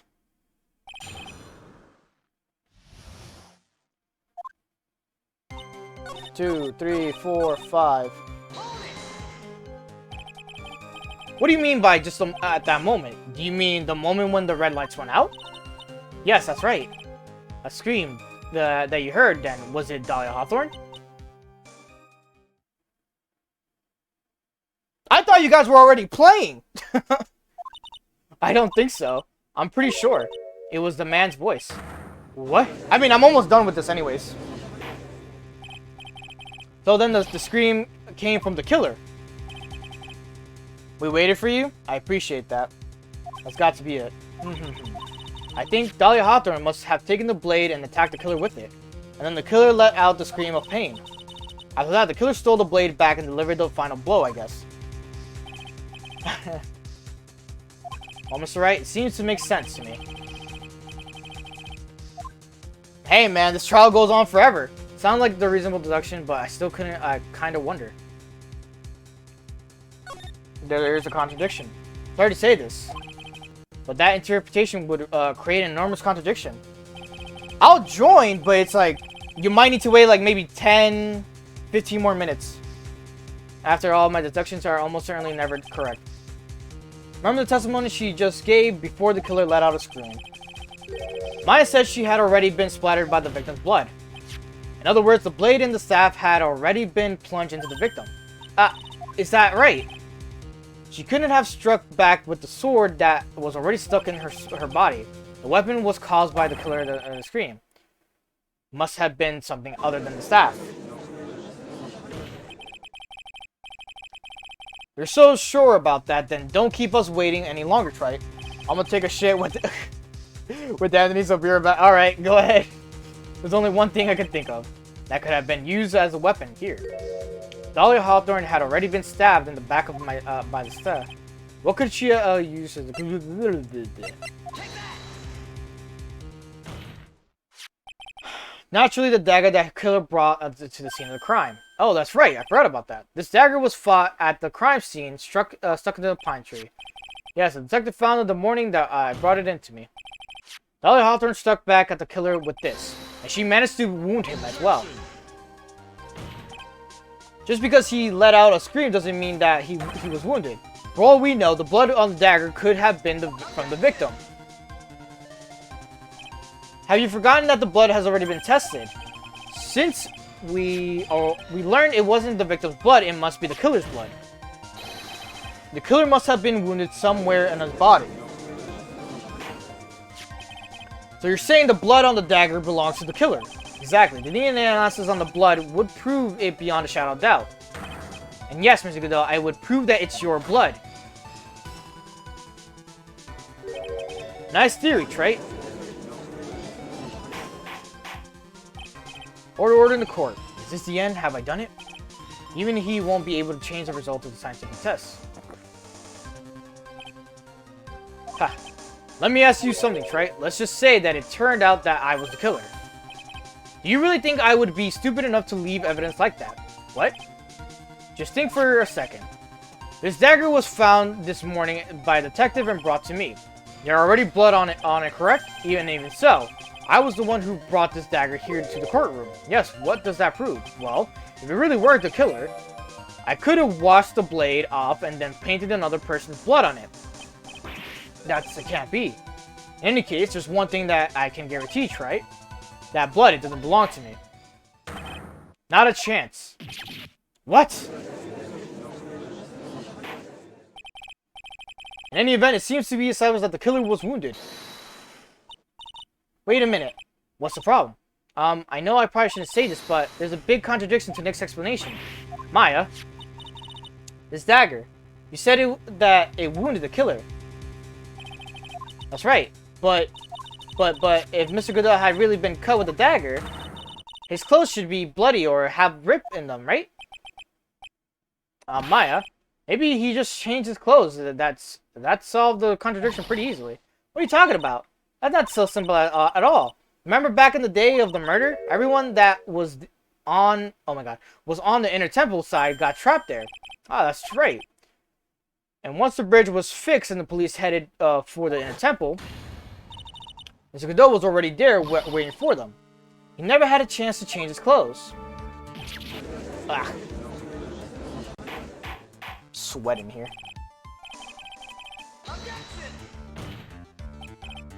Well, maybe he brought a change of clothes with him. But no one could have predicted the lightning strike and shut down the bridge. Why would anyone have brought a change of clothes? Did I just take smart pills during the last recess? Well, then maybe the killer took off the clothes he... blah, blah, blah. Oh my god, why am I struggling to read? That way he wouldn't get any blood on them. That's impossible, right? You know how cold it gets up there late at night. After a few minutes with no clothes on, you'd be frozen solid.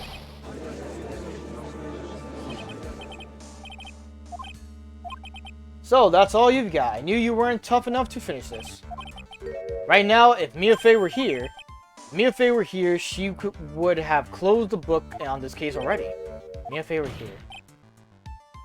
So come on, Trite, can you do it or not? How about it, Mr. Wright? You've accused Mr. Godot of being the killer. Can you prove it? Have you got enough piece of evidence? One piece of evidence, whatever. Question isn't whether I can prove it or not. The fact is, I have to prove it. That's the only choice I have. I was taught that it's one of the rules of being a lawyer. I can prove it. I want to bring your magnificent vengeance to fruition just as you want it. Ha. That's good. A fighter till the bitter end, right? And there's just one piece of evidence that can prove your point. Why don't we go for the ultimate penalty?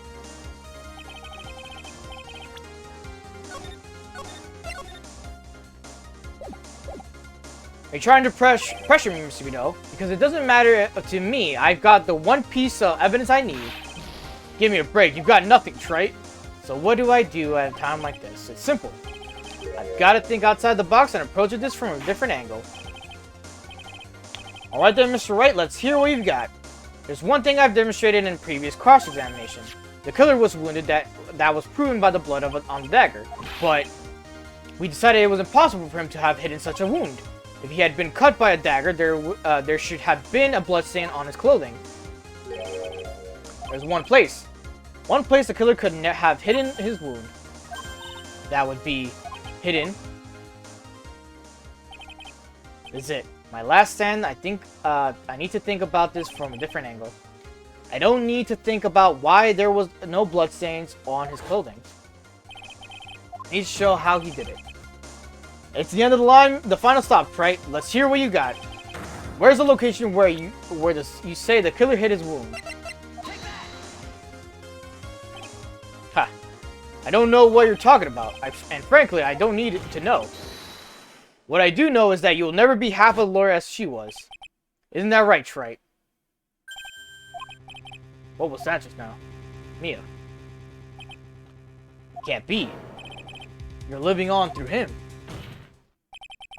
Even as we speak, you're still hiding the wound.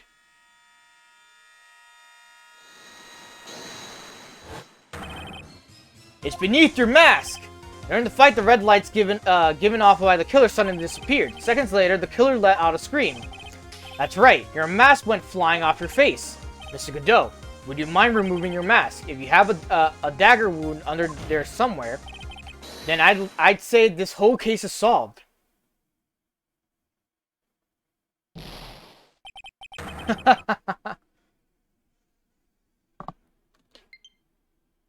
My badge has been dying for like a fucking minute. Oh, good stretch right there.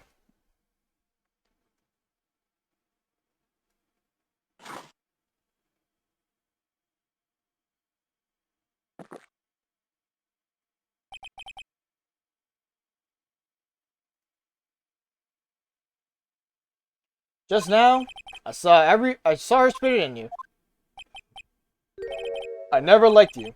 6 years ago, you helped that woman who put me to sleep by hiding her bottle of poison.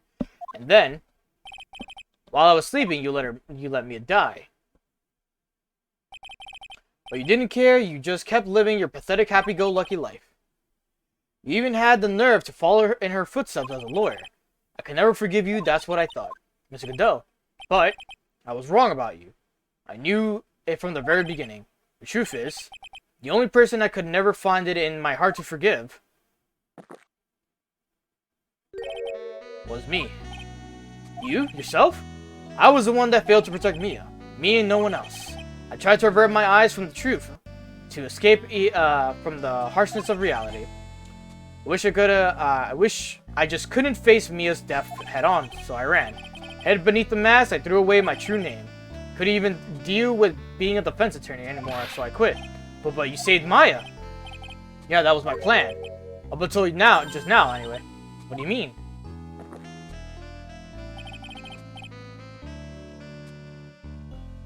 Are you listening, Maya?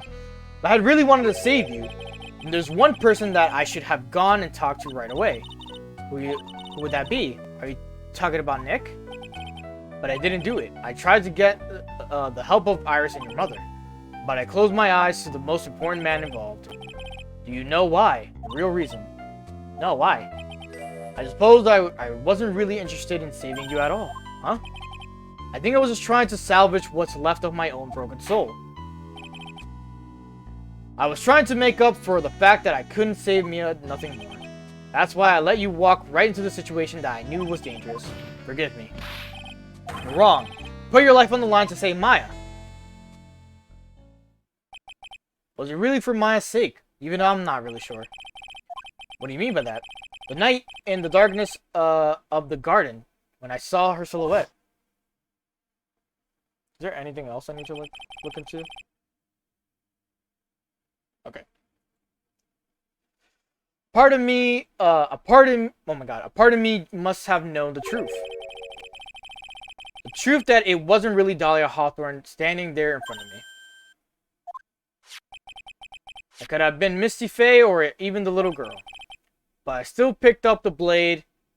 It was like I was dreaming.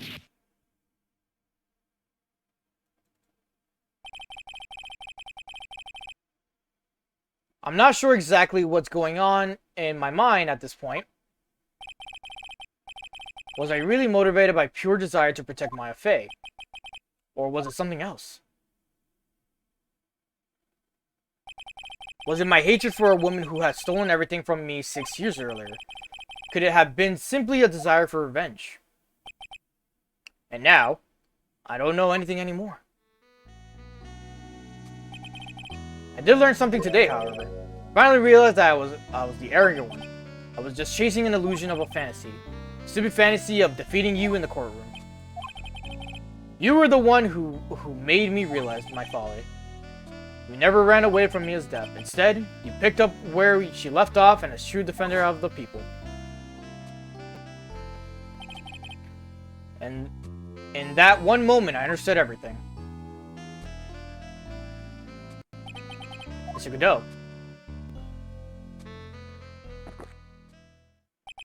I think you already know this, but if you don't, my name is Diego Armando. Mr. Armando, I believe in you. I know you were trying to save me.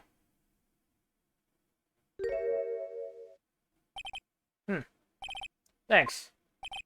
Your wound. It's bleeding. Huh. Did you forget already? In my world, the color red doesn't exist. These must be my tears. Tears. Ever since I woke up from my coma, I think I've been waiting for this very moment. Mr. Armando. You do well to remember this, Maya. The only time a lawyer can cry is when it's all over.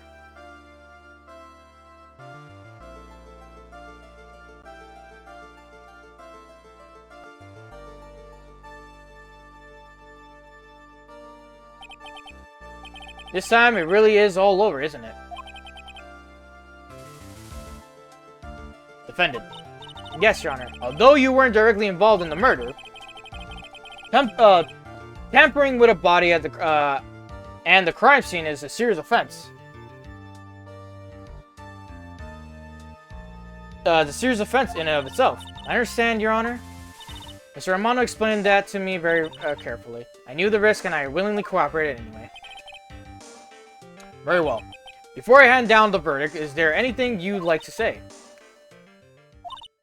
Well, there's one thing I'd like to say something to Mr. Wright.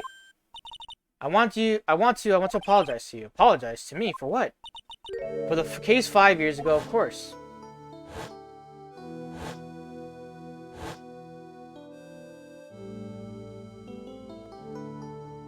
I just remembered.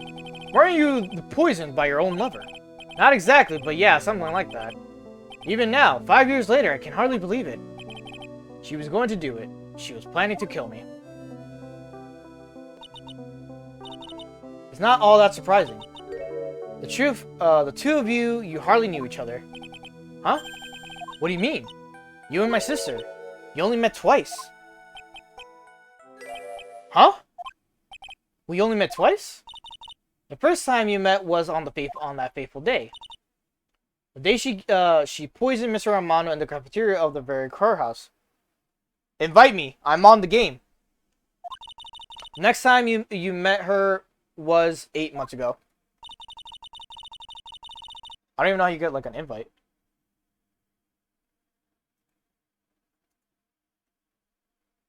Oh, there you go. How do I... Steam messages, so weird.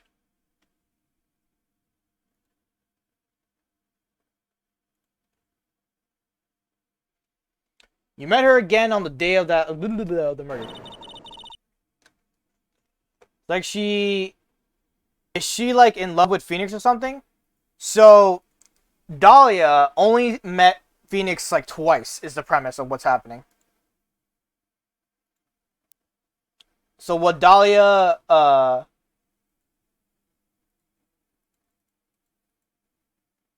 So the moments that Dahlia Hawthorne met Phoenix was during... Sorry, I'm, like, doing something real quick. I'll explain it, like, in a second.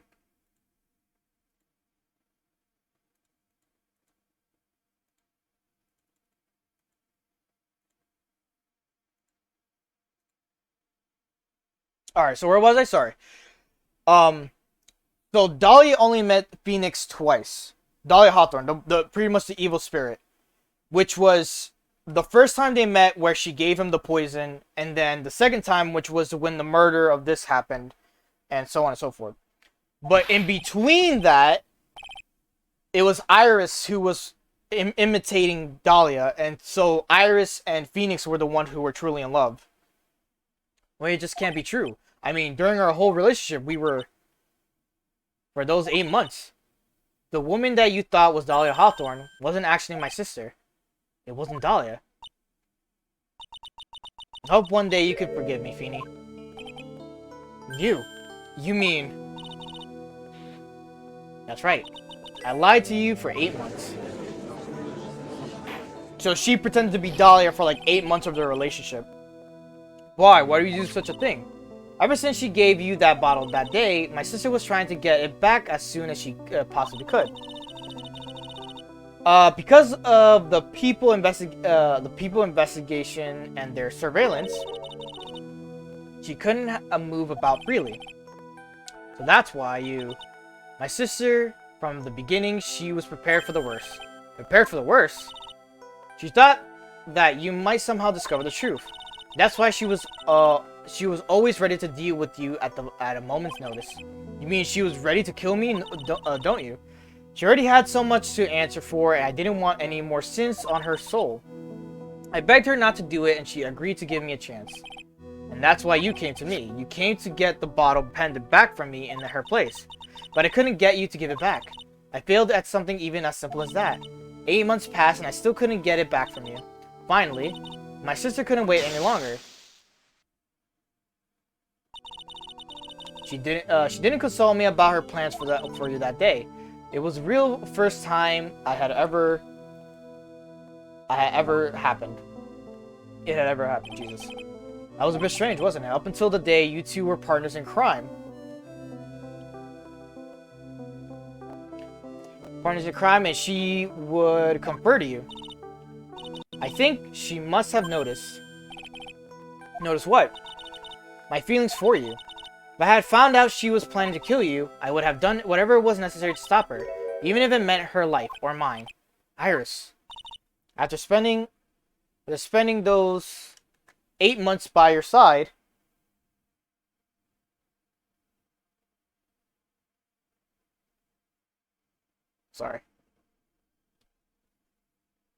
by your side,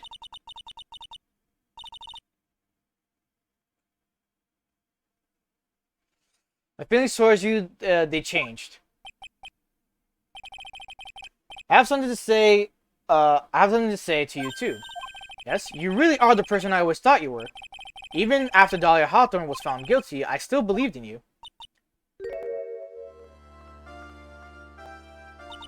Thank you.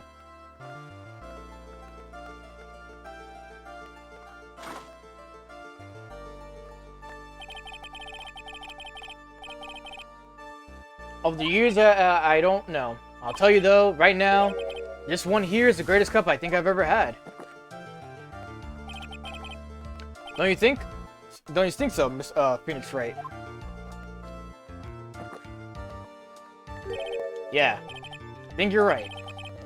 The purpose of this trial was to rule the murder of the victim, at least DMX. I've been just calling her DMX this entire time, which is so dumb. At some point, I expect you will be tried for the role as an accomplice at this case. I understand, Your Honor. Very well. On the charge of murder, I hereby find the defendant not guilty. They put 25 turns. They want to fucking end up staying up till like 4 in the morning. Court is now adjourned. Not even. Fucking like 4:30 in the morning.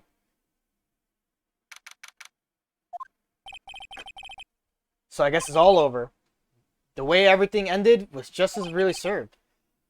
Oh shit. The man who risked his life and to save Maya is being sent to prison by his own hand. Of course, justice was served. Mia, I'm proud of you, Phoenix. Your defense was truly brilliant. There's a minigame coming up. I'll probably just throw the man who cared so deeply for you. You're wrong, Phoenix. You did save Diego. You saved him in the only way possible. You mean with that verdict? I think one day you'll understand too, Phoenix. I want you to remember one thing. You were as good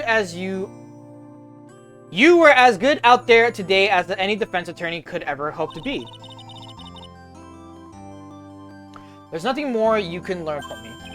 Mia, you've accomplished something I wasn't able to. I owe you a great deal. Thank you. Mia, I'm sure you will meet again someday, Phoenix.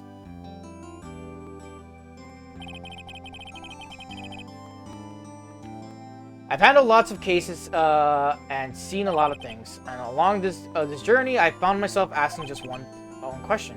What does it really mean to defend someone? I suppose today's case produced one possible answer. Nick, Maya, I guess it's just like my sis said. Mia, what did she say? That night, when I channeled Mia to get her advice on what to do, this is what she wrote back on the paper. Don't worry, Phoenix will save everyone in the end. But, come on, cut it out with that gloomy face. Can't you see my sis and I'm sure Iris too? Fuck it. We owe you everything you have done for us.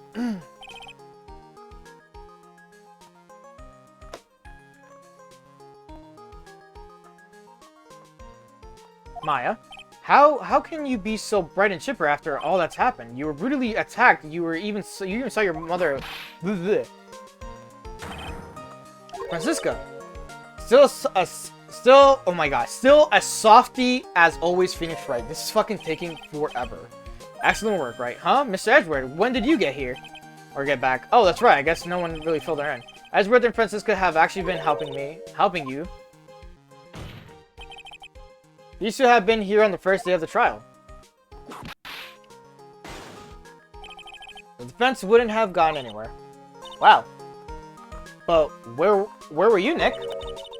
I heard he fell into a river and caught a nasty cold, which forced him to sleep all day. Yes, he laid in bed shivering from his fever that Iris Hood pulled over his head. I'm after Eddie, okay.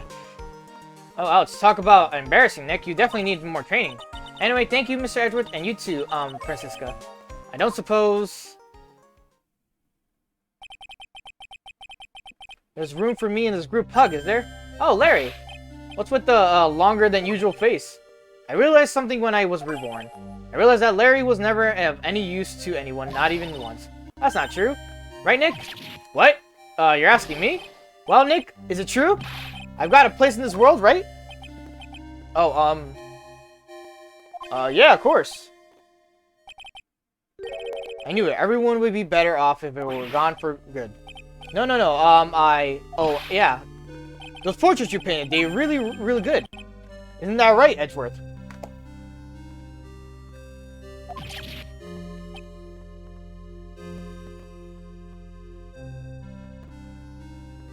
What, me? Why are you making that face, huh, Edgy?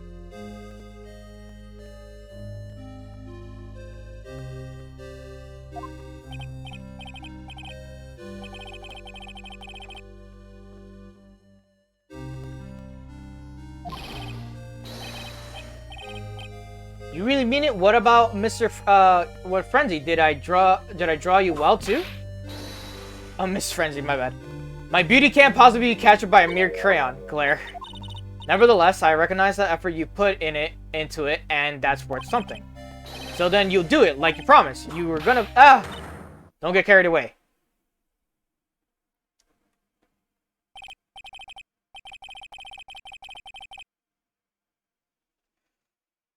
Well, how about that? I guess painting portraits is the only thing I'm good at. The painting of Pearl was pretty darn good too, if you ask me. Huh? Now you mention it, I haven't seen her around. Pearls? Where could she have gone? Normally she would have made a beeline for Maya. Oh! I'll go look for her, but be right back. Hey, Pearly. Right. You seem to be uncharacteristically puzzled.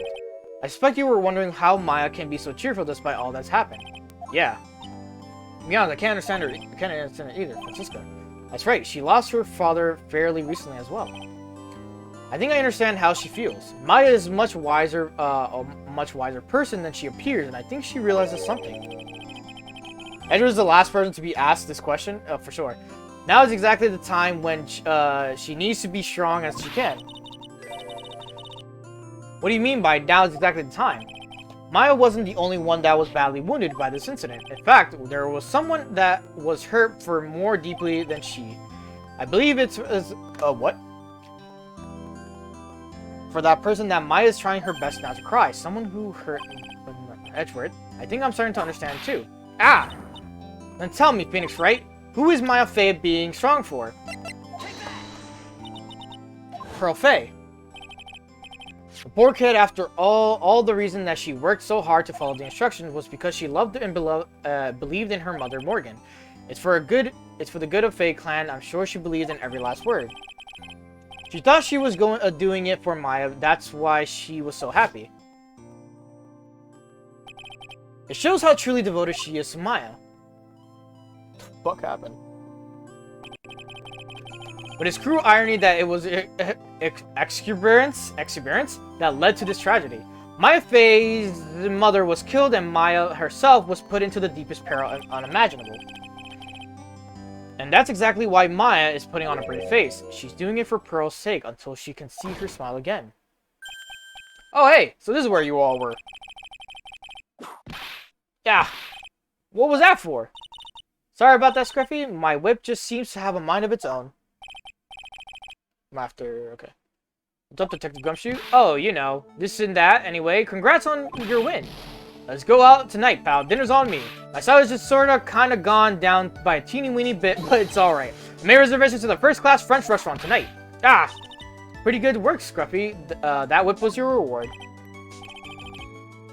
Detective Gumshoe. You said first-class French restaurant. You don't mean Tribulations? Where else? I knew it. We're doomed. Come on, let's go, everyone. I can't keep Maggie waiting, pal.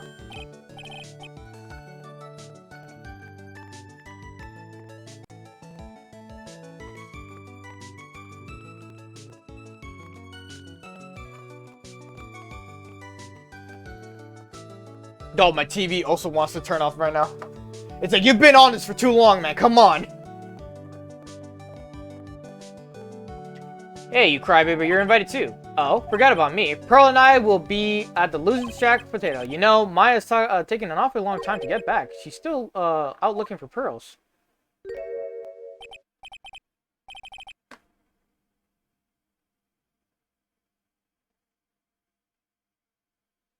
Oh, Maya, what's wrong?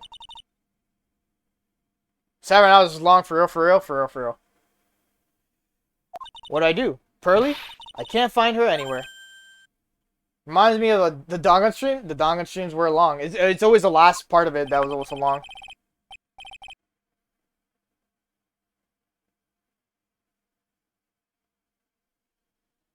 I bet she went back home, that's all. I thought so too, so I called the village.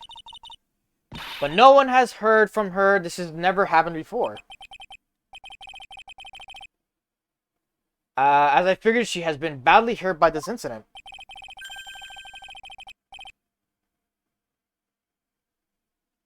She feels responsible for the tragedy that has been befallen her. But none of this was her fault. What? What should I do? Detective Gumshoe. Yeah, what is it, pal? Could you guys go on ahead? But what about you? Maya and I will join you guys once we find pearls. Nick, don't worry about us, Detective Gumshoe. We may be a little late, but we'll definitely be there. We have a lot of celebrating to do tonight, and I wouldn't miss it for the world. Yeah, but you're the... Ah! Very well, Phoenix Wright. We'll go on ahead. Don't keep us waiting, right? We won't. But where should we look? Where could Pearly have gone? Let's go, Maya. There's only one place I can think of pearls might have gone to.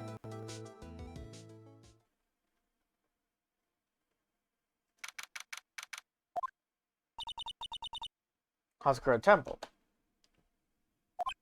For pearls, I bet this is the very important place. After all, it's where this whole incident started. What's this? You're all back again so soon. Good call on not voice acting the characters anymore, dude. That one session where we did it, it just wasn't as great anymore. Like, it just wasn't fun to me anymore. So, Bikini, I thought we'd be eating mashed potatoes alone. Like, I would like to do voice acting, but it's like I need more thorough.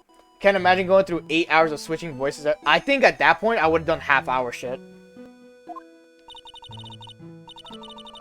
She's in training hall. Why don't you hurry along and go see her? Okay.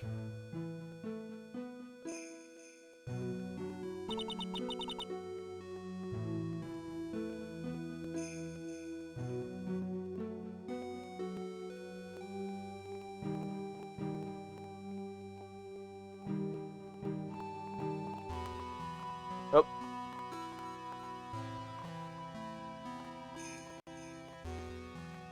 Really not here. Ah.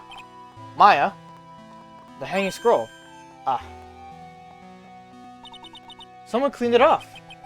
Bro, I forgot I didn't eat suhoor? I don't know, or sa'or?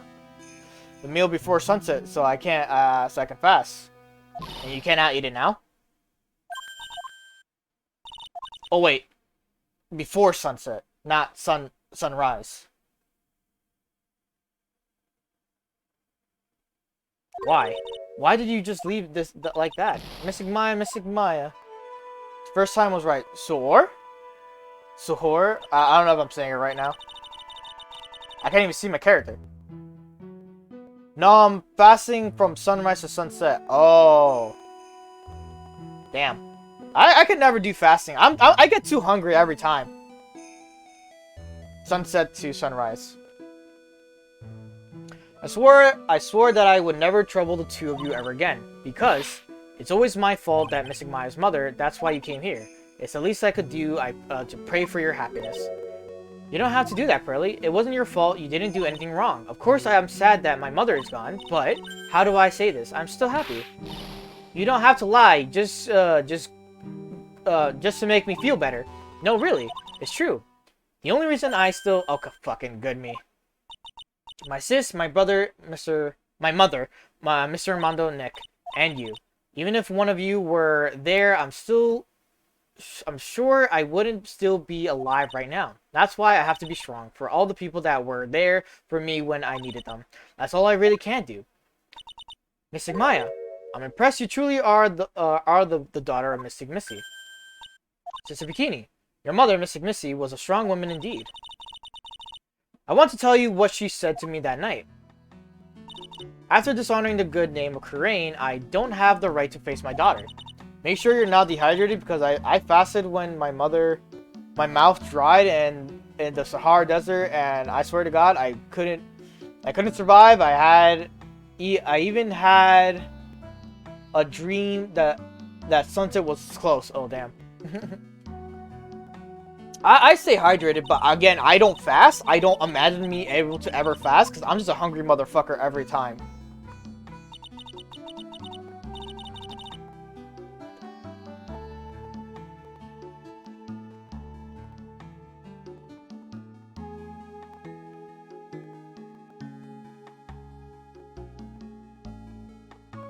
Your spirit was with her. That's why your mother was so strong. Even in the end, I'm sure she had no regrets. She'll always be with me until the day I die, huh?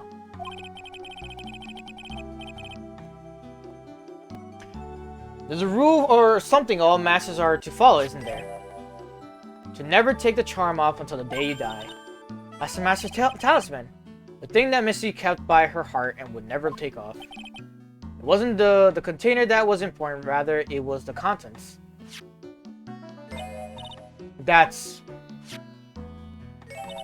a photo. Ah, mother.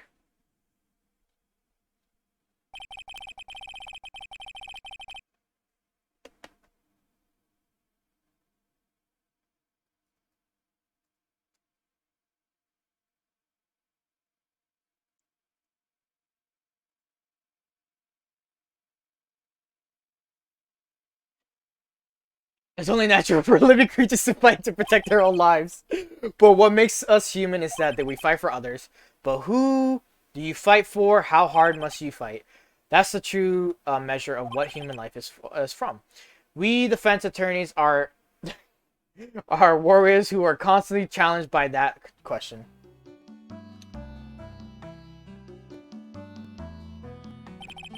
Even with the battle is over, and the bonds are connect us are severed, we always return time and time again. Mia, Maya, Pearls, Mr. Armando, and Maya's mother too. I learned that from all of them.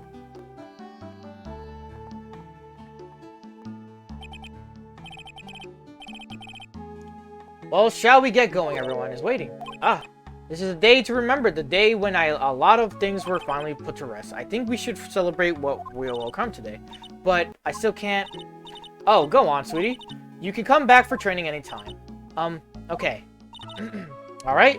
I'm going to make a brand new start too. Sister Bikini, I'll be back for more training, I promise. I know, and I won't go easy on you just because you're the future master. Make sure to prepare reservations for 3 for when you come back. All right. We're going to have to get a great feast today, Pearly, and you know why? Because training is a better battle of endurance. Okay, Mystic Maya, I'll eat lots and lots of food tonight. You know, there's one thing I don't get and probably don't want to, but what is it, Nick? Reservations for training is fine and all, but why for 3? Come on, what do you think? You're one of us, Nick. Next time you can train right alongside us. Uh-huh. I'll be waiting for you. Sister Bikini will take special care of you. Huh? It'll be great, Nick. We're going to do the special course naturally. Ha. That's a great idea. After all, Mr. Nick, you do anything for Mystic Maya. Wouldn't you even walk on hot coals, right? We'll have a nice big meal before we come next time, right, Nick? You know, I was wondering if I could say just one little thing. Sure, of course you can. Oh, I love this part. I can't wait to hear it. I'm getting goosebumps too. Well then, here goes nothing. There you go. I am not gonna let the credits play out because we already run. We're 8 hours in. We're literally about to hit an 8-hour mark right now. See, I would love to see these extra shits, but it's like, dude, we're 8 hours in. That last part truly did take a lot. But yeah, Phoenix Wright, the trilogy, Trials and Tribulations, done. We finished it right here tonight. 8-hour stream. But yeah, I think I'm gonna call it a night. Next week, Thursday, Final Fantasy. Friday, Disgaea, hopefully if it's working. And then, what was the... Oh, and Saturday, the new Saturday one is, the new Saturday one is gonna be fucking, Miles Edgeworth, I believe. I think it's the Miles Edgeworth game that's coming up. So there's that. So yeah, it's gonna be the Miles Edgeworth, then the Miles Edgeworth after that one, the second one.